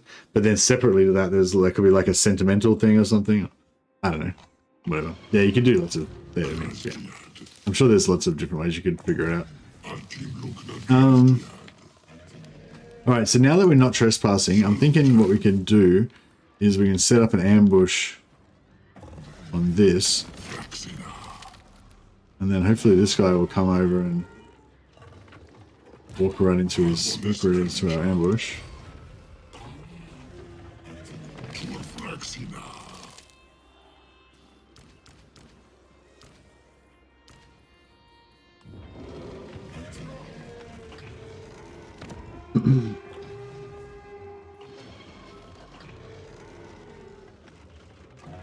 Yeah, no, I was talking about like the relationship bonus facility, not the worth, but I was saying like, yeah, like they could have a separate, like yeah, like they could have, so yeah, they could have both of them being based on. So currently the settlement thing's based on the value, but with lots of multipliers and modifiers and stuff. But the relationship bonus is just flat 40 for every settlement. So I was saying maybe the relationship bonus could also be based on the economic value, or they could have some other separate system. But yeah, it'd be easier just to make it based on gold.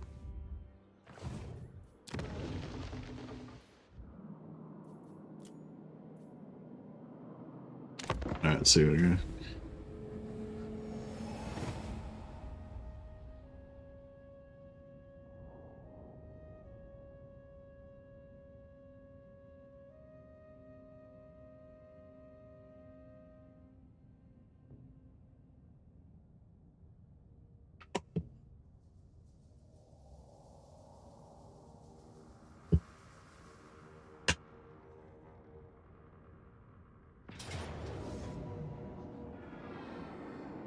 Shit.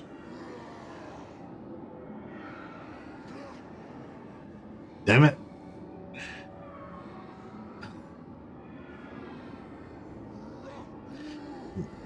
Foolish me. I was defending them and I should have been defending me. How did I miss that? Were they in ambush or were they just right there and I just wasn't paying attention?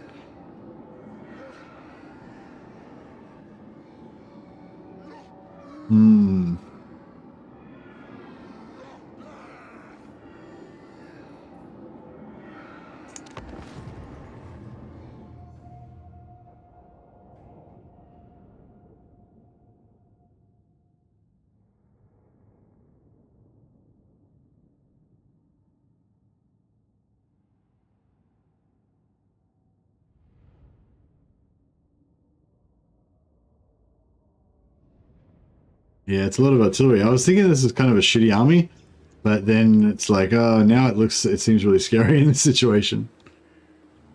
So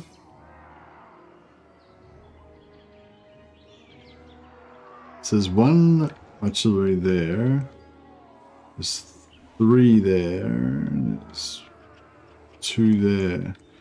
So this one's got 3 artillery, so that would be a good one to be able to rush if we could rush, but we can't really. Oh no, we could run through the middle there.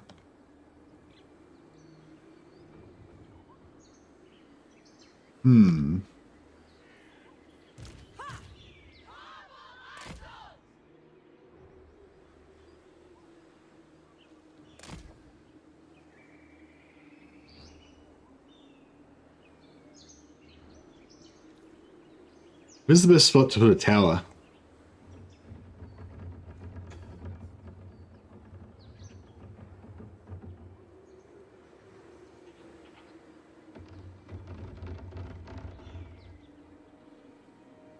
These back ones?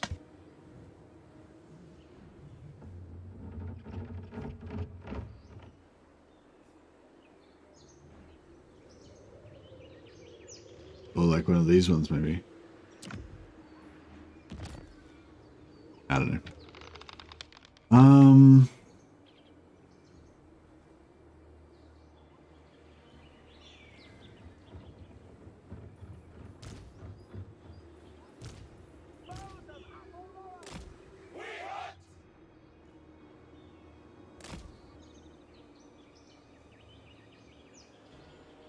Yeah, I'm not really sure how to go about all this. I assume we aren't going to be able to hide in like any of this forest. It's even though it's all like forest and it's our native homeland, it'll just be unhideable. Yep, cool. Makes sense.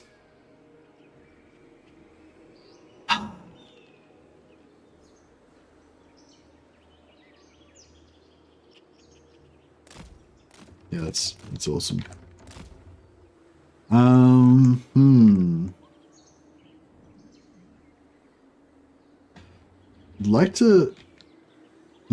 like to try to set up some like of these guys in spots where like maybe we can get it so the artillery will shoot at them, but it'll get blocked. The artillery is useless on this map, you reckon? Yeah, maybe.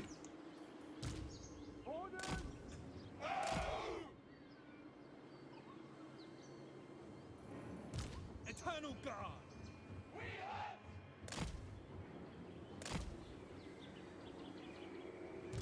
Yes.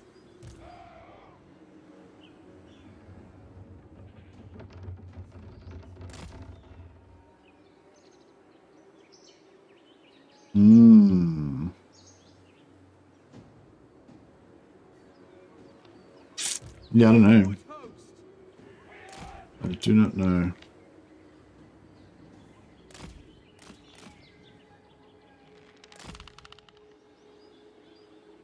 Defenders of Athel Lauren. Wish we could hide. It doesn't seem like hiding's gonna be a thing. With haste. At speed. Quickly. Faster. For the eternal realms. Now. Ever ready. We'll obey. Swiftly. Yes. Oh, fuck. So much for them not being useful. Awaiting orders. We are tireless. Yeah, this is not fucking good. Ever ready. Not good at all.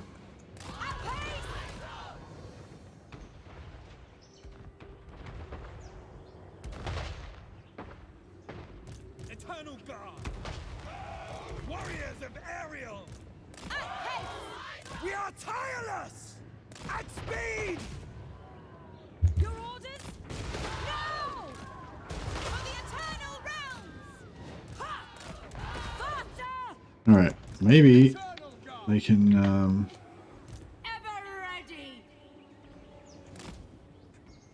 By Efua. do something.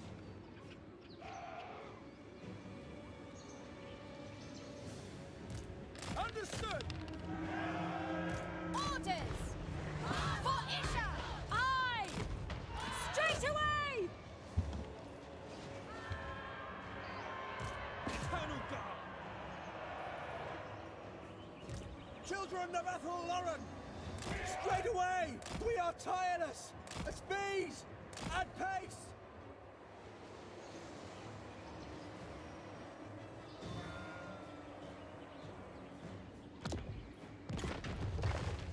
Children of Athel Lauren.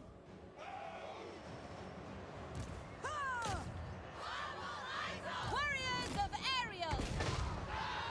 For Kurnis! Yeah, I was hoping to shut down their ranged, but I mean their artillery, but I don't know. Eternal Guard. Might be a bit. Master! At once! With haste! Blade Guard! Steady! Windweaver.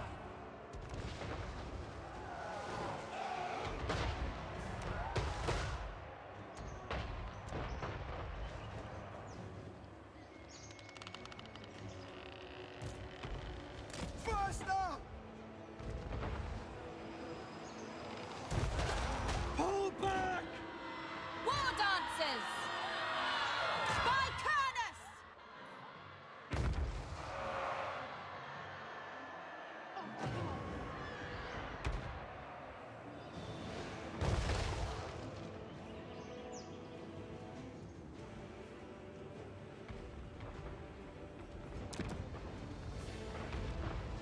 Yeah, archers are going down. Yeah, I don't think we're going to win somehow. Pull back! It shall be done! Straight away!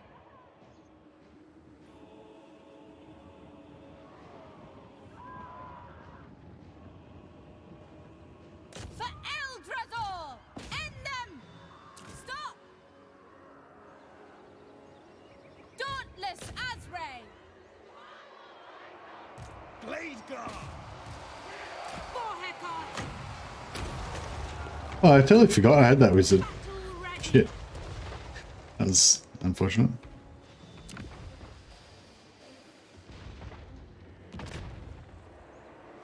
Awaiting orders.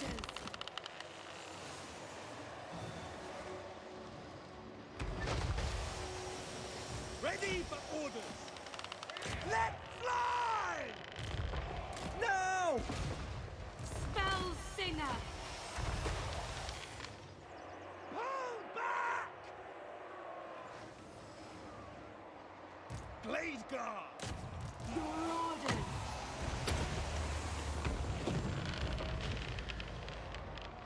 Send Louis.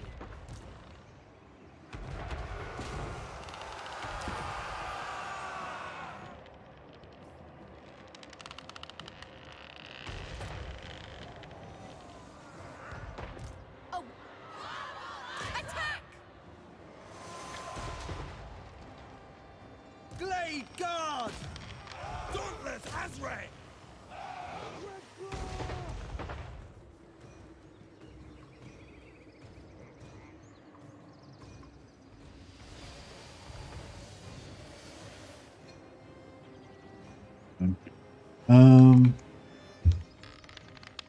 Yeah. Blade guard! Deepwood Mage. Warriors of Ariel!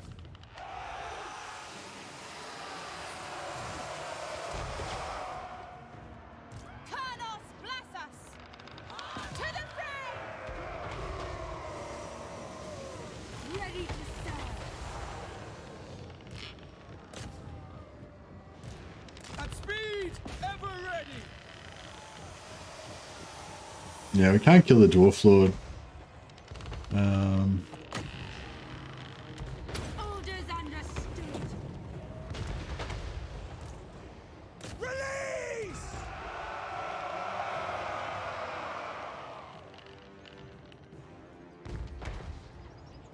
Blade guard! Yeah, I should have put them around here so they couldn't have got shot with artillery. That would have been the better way to go. No, we definitely aren't going to win. Yeah, we're fucked. Now. Would be my assessment. The forest cool. I don't know if it's worth actually putting a heal on there or not. At speed! Straight away! Eternal guard! Deepwood Infantry! Death to all! Ha! Armed and ready! Spell intensity affects lore passives? No, I don't think so. Not sure. Ready for orders! Can have a look. It will show on your skill page, I think. As you say. Pull back! We are tireless!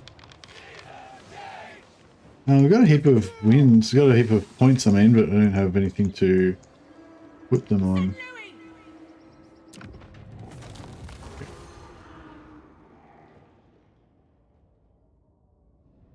Well, so there goes our capital. I was sort of accepting our capital to go down like ages ago, but it didn't go down, but then eventually did.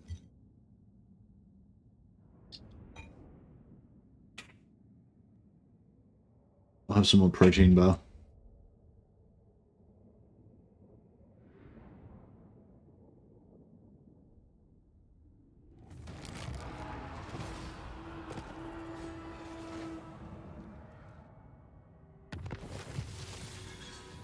Careless. Careless mercy.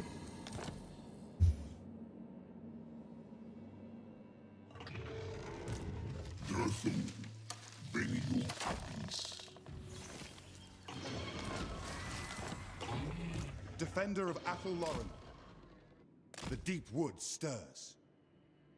Swiftly. Sigla Glastia. Ta Fraxina. Abis Cambia Sua. Oh, we don't have attrition? Grastia. Are we immune to vampiric attrition for some reason?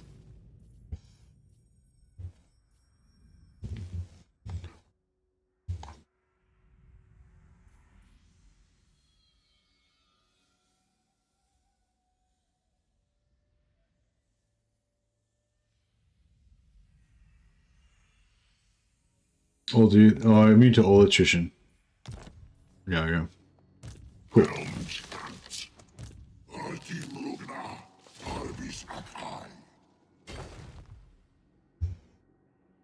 Alright. We'll head up towards Ghost's area.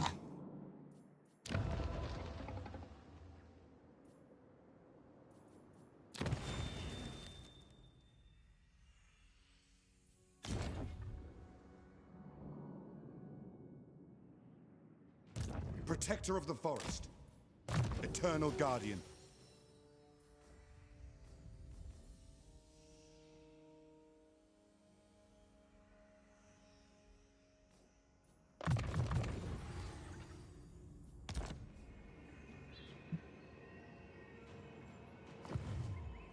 It's just DURTHU's army, I think.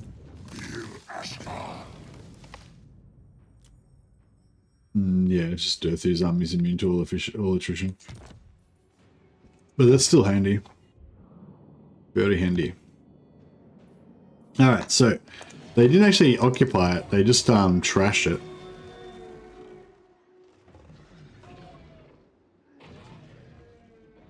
Wait a second, so there was an army here.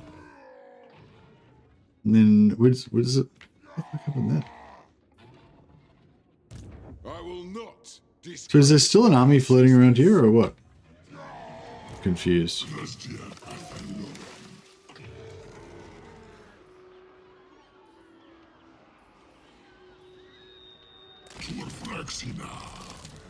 Alright, well we better go back to better go back home and defend the settlement.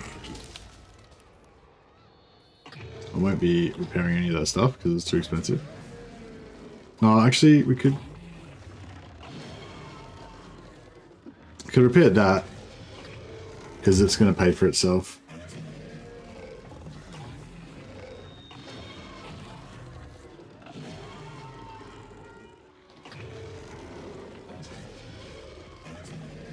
Might be hidden, yeah.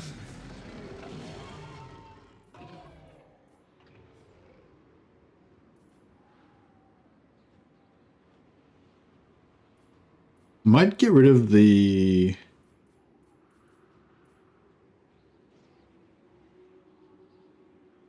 Oh no, I'll leave it there, that's fine.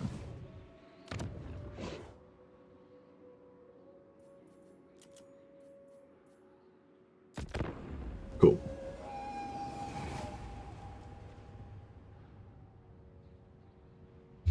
Yeah, so if any of you guys are experts in Dwarf, in Thorgrim specifically, so yeah, I've kind of got my heart set on my next Dwarf campaign. I've kind of got my heart set on playing Thorgrim, just because I never really played Thorgrim, and I feel like if I put a bit of effort into it and like try to do a good job of my have a good campaign, then it could be fun. But yeah, I feel like with Belegar, it's not such high stakes because Belegar's got such an elite. His main army's so elite that you don't have to worry so much about control. Like, you can lose your starting settlement and just migrate somewhere else and it's fine, kind of thing. But whereas with Thorgrim, you know, like, I think a lot of his power is to do with the slow build up, and because he's kind of, you know, got advantages compared to the other dwarfs. He's got faster growth and better economy bonuses and stuff like that. So yeah, you kind of get that. The main good thing about Thorgrim is if you can keep building everything up and slowly increasing stuff like dwarfs. Like dwarves are supposed to be, you know. But yeah, but I imagine it'll be really frustrating if you kind of build everything up and then you like lose a settlement like I just did then. That was only tier 3, so it's not really that big of a deal. But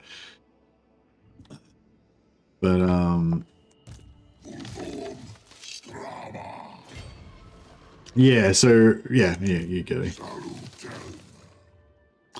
Thorgrim at the moment is mostly about having a plan to deal with Skarsnik. Yeah, well, a couple of guys were saying you can rush Skarsnik really fast and take him out. So maybe that's doable. They will fail.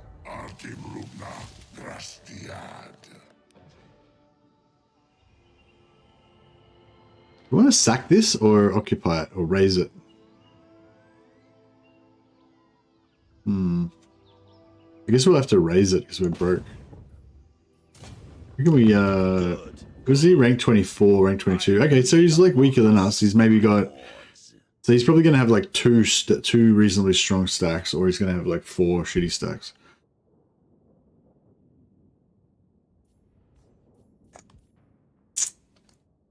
Must face good news. I'm gonna tenderize you before I eat that. Decent block.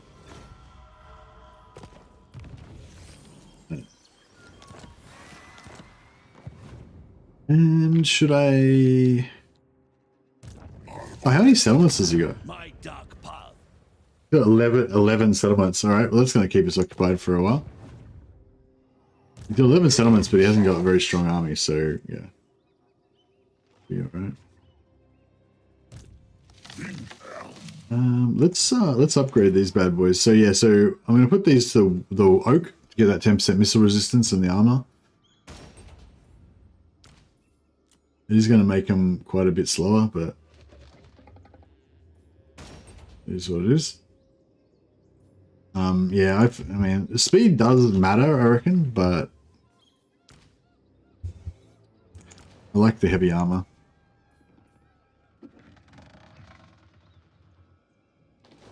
Yeah, this is the other, like I would never consider that one because I'm never going to, you know, sacrifice the physical resistance. I guess if you're up against like demons or something where it was kind of, you decided it was kind of useless, then the speed could be good, but yeah, basically no. This one's like a maybe. Because that 10% speed is a pretty big deal.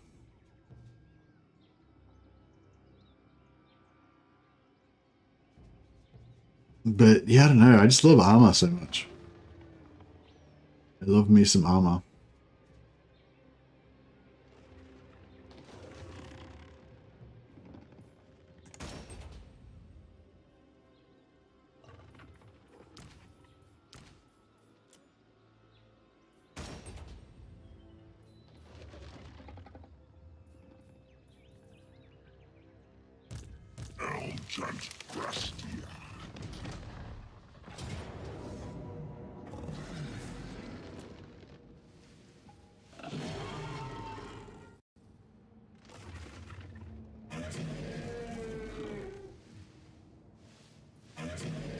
Alright, let's do it. Yeah, so what's your plan for dealing with Skarsnik, Gloating Swine? Or do you have one? Which one's Thorgrim? Thorgrim's the High King. He starts in Karaza Karak. He's the blue dwarfs. Andrew Jones said he likes Thorgrim a lot now that Grimgor is far away. Yeah, so my basic plan with Thorgrim is I want to play Thorgrim. Oh yeah, my basic plan is I want to play Thorgrim. So I don't want to hear about, oh, you should play Ungrim or Thoric's better or Belegar's better or whatever. But yeah, I know all that. I don't care.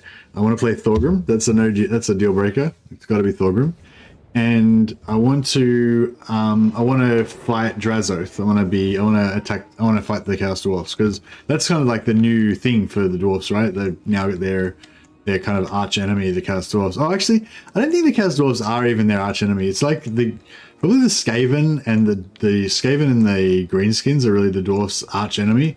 The Chaos Dwarfs are sort of like, they're not really an arch enemy. They're more like an embarrassing family secret kind of.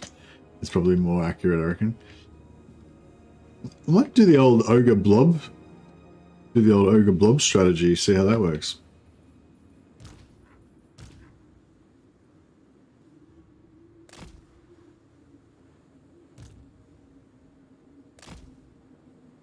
The dwarf chaos dwarf thing is totally one-sided?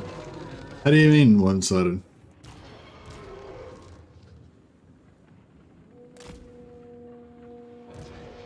That's the exact thing I just said I don't want to hear about for the Wormster. It's gotta be it's gotta be fucking Thorgrim.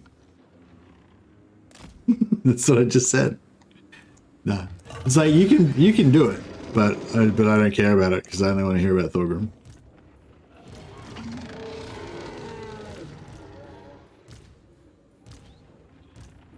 But yeah, it's basically I've been asking for advice about Thorgrim for the last week or two, and like at least 80% of the advice is, oh, you should play Thorak and you can do this, or should play Ungrim and you can do this.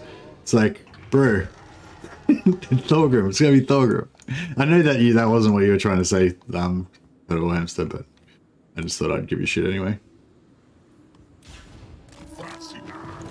Yeah, no, I know. No, I think it's pretty compelling storyline, you know, to play some, you know, chaos regular dwarf versus chaos dwarfs. Gotta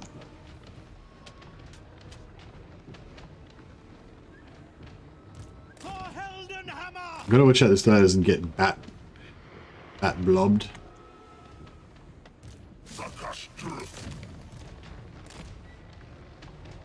Well, these guys, Graveguard, yeah. I was about to do a good burning head on them, but I was a bit slow off the mark. Fireball into flying bats does anything. Nah, that's pretty much completely missed.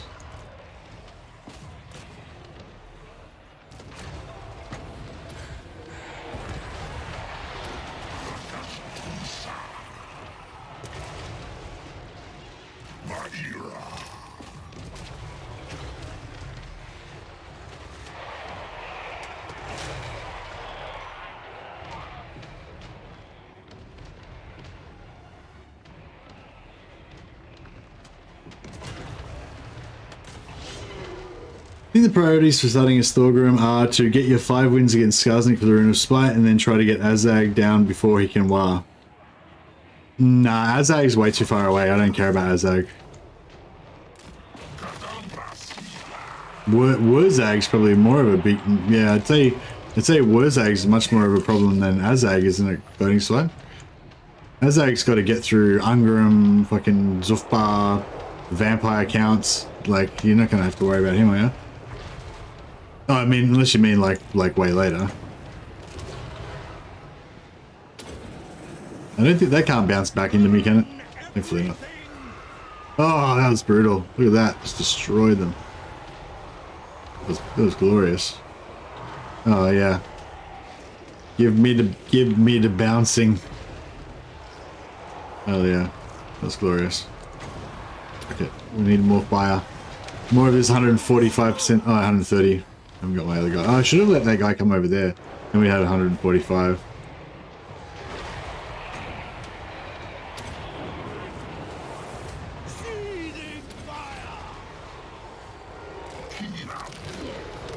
The time you're taking all the Skarsnik stuff is basically be a neighbor. Yeah, but the thing is, I want to fight DWARF, you know?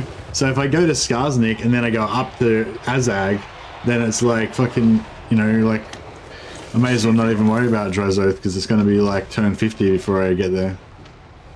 I don't know, like, yeah, that's the thing, like, it's really hard to, like, prioritize on Legendary, you know, because you've always got multiple different things trying to, like, you know, trying to demand your time.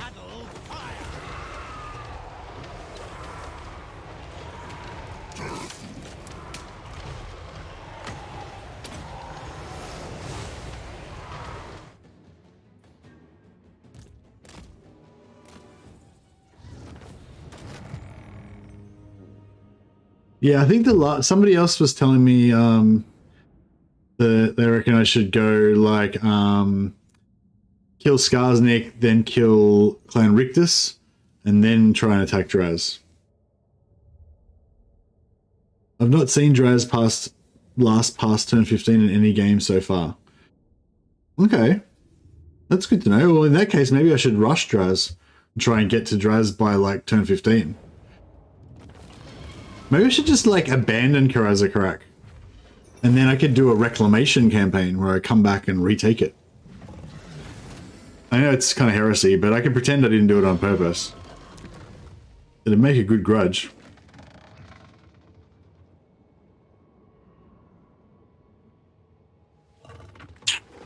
So even if I take the oh, is DURTHU immune to bankruptcy attrition? I bet he is. Has anyone tested that? Is DURTHU immune to bankruptcy attrition? Like, we should do a bankruptcy attrition campaign.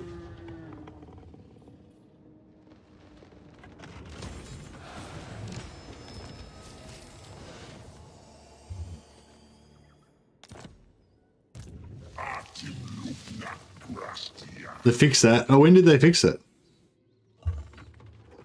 In 3.01. I haven't tried it. Yeah, is the attrition all fixed in since 3.01? I wouldn't have thought they would have touched that. I thought it was just 3.01 was just basic fucking reliability stuff. No, they broke it again for loading. They fixed it back in 1.2, but no, they broke it again in Immortal Empires. All you have to do is go into like raiding stance or in camp stance, and you don't get bankruptcy attrition. They broke it again. So I'm guessing, I haven't tried it, but I'm guessing DURTHU's immunity to attrition probably makes him immune to bankruptcy as well. Maybe. I'm probably gonna maybe I probably won't find out this turn, but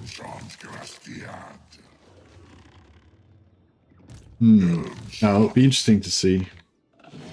Anyway.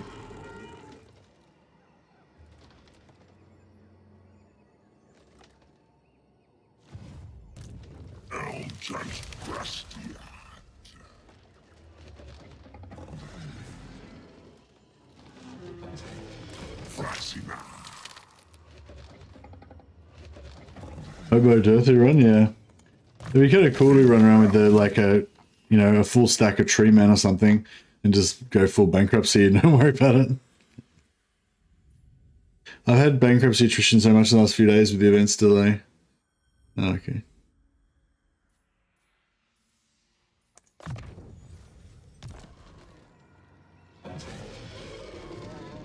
But yeah, I'd really like to know anybody else who's done a run where they tried to blitz Draz with Thorgrim, but I don't think it's a very popular strategy.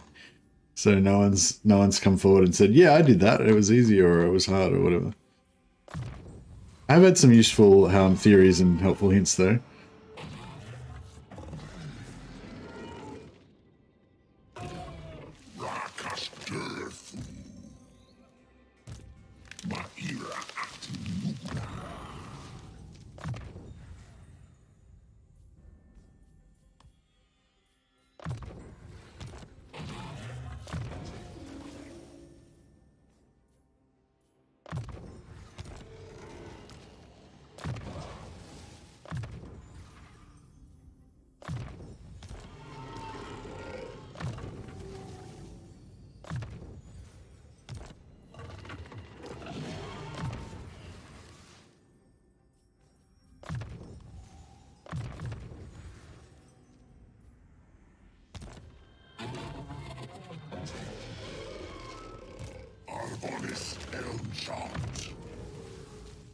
I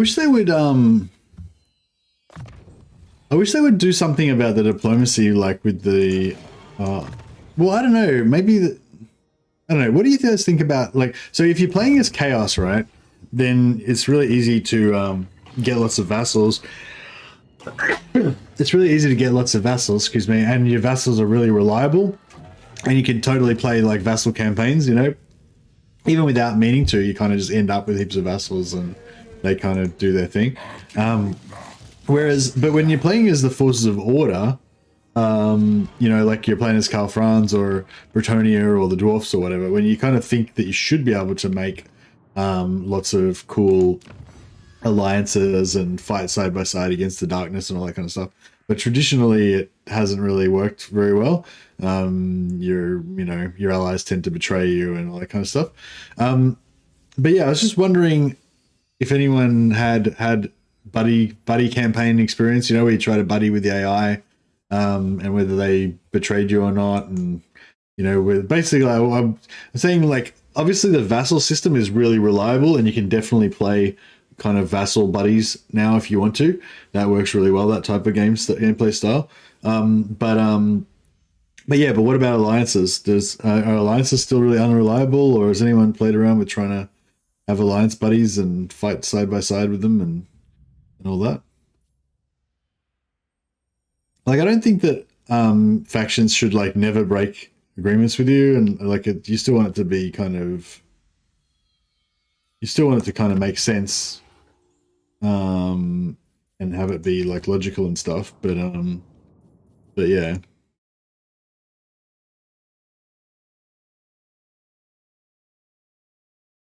So you don't have a problem with the allies attacking you, but they draw you into more wars, you reckon? The alliance system's a lot of management. They can be reliable, but you have to buy and sell wars before they get angry with your other allies.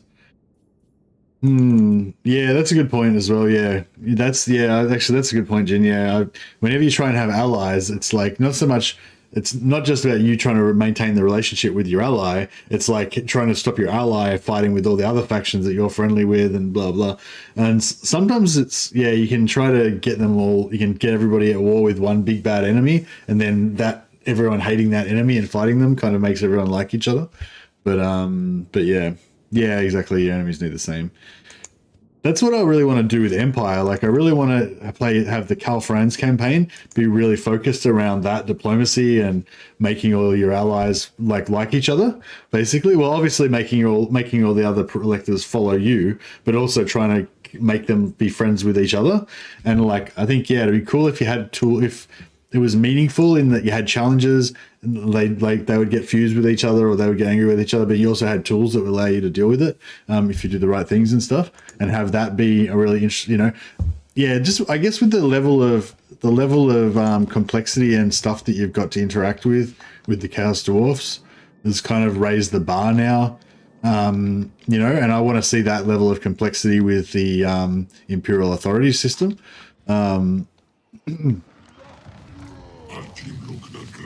So that like every turn there's stuff happening, and I want to, help do stuff that. Where those fucking dwarfs go? Sorry, excuse my French. Those dwarves that just came in and ravaged my lands, and now they're gone again. Are they in ambush stand somewhere, or what's going on? Yeah. Natural authority. Corpse. The dragon-blooded. King Lewin, you ask for a boon. I approve. Right, we'll Shaper. we'll go military ally with this guy. No ill upon those. Yes. We make our answer. We can always betray them later. After all, we don't care about the.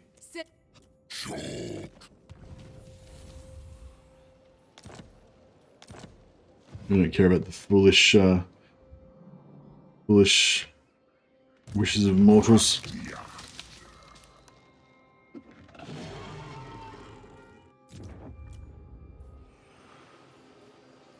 Is that a speech from Snow White? Which one? Maybe.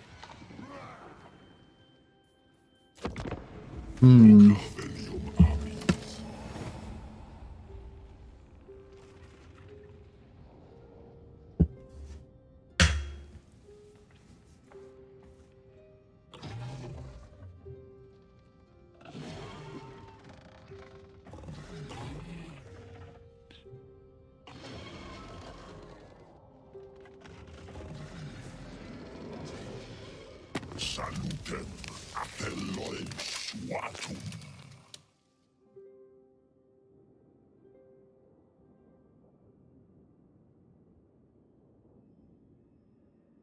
Yeah, you mean high elves? I really want to do a high elf campaign that's like plays upon them being kind of at the center of the world, doing proxy wars and stuff like that. But I don't know, it just never really, yeah, it just never really plays out like that. Yeah. Did Zerk do a campaign where he actually did it? Hey Marius, how you going, buddy? Where are you beat booping in from? Where did those fucking doors go? Oh, that's from Snow White. Join what? No.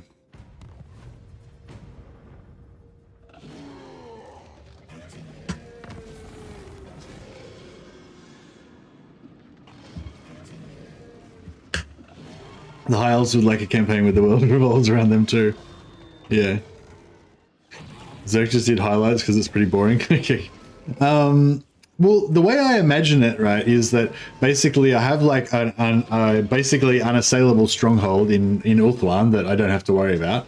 And then I have all these like trading allies around the world that I defend. And then I send out my what do you call it? Send out my like armies and stuff to fight alongside my allies, to fight sort of like proxy wars and stuff. But yeah, I think it would take ages and be kind of boring and stuff. Legions of White Lions. Yeah, exactly. Love my White Lions. Guess it was interesting in that he rented a lot of their armies. Yeah, that would be cool as well. Yeah, like renting their armies and stuff. But yeah, you kind of need a way of like teleporting around.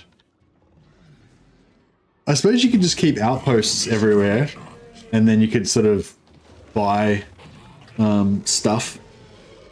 You could just buy, you can just keep outposts and just raise armies and stuff. But I don't really like raising armies because you don't feel that continuity that you feel like if you keep an army and like level it up and have it follow you and stuff.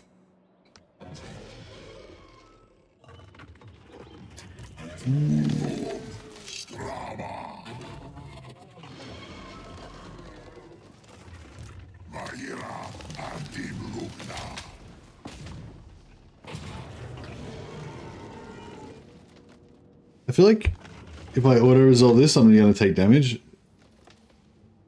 I don't know. I'm always paranoid. Have nobles go all around the world and then organize the world through diplomacy. It's fairly boring though. Yeah. The hardest part was renting and then winning with some of the trash armies, yeah. Yeah, no, like, I don't know. My idea is like, yeah, like I want to have like island fortresses everywhere and kind of rule the sea, but then like, yeah, have like allies and stuff and send in like little expeditionary forces of like elite high elf troops to, you know, act as advisors and, you know, help reinforce the local, you know, the local shambolic local humans or whatever. But I don't know. I don't really know how to make it like that concept fun. And like how to make it actually any different from any other campaign, because it's like you can kind of say, oh, this is what I want to do, but then in legendary campaign you tend to just end up reacting to the threats around you and doing whatever you need to do to survive, you know.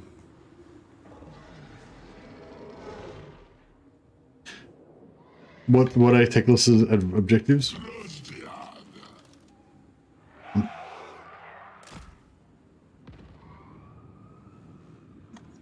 Is Teclis's objectives to only settle islands and no mainland settlements and rule the seas?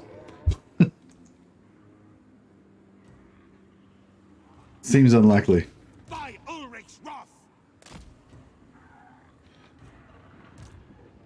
But yeah, I don't know. Basically, yeah, I kind of wanted to have like basically a thing where you don't really conquer territory. You just have Ulthuan, and then maybe have those, like the Fortress of Dawn and those islands, and just basically have all the elven lands around the place, and then use those to kind of control the world or whatever. To take all the elven colonies around the world. Okay, that's cool. Yeah, sweet.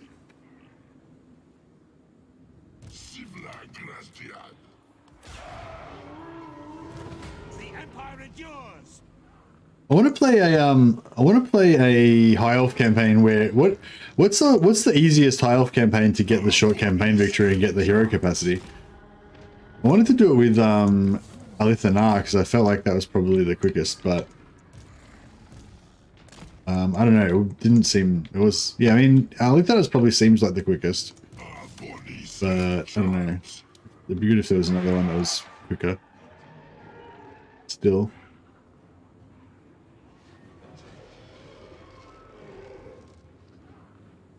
Forest Stalker.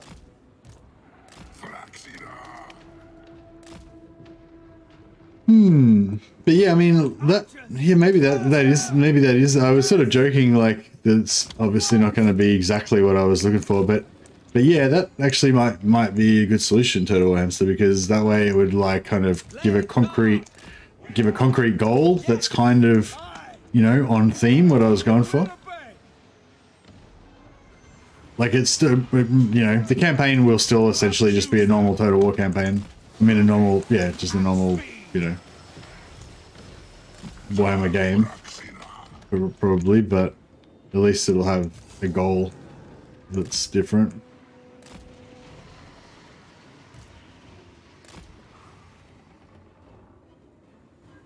Elith seems like a person that would rule from shadows, yeah.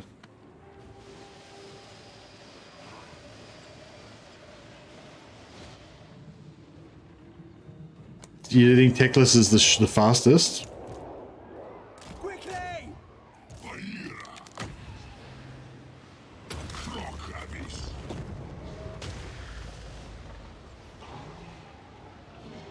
Warriors of Ariel! Archers ready!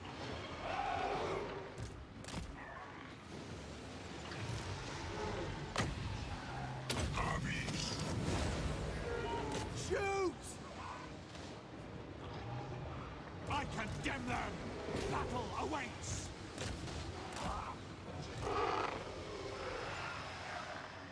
Ready to fire! Faster! Straight away! We are tireless! We are tireless! Release!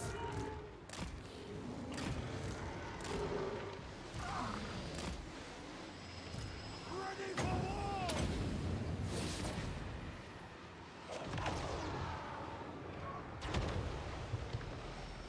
Ready and waiting! Yes? Colonels, bless us!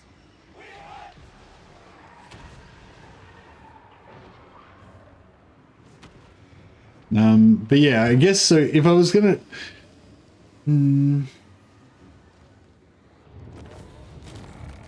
yeah, I don't know. I guess Alariel would be the best one to do it with, because she's the one that gets the cost reduction on the cost reduction on the thing. I just hate her green fucking color scheme. It's hideous. Hideous. I've got that mod that allows you to change her colors though.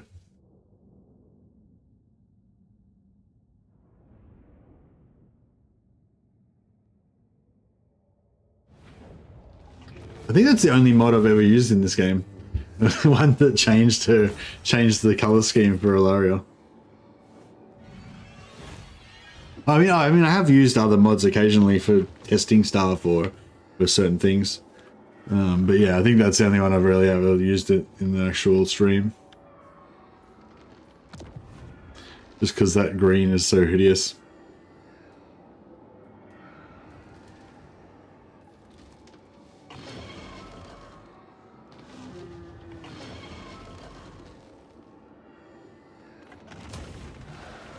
I tried to do Alariel, I kicked Bellicor out and the rest was diplomacy. Kicked Bellica? You mean Nikari? Or you mean Bellicor? I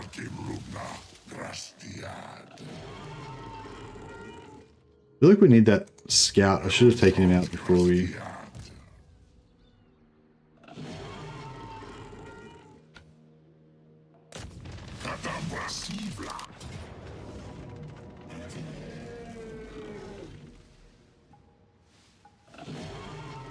Yeah, Alariel's is really bright green. But I could maybe kill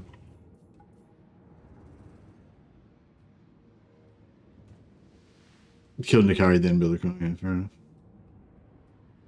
enough. I mean, alright, I mean, I feel like I should be able to auto-resolve this. I know that it's gonna be bad, but I'm gonna do it anyway. Oh no, it's good. Alright, beautiful. That's good. That's what I expect the auto-resolve to do. Just give me, like, awesome... Oh, that's the other good thing about, too, going the armor buff. I think that probably helps you with auto-resolve.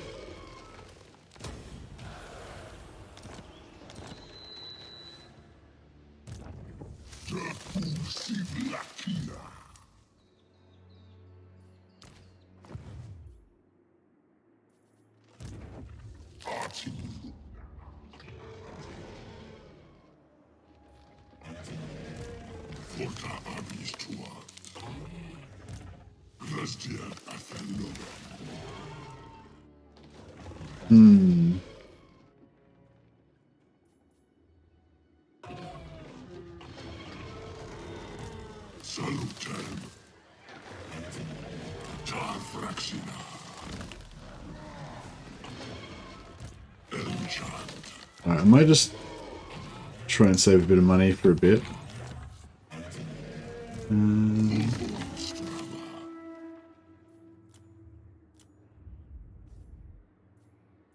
See, if we could just get this 6,000 gold for that, then that would actually save us heaps of cash. And then we might actually be able to stop being bankrupt all the time. Alright, I might sell some wars. Let's get serious.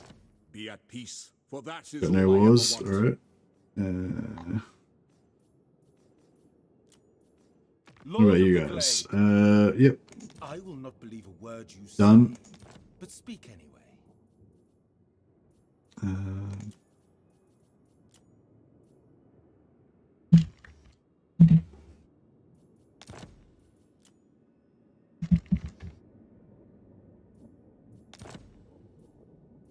If you wish.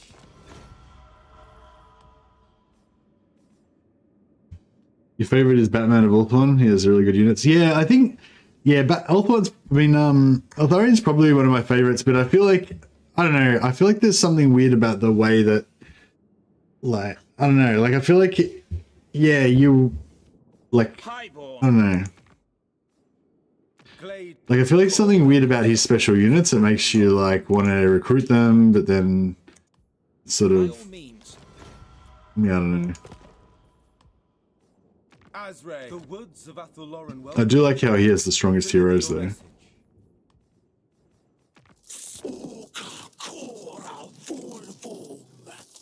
DURTHU versus the Tree Hammers. Alright. I mean, Dryco, sorry.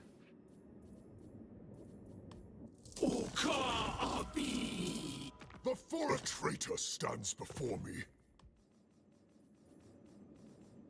By the light of the lady, armored in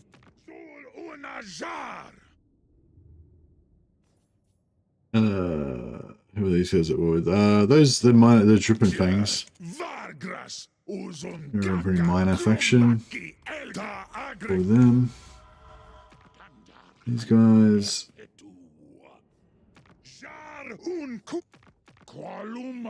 Aboard the tower of... Tell me why I shouldn't have you sent to my slave decks.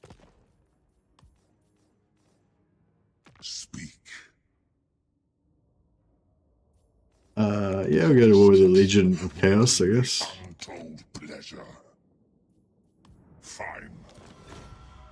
The Legion of Chaos usually get strong these days. Fire and metal. Storm Dragon. Celeste Windshaper.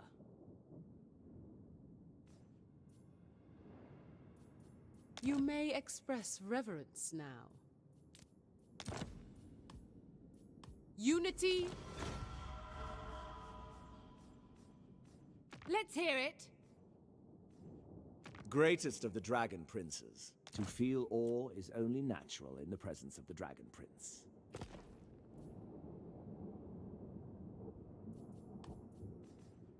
Lister's a bit weak, you reckon? Tribal Fury. Nugget beat. Slaughter the sheep. Crush bones. Tribe Lord. War. A blizzard comes to your forest. You will die fine.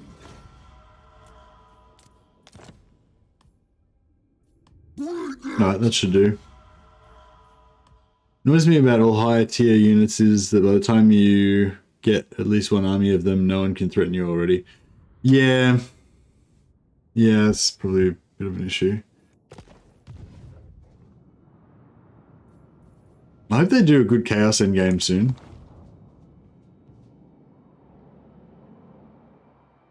And yeah, I wish that you could have different endgames pop at different times as well. Like, yeah, I'd love it if you could just have them come, like, randomly. It would randomly cycle between all the ones that you want to activate, just every, like, 50 or 60 turns, or 40 or 50, you know, whatever, 30 turns, or whatever, you know, ratio you want to have. I wonder if we should start trying to go on the attack against these guys. Because, like, I feel like we could probably pop out over here. Not likely. Like, yeah, how about we just, like, underway over here, and then if these guys want to have a crack, they can have a crack. Be like, bring it. Don't think so. Excuse me, sorry. I don't know why I'm talking like such an ocker.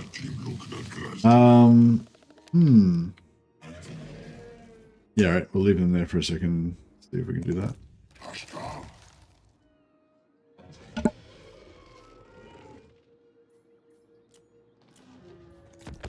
But yeah, I feel like you can use the in-game scenarios a little bit for that. I wonder if you do... So just say you wanted to do, like, just say we wanted to do the campaign that I was talking about before with the High Elves, where I want to kind of control, like, all the islands and stuff and whatever, do diplomacy and everything. Maybe what you could do is do in-game scenario for a bunch of factions on, like, turn 10, but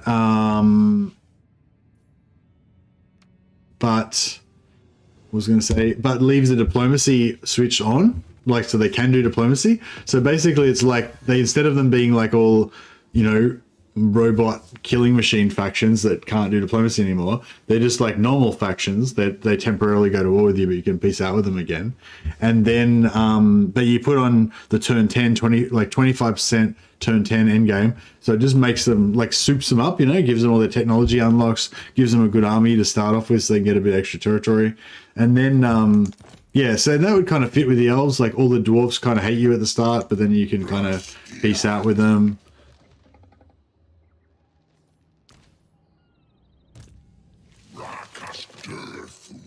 Yeah, which ones would be... I do like dwarves, greenskins.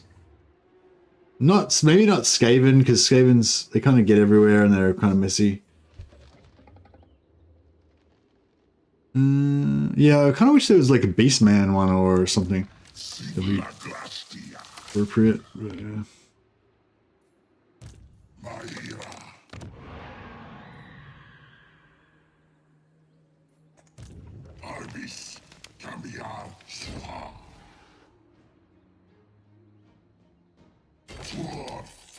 Oh shit.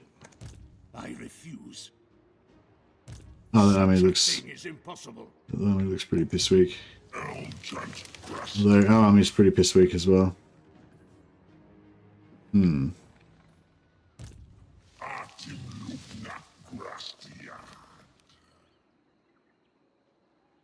see properly.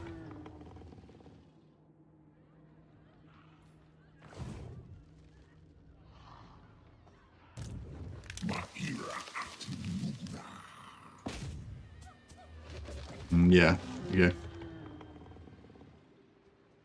I'd wither first. That's cool.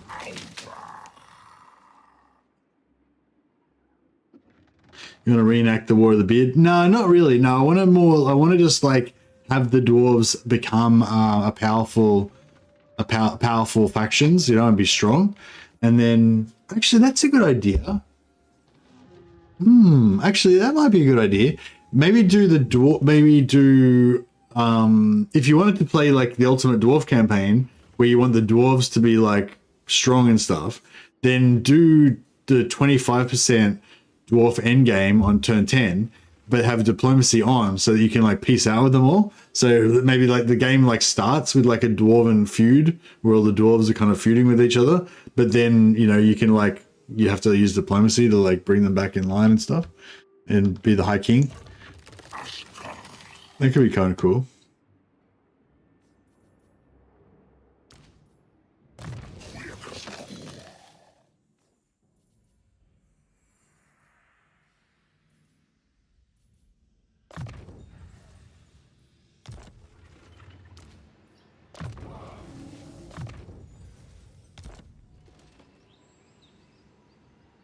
My guess is the Casdor's one will be story driven with Gotrek. Just a guess, but the Infernal Castellans are always shouting his name. Infernal Castellans shout Gotrek? I haven't heard it. I haven't heard him say that.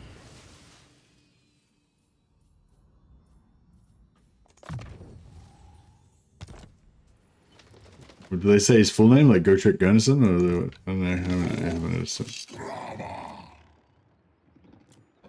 Crisis factions get other, yeah, crisis factions, the dwarves at least, they get all of their technology unlocked. I'm pretty sure the Skaven do too. I think all of them do, maybe.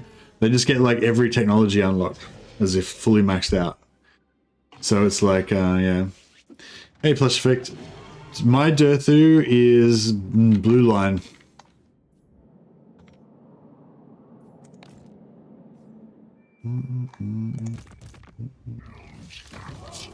Yeah, my DURTHU, I went full blue line. We got lightning strike and full quartermaster, and we got home amongst the boughs, so we got the extra movement and upkeep reduction. I feel like upkeep reduction is like the most important thing for Wood Elves. But yeah, I mean replenishment's okay, but I don't think you really need it. Swift Fingers is, I kind of want this though as well for the extra 15% magic item drop chance. But yeah, it's probably not really needed. But yeah, and I'm going red line at the moment. Magic, yeah, I don't really care about his magic. So yeah, sorry, to answer your question, melee, I guess. I'm gonna go melee line first, and then I might put some points into his magic if I feel like it. But yeah, he doesn't really need magic because I've got a fire wizard in there that does the damage. But yeah, if you're not using the Ubersreich 5, then I would probably recommend, yeah, you have a Spellsinger of Life in there like I've got, and have her be the main wizard, or a Spellsinger of Shadow, bit of Shades, and then again you don't need to worry about DURTHU's magic.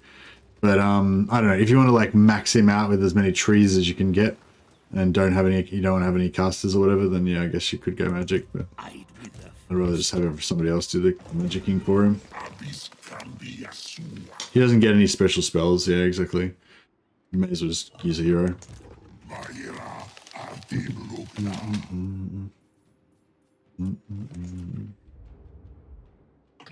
Yeah, what do you reckon about this guy commandoing over here? He's probably gonna die. But, I mean, he might not die. Maybe he won't die. You never know.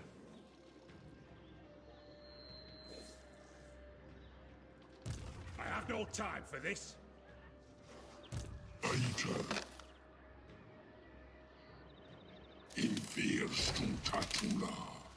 Alright, let's do it. We're taking it to the enemy. I figure I can maybe kill all these guys and take over Carrick Norn, and if it doesn't work out, we can just jump back over again. I mean, sorry, if somebody goes to attack the Waterfall Palace, we can jump back over again. But I mean, if they're hiding here in ambush stance, that would suck. Oh yeah, we're going to be bankrupt again. Andy Hall hinted they might sell them. They might sell what? What?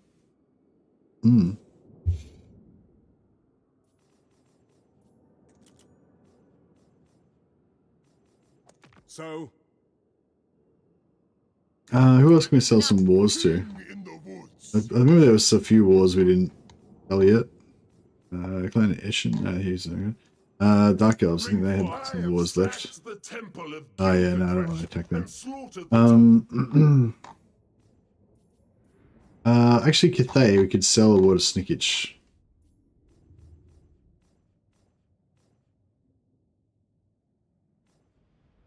I continue working with me, and Shangyan. Oh, they might sell in-game scenarios. Yeah, okay.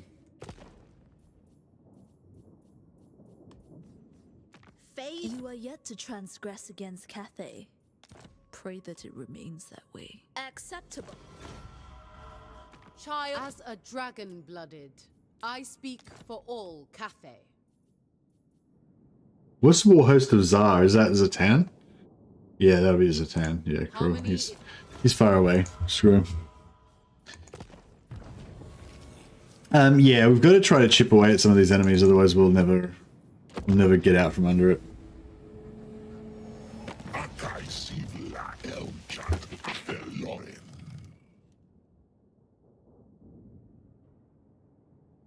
Yeah, I'd actually like it if they sold them, because if they sell them, that means that we'll actually get them, and that they'll be good.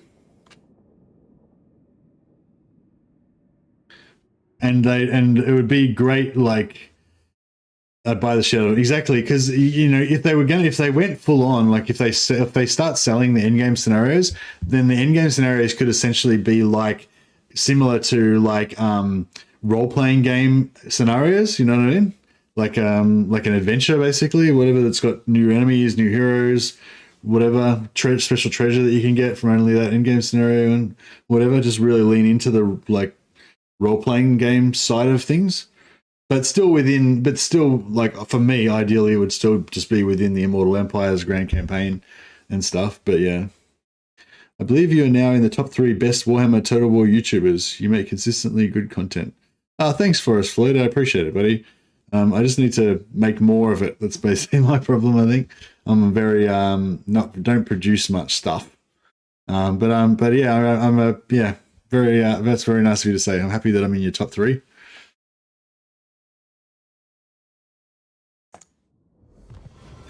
Yeah, like campaigns on the tabletop. Yeah, exactly. Yeah, that'd be awesome.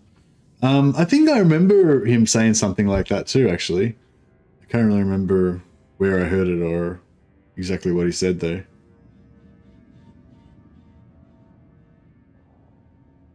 But yeah, that's cool. I can imagine that there's going to be a backlash against it, like everything else. But hopefully not too bad. Ah, shit. It seemed like a good idea at the time, and now it seems like it's not that good of an idea. So many flames.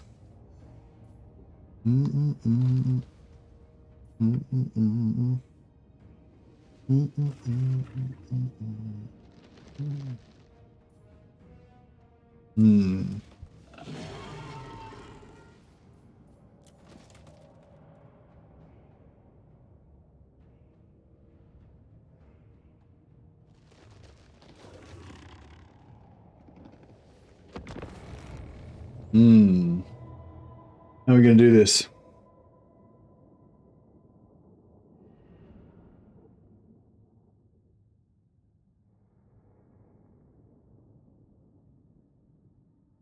But yeah, I don't know. Yeah, I think there's heaps of potential there. Be good. You reckon I can beat this? I don't know. I mean, I'm sure it's possible.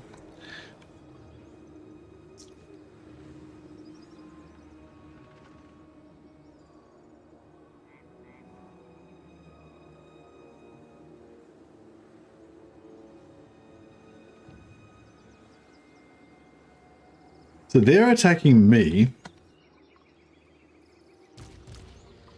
Oh, you know what? If we sit, can we? Oh crap! Yeah.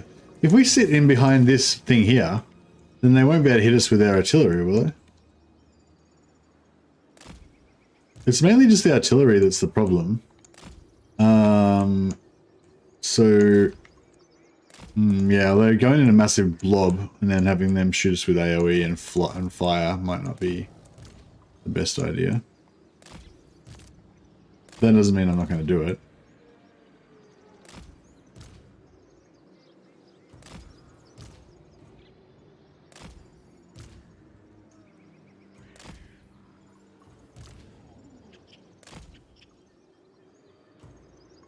Do they have gyro bombers as well?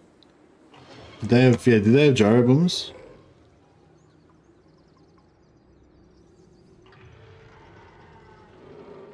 Yeah. So yeah, hiding behind. I was just thinking this would be good for the artillery, because the artillery would have to like march right up here and just come in here, and then we could just smash them.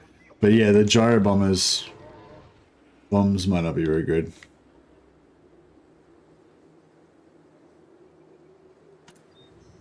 All right, plan B then. We just got to get from here to there in the fastest possible time. I kind of wish I had put the extra armor on them now.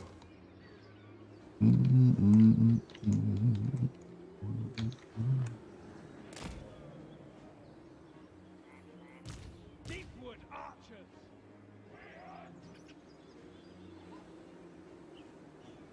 Oh shit, this is a long way away. Eager and ready.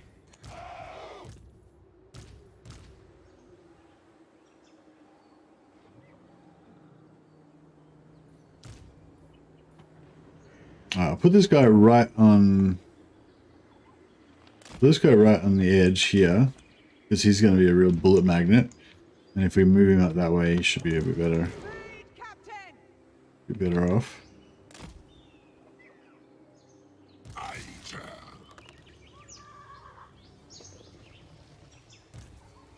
Lane Captain might be good, and might be good to have her at the front so she can sort of dodge bullets and stuff. I feel like this is going to be pretty brutal, because their reinforcements are going to come on in 2 minutes, and they're going to have cannons and yeah, all cannons basically. Really bad. All right, let's see.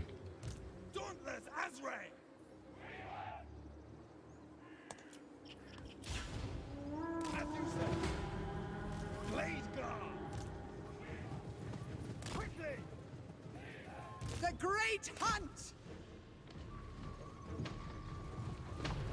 Abonis and Johns. Fraxina. Glade Guard Commander! Setting off! So I hunt! I will not fail! Moving out! I will go! For my kindred! Hunting! Target acquired! Seeking quarry! Following the trail!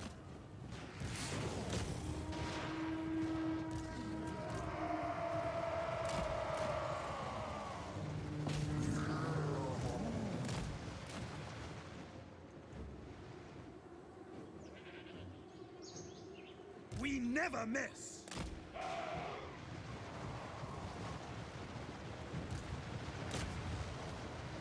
Oh, bro, get in there. What's going on?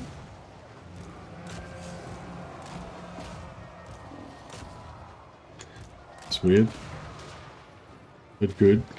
Weird, but good.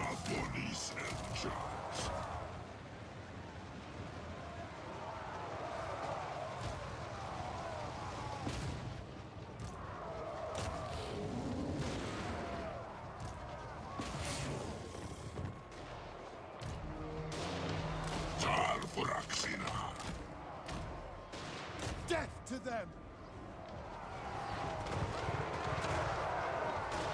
Abonis and Johns. Vene Kira.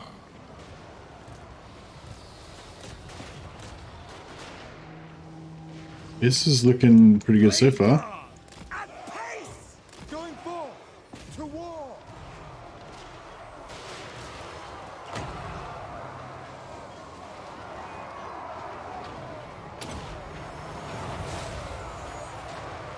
Ah, shit, here we go.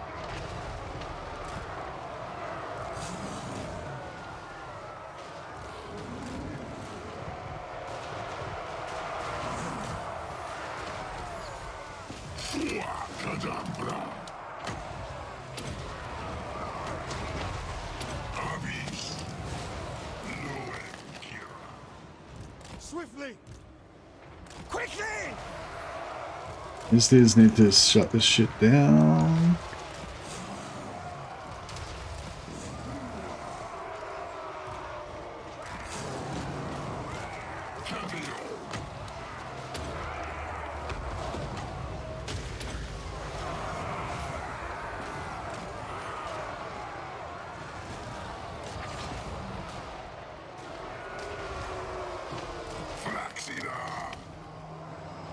Blade Guard! At once! Aye! For Kurnos!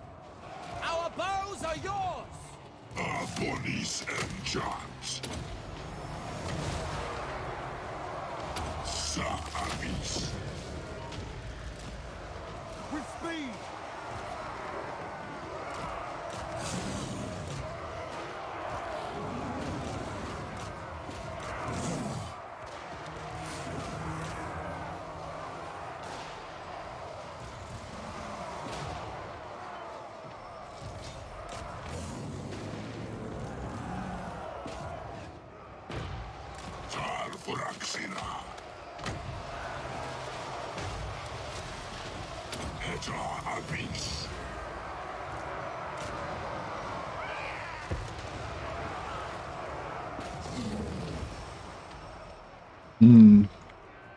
Blade Guard!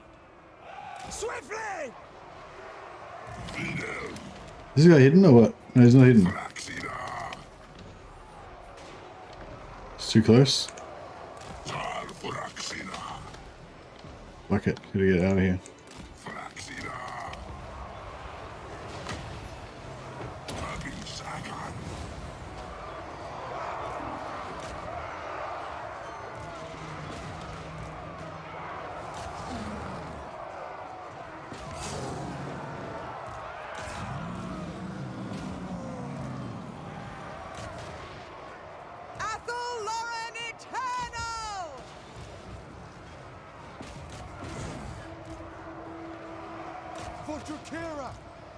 By Kurnos! Should be invisible, shouldn't he? He's hiding in woods.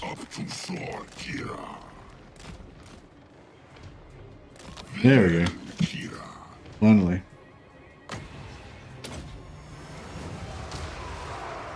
Oh, they're still ranging him, even though he was hiding a second ago.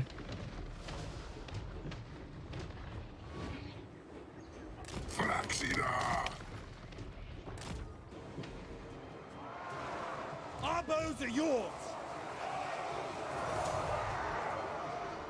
Withdraw! Faster! At pace! For the eternal realms!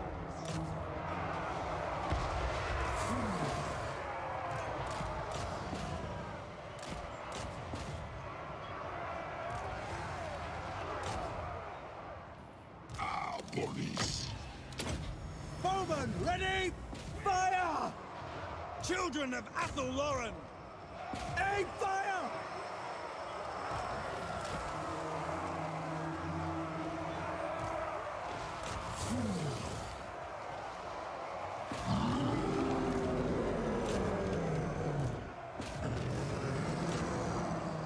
Yeah, this is not looking too bad. Blade Guard! Okay. Weapons loose! Azray, attack!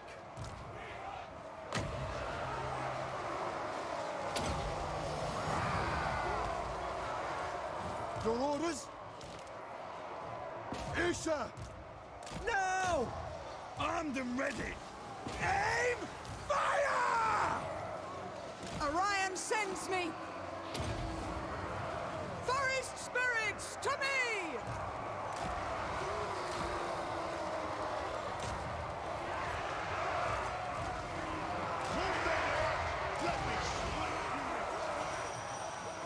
Yeah, these Treekin are amazing.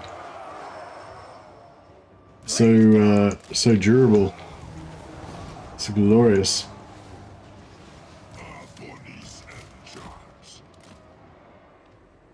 My blood duty!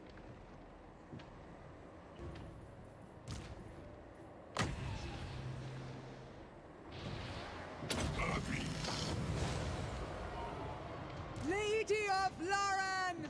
Captain repositioning! So I hunt!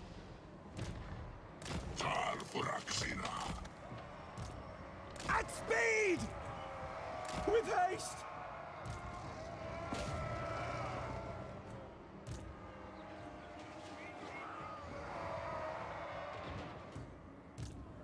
Quickly! Our bows are yours!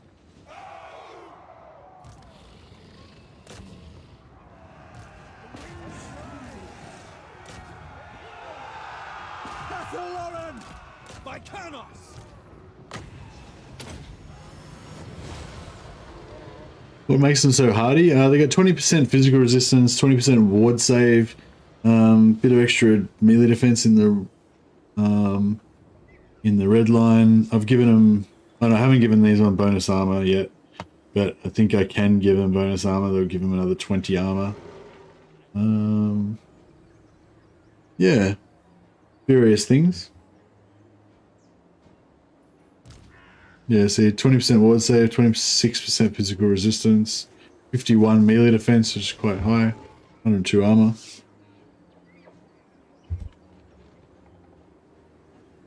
Pretty beastie. 20% ward save is a skill in the Tree Lord's skill tree.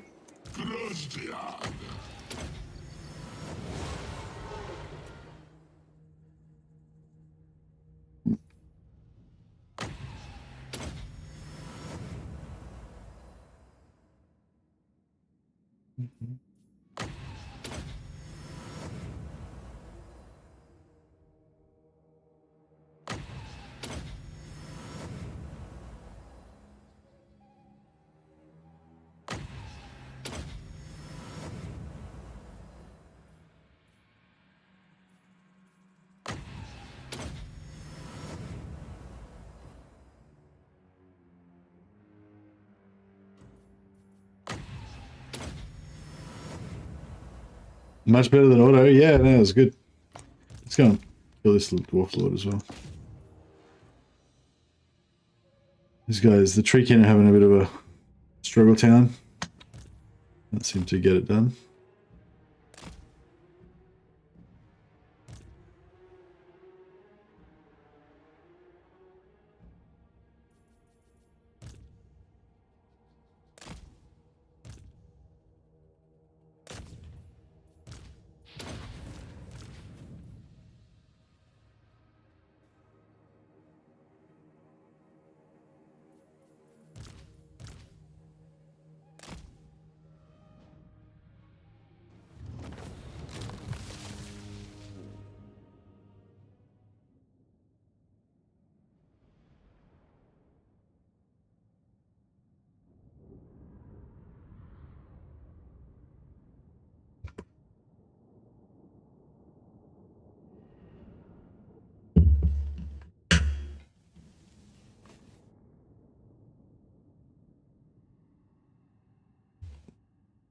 All right.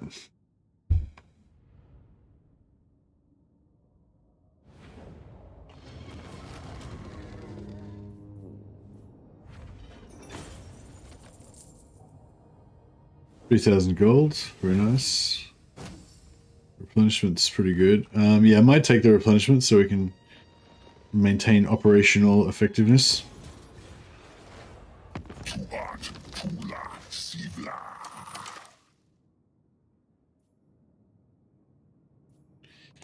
Yes.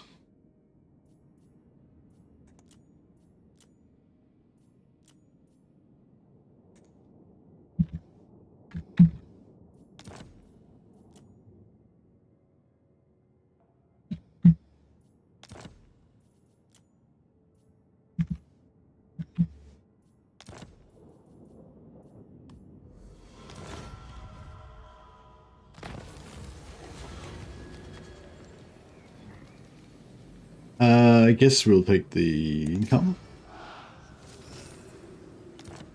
The Ancestral Throng got destroyed. It's another bunch of dwarfs, so we don't need to worry about fighting.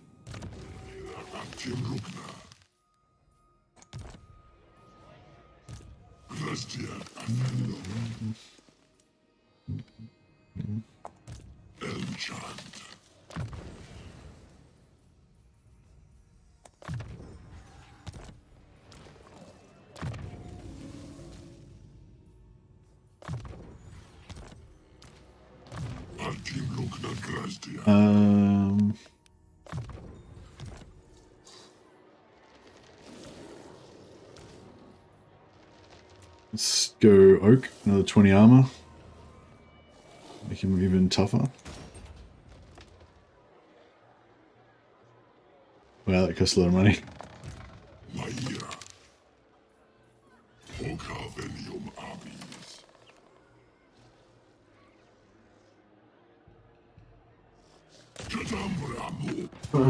What's this garrison look like? Which map is it?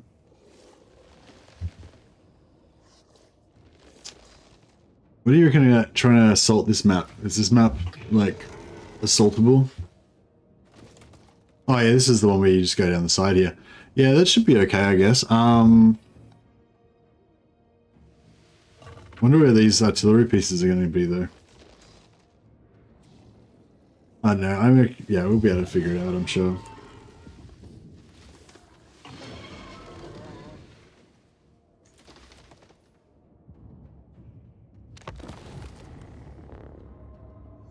Downside of Treekin is how annoying sieges are. Just like why? Just because they're hard to get through the door? Or you mean as opposed to archers?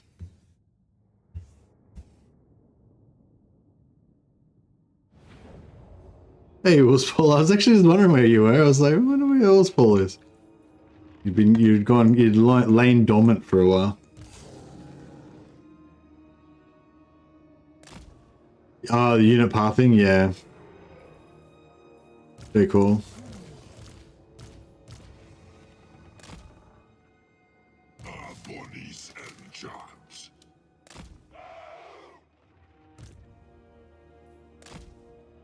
I like how they've got so many units with Vanguard.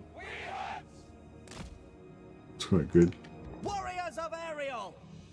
Heroes can just bum rush the capture point. I don't know. They've got a lot of there's like half a stack sitting here, plus there's like 18 garrison units or something like that. So yeah, I don't know. I don't think there'll be any capture point bum rushing. Oh, actually, maybe we can. I don't think I've got a horse. Nah, they're on foot, so it's not really gonna work, I don't think.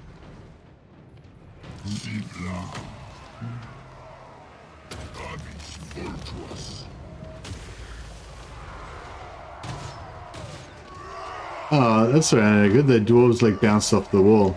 Should have done it down here, maybe.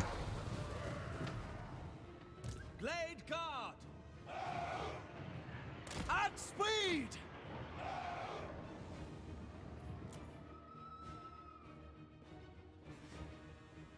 We could maybe just go for the center building there and hold it, but we'd eventually get damaged. I mean, yeah, they'd probably eventually wreck us.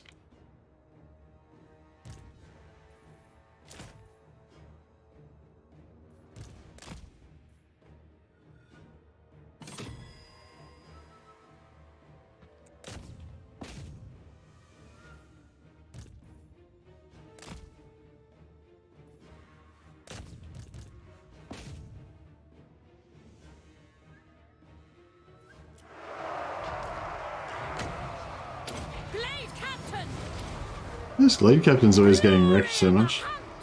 Just right in the middle of the enemies. I guess that's fine.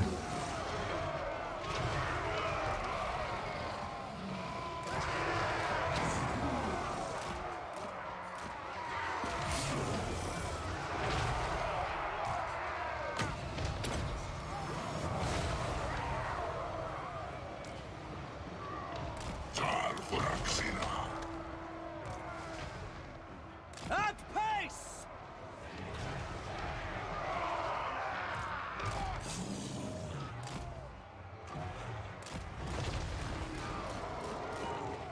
Glade Captain! For the King Band!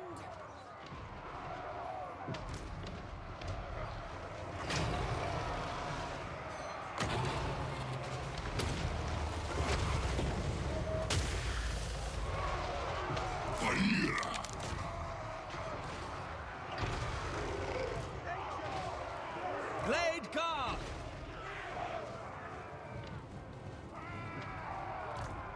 Defend Lauren!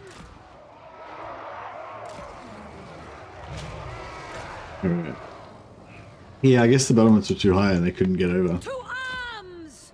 Makes sense. Hunting! Captain repositioning!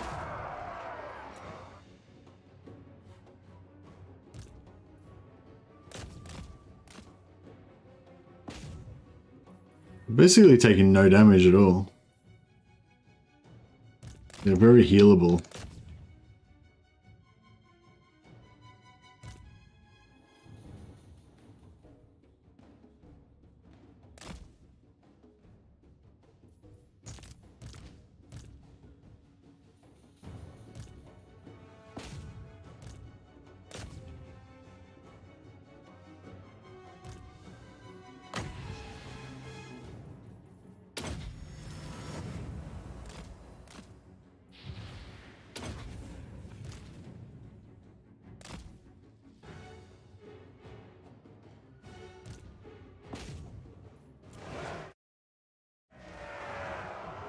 We shall murder them dwarfs, indeed.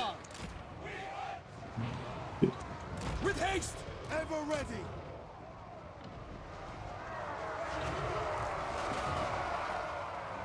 Oh, we got artillery coming in. Your command? Now!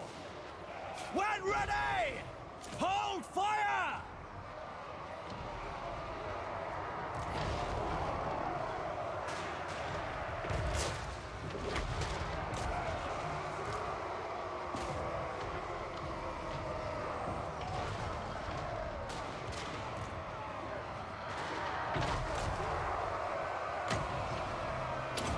Deepwood Guardian! Anathema! For Drakira! Missiles ready! Shoot!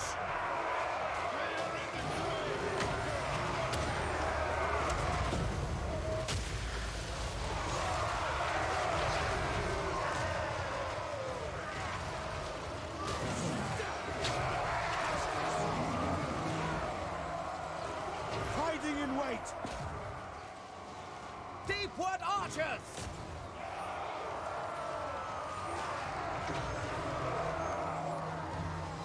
Oh, the artillery's here now.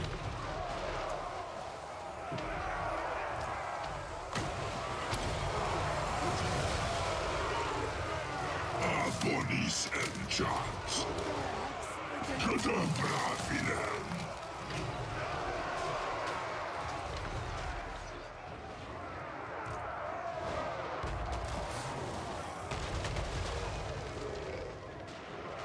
Children of Athel-Loren! Death to all! Awaiting orders! Hunt them! Yeah, Lord's, the Dwarf Lord's gonna be hard to kill, I guess.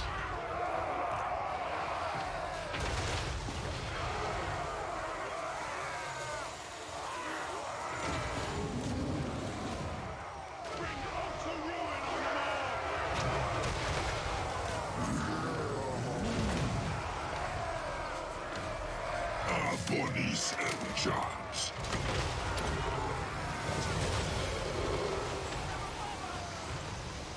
Yeah, they're really hardy. They're taking a little bit of damage, but very little.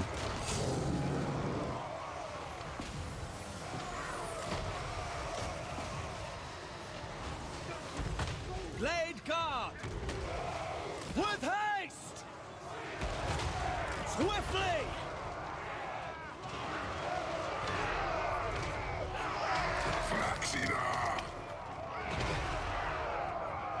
Some of them are failing to shoot. I mean, we could move around the corner here and then we would avoid the artillery.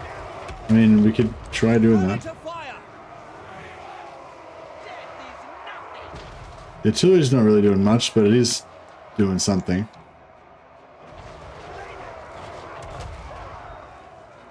Yeah, I guess we could try that. Let's just move around here.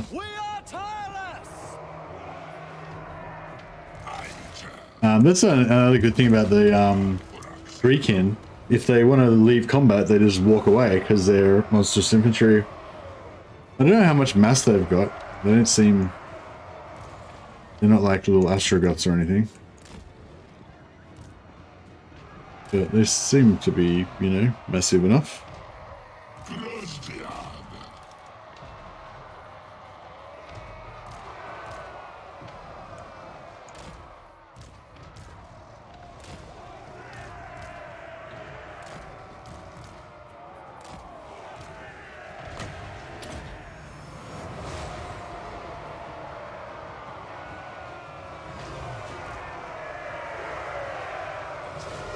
And they got their lord down.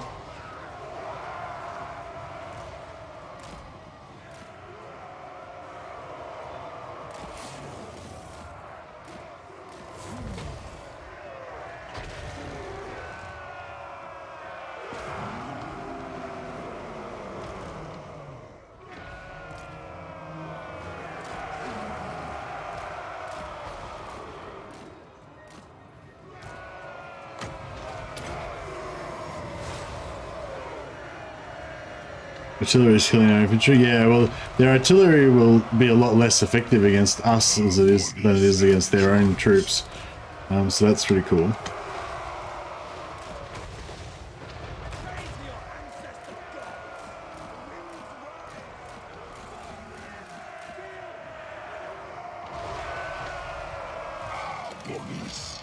Right, the Lord's nearly down. There we go, Lord's down.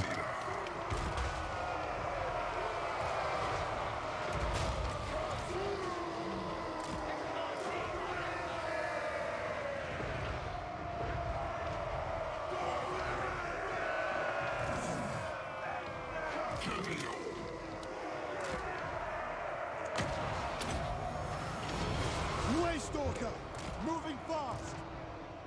Quickly!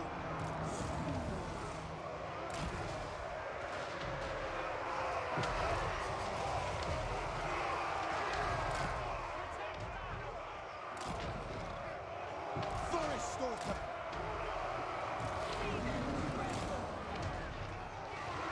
Alright, this is pretty good.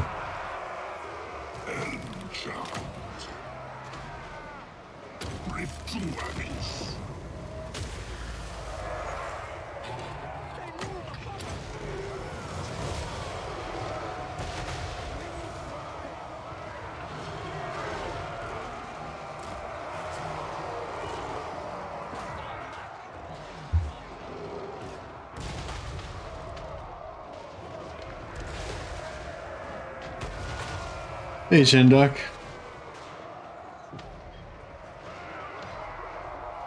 Waystalker ready! End them!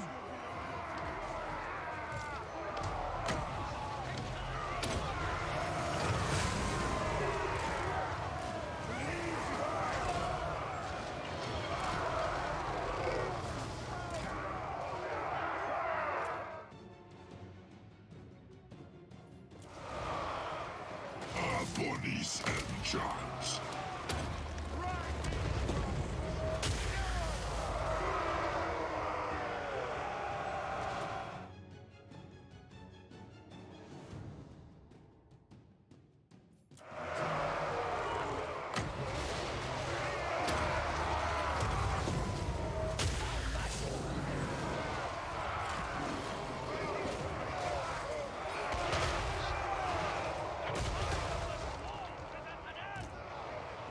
The time of the dwarves is at an end.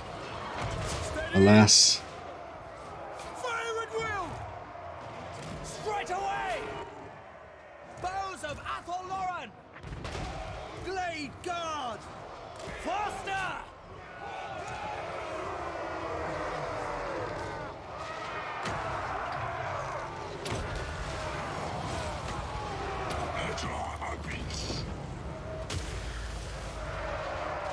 Right, getting somewhere.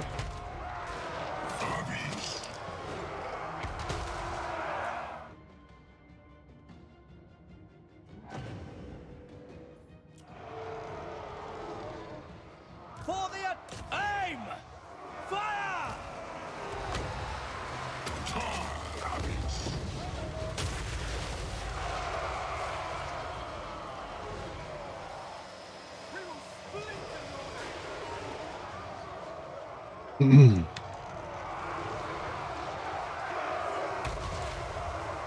Right, I might just try to push into them and see if we can do some more damage that way.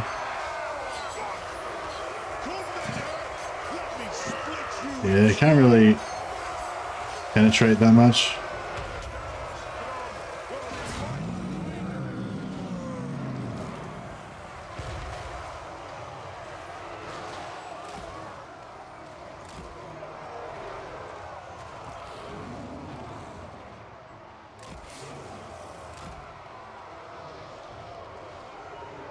Yeah, the artillery's come right up now because we pulled them around the corner, so that's really good.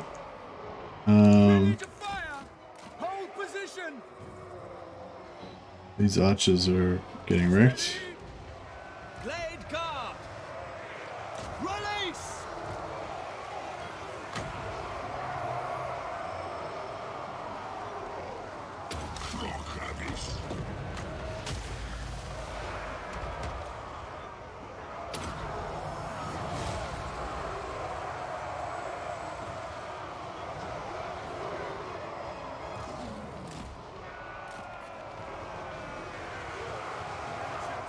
Alright, get this one around the corner and try and get into their back line.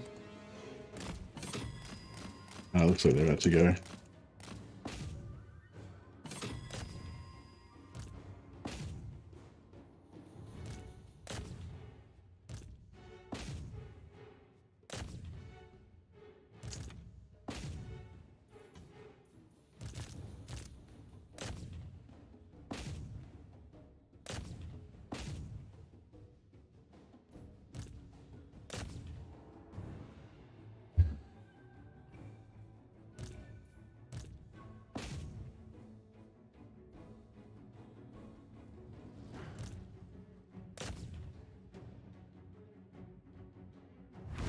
Alrighty then.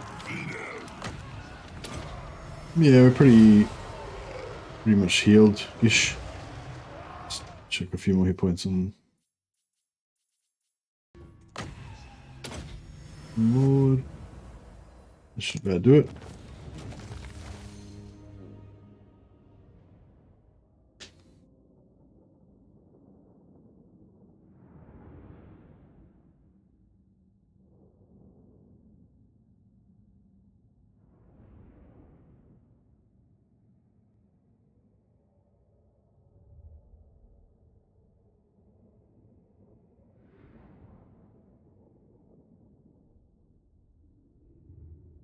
Victory.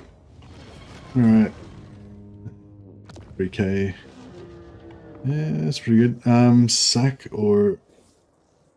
Yeah, oh, we actually have more for sacking it than we would for clearing it. That's pretty good. We'll sack it. And then maybe we should occupy it as well.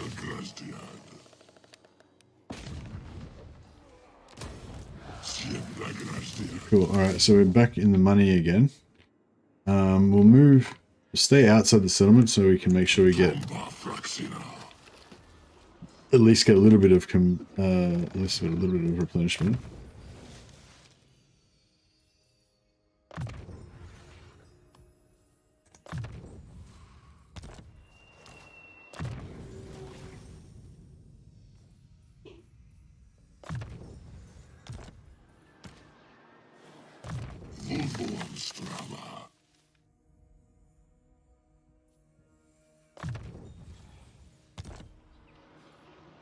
Right, good. We're not broke again. This is excellent.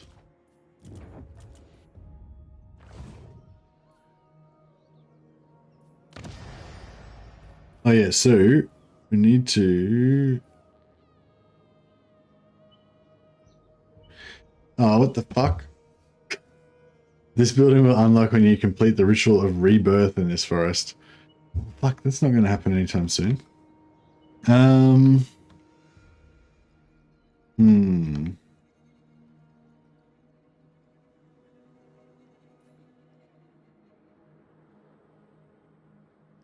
Two per turn.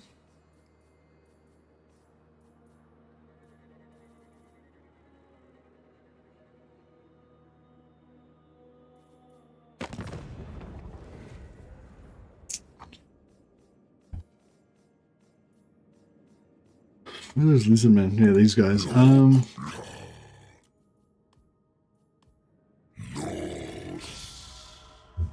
Okay. That should give us 3 per turn. It's a big troll. Who's that? Grog. Grog's a big troll.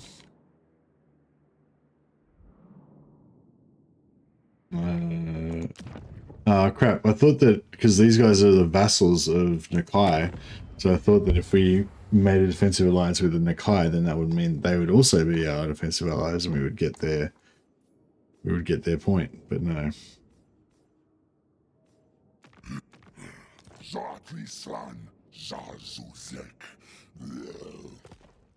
Hmm.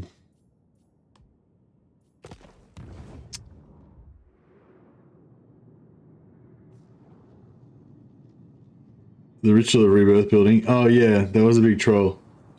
You guys tricked me. I thought I was gonna spawn over there, get my upkeep reduction, and it was all gonna be good, but no.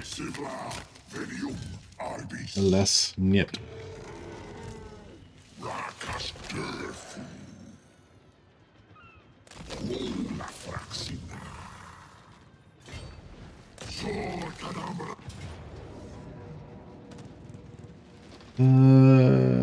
It's just gonna be... Should be low, right? Yeah, see, look at this high armor, it's pretty nice. These guys aren't taking much damage at all.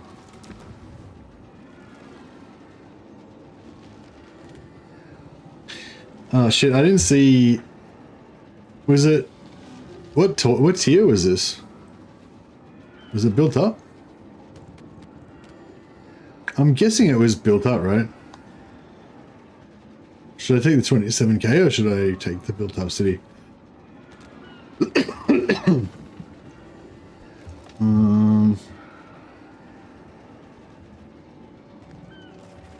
think we should probably take the built up city. If it's tier 2, I'm going to be really pissed off. Tier 3. Oh, it's tier 3 at least. 27k would definitely have been nice, but that's alright. Yeah, actually, the problem is now that we can't afford to build anything here. Really, so it's like, yeah.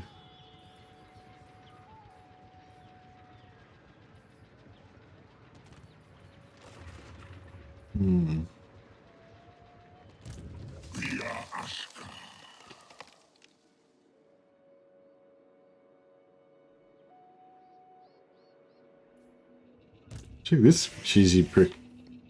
Have a crack.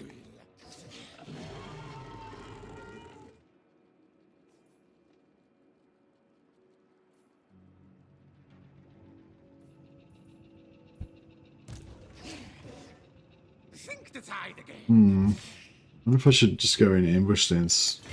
If I go... Yeah, if I go there... Oh shit, that's a lot of fires. We should be able to smash them.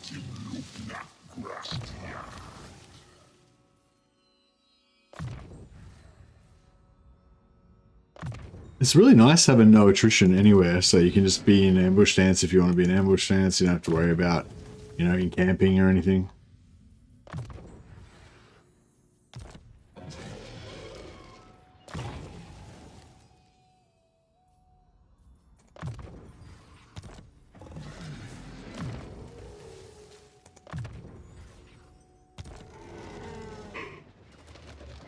Excuse me. Alright, cool. Hopefully one of these guys is going to eat this ambush. Can we get... Oh, no, we can't move. That's right.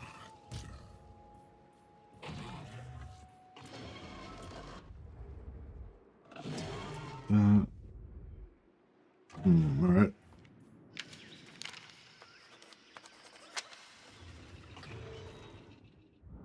So... What else is there?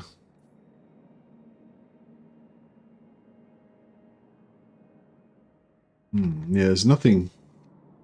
Can't really do anything to speed up the. Oh, we could fight this thing. That would give us like 10, right?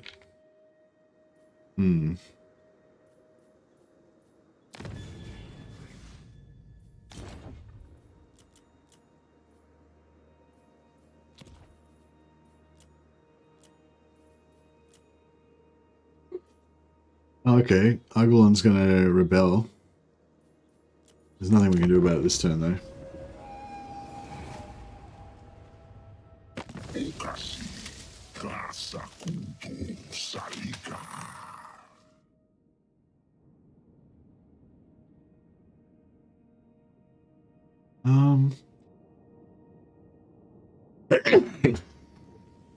Excuse me.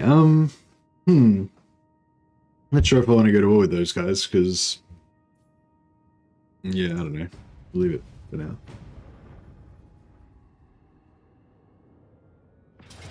Yeah, sorry, there's a bit of sneezing going on. Oh, good. Hopefully this guy occupies this and then we can kill him. Yeah, cool. Or if the, yeah, if Ghost attacks us and we get the ambush, that'd be good. If Ghost doesn't do anything... Okay. We got the ambush. Nice. Alright, let's execute Helm Ghost for his crimes against mortality.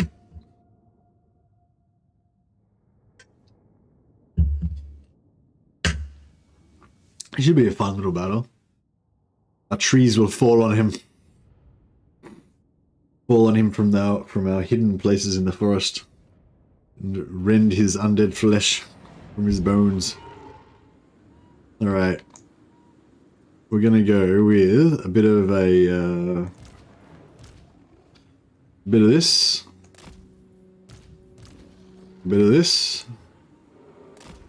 And for Ghost himself, we're gonna have a bit of a tag team of this guy, this guy, this guy, this guy, this guy, and these two guys, who are actually ladies. Oh, they're on eagles now. Yeah, so basically all these guys are just gonna beat the shit out of Ghost.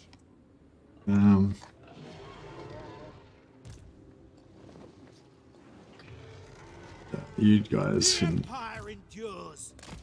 do some fire stuff. Alright, cool. So that can be 5.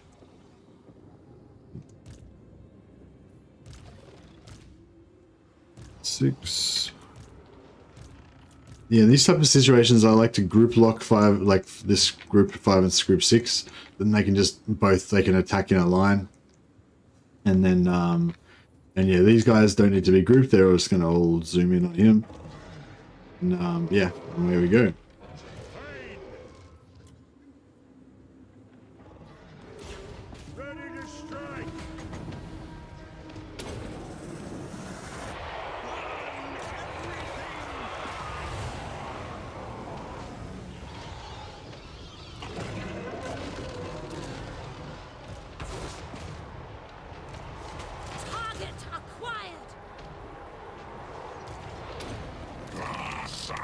Ghost is getting wrecked in there.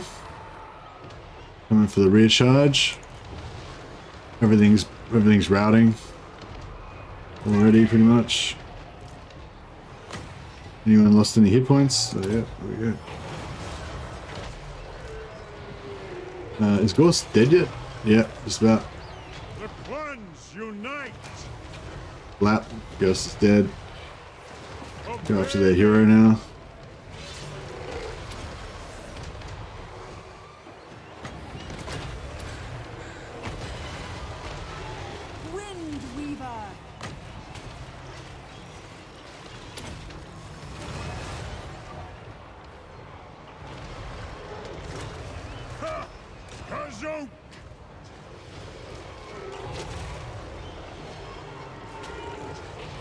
Let us bleed for the clan!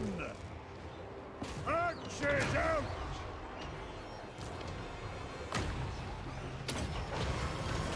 Hand of the forest! Setting off! No lingering! Dwarves, to me!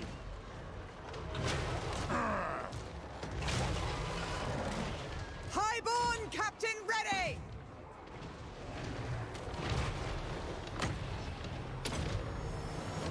DURTHU.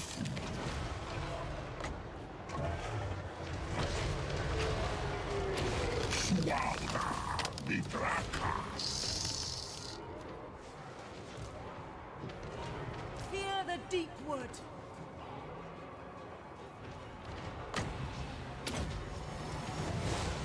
The Cryptaras, the monstrous infantry, are actually doing a bit of damage.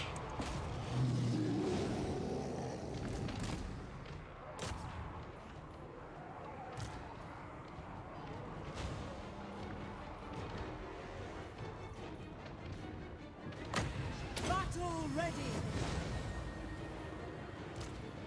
What battle? Smashed.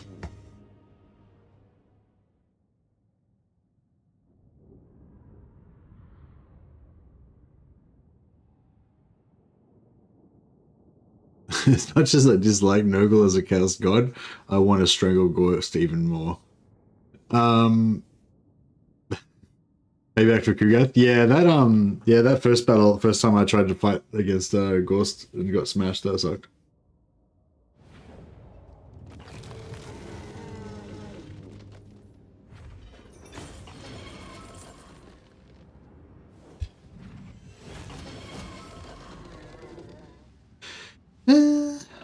Guess we could take the money. We don't really need the replenishment, but yeah, I'm pretty sure we're in friendly territory, but yeah. Half came back. Well, half came back halfway. They didn't come back fully.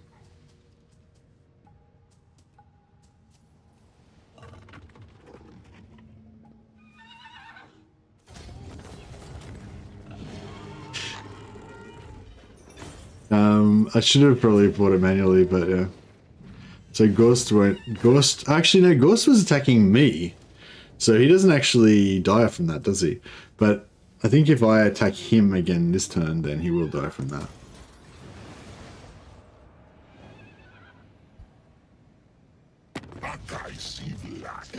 Now that they all came to me, then I should have enough movement to be able to take him out.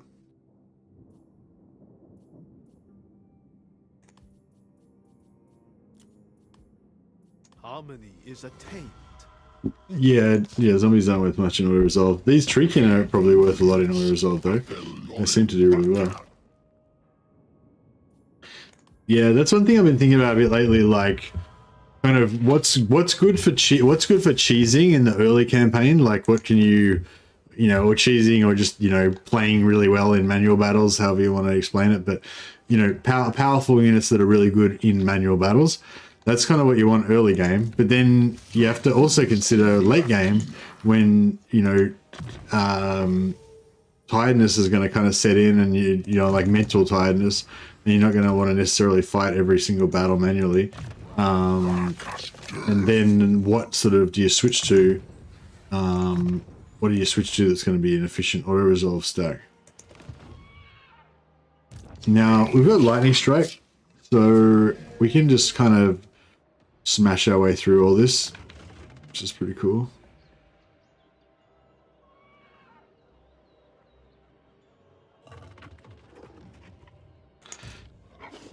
Let's just make sure we've got, let's go full Forest Spirits. So he's got Forest Spirit. Does he not? No, he doesn't. I took it off him.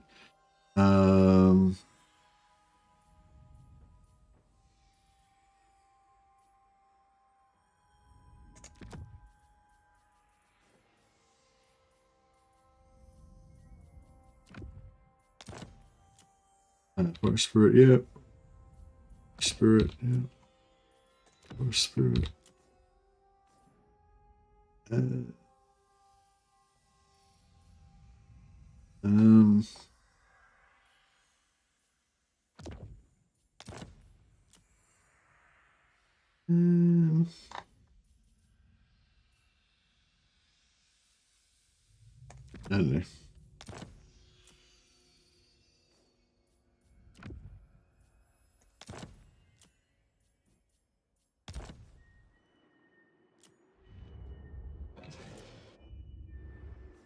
All these guys except for these.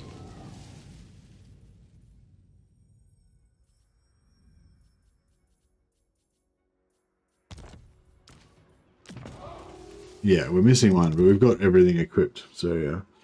Higher tier units tend to have a lot of auto resolve value stats anyway, so it's better to just think about what you can get out of manual battles. You reckon? So you're saying, like, it doesn't matter what you use for auto resolve. Everything's the same.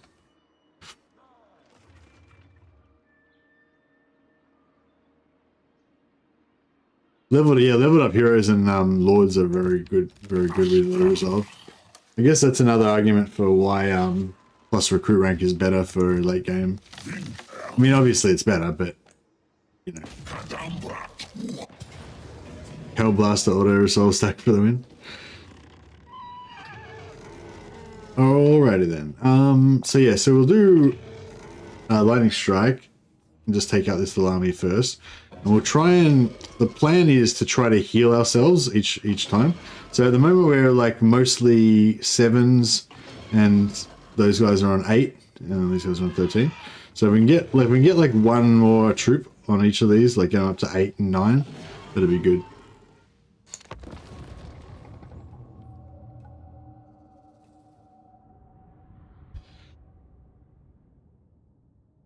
But yeah, I don't know. I feel like units with high health and heavy armor and stuff like these guys are really good for auto resolve.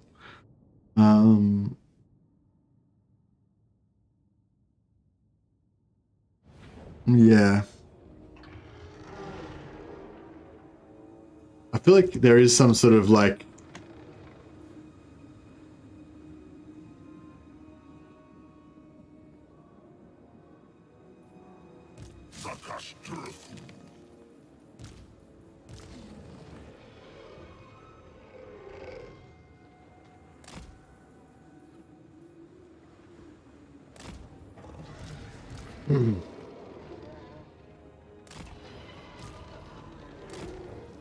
well, I guess we disagree then.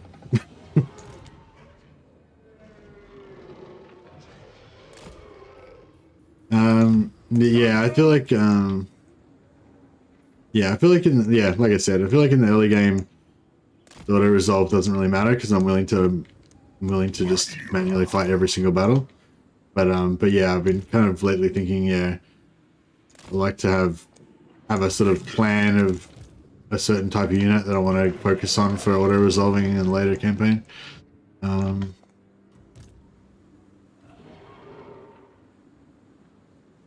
But yeah, I don't know. Maybe that's not a good idea. I don't know. That's my, you know, my recent philosophy that I've been working on anyway.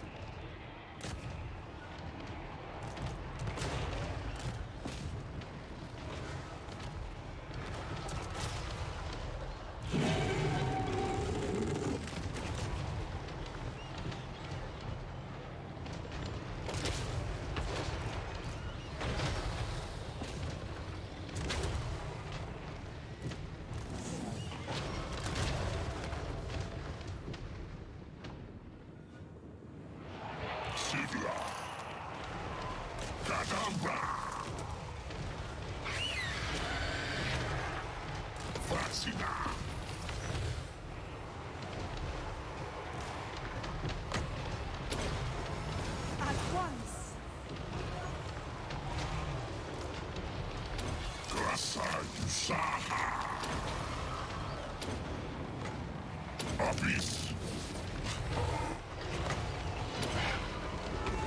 will. Did you just jinx? Jinx that? Fear the Duke. deep wood.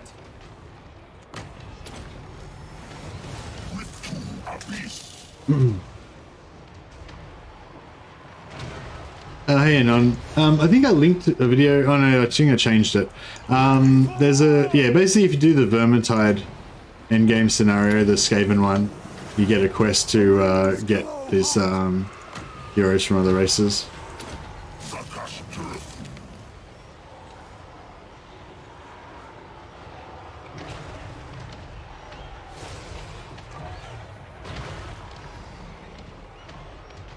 Doing all right.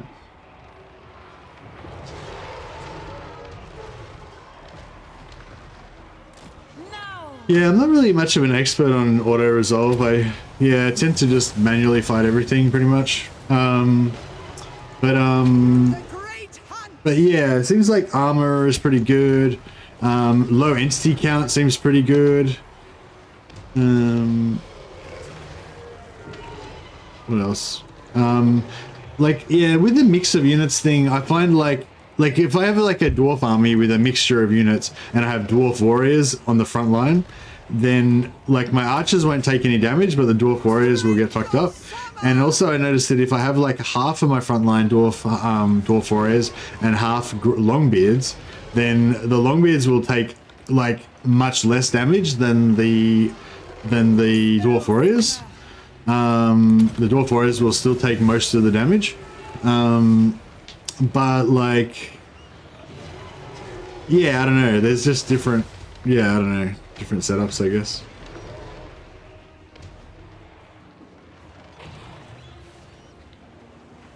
But yeah, I've noticed there is some sort of battle calculation and stuff because, like, if you have artillery, but you have like lots of infantry and stuff to defend your artillery, then your artillery will normally not get damaged.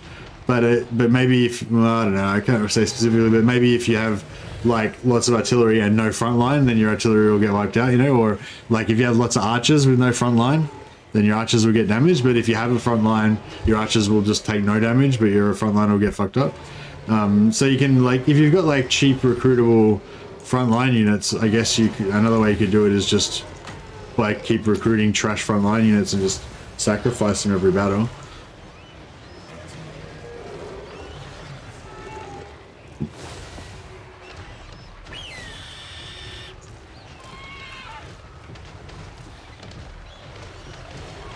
Hey Xavier, I thought I was talking to you before. Always, oh, we're talking in comments. We're chatting. Chatting in comments, maybe it was. Ready! We are Sigma's heirs! Burn everything! But yeah, so I guess it's like, it's not just about what's good in auto resolve, it's also about like what's replaceable and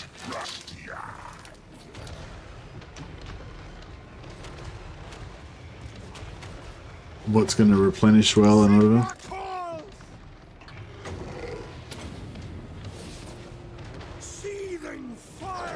But yeah, I don't know, maybe there is no difference in strategy between auto resolve and manual, but I kind of feel like there is, and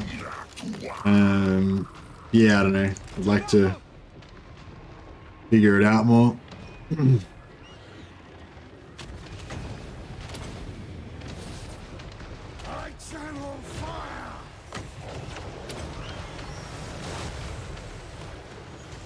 No, they're going down.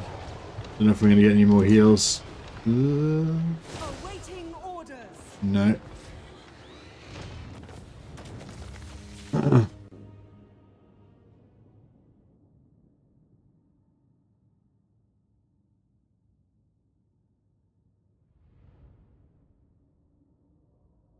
Yeah, that's another one too. Just recruiting one unit type and have the damage spread equally. That kind of works as well.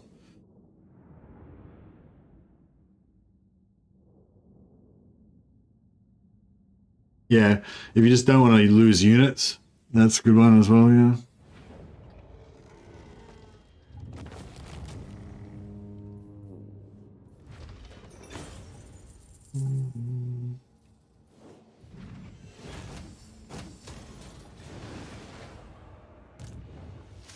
Ah, it wasn't enough.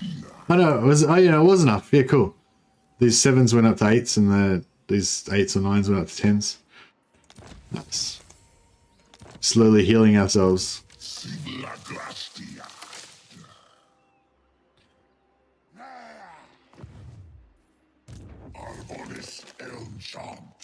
It's too far away to do anything. There 100% is a strategy. You're correct in my opinion.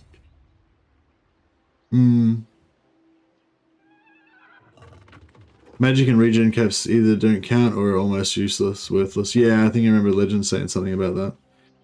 Magic items definitely do though.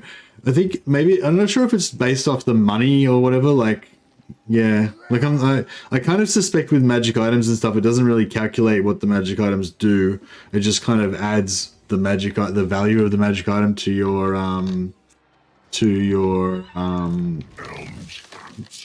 combat potential calculation or whatever. Like, yeah, maybe there's like a combat potential calculation, and then there's also a sort of battle simulation, and those two things kind of interact somehow. I don't know. But yeah, like adding banners and adding magic items definitely makes a big difference.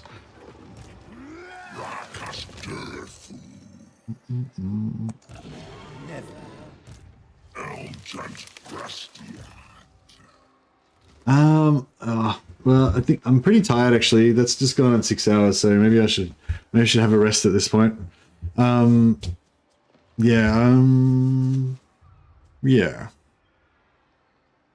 I don't know what to do now. I'm kind of reached the stage where I'm kind of pretty happy with this campaign. Like, I'm pretty happy to just plod along, killing stuff and fighting dwarfs and whatever, because I want to attack Draz.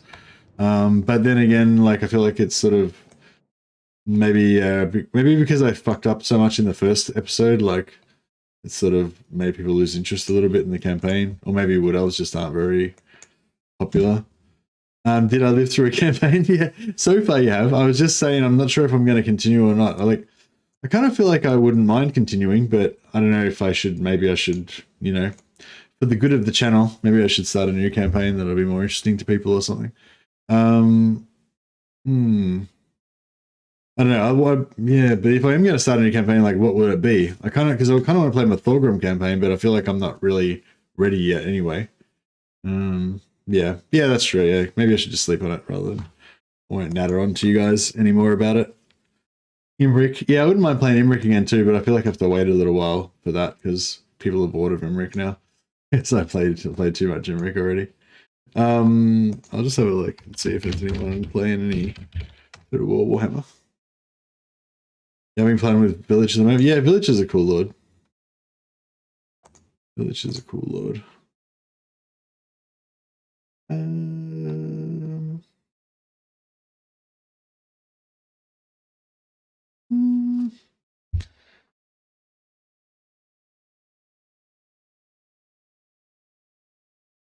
know. Segwo? What's Segwo? Buck. He's Buck again. Oh, what do these guys want now? Oh, nothing maybe? I don't know. He seems like a fun guy. I don't know. I'm not sure if I've heard of Segway before, but it looks like just a small streamer. Maybe he's just starting or something. I'm not too sure. But yeah, if you guys want to go and check out a new, different streamer, he's playing some Chaos Dwarfs. So yeah, we've had a bit of a rest from Chaos Dwarfs for a while. So I'll yeah, there's a link to another streamer playing some Chaos Dwarfs. You can go and check that out.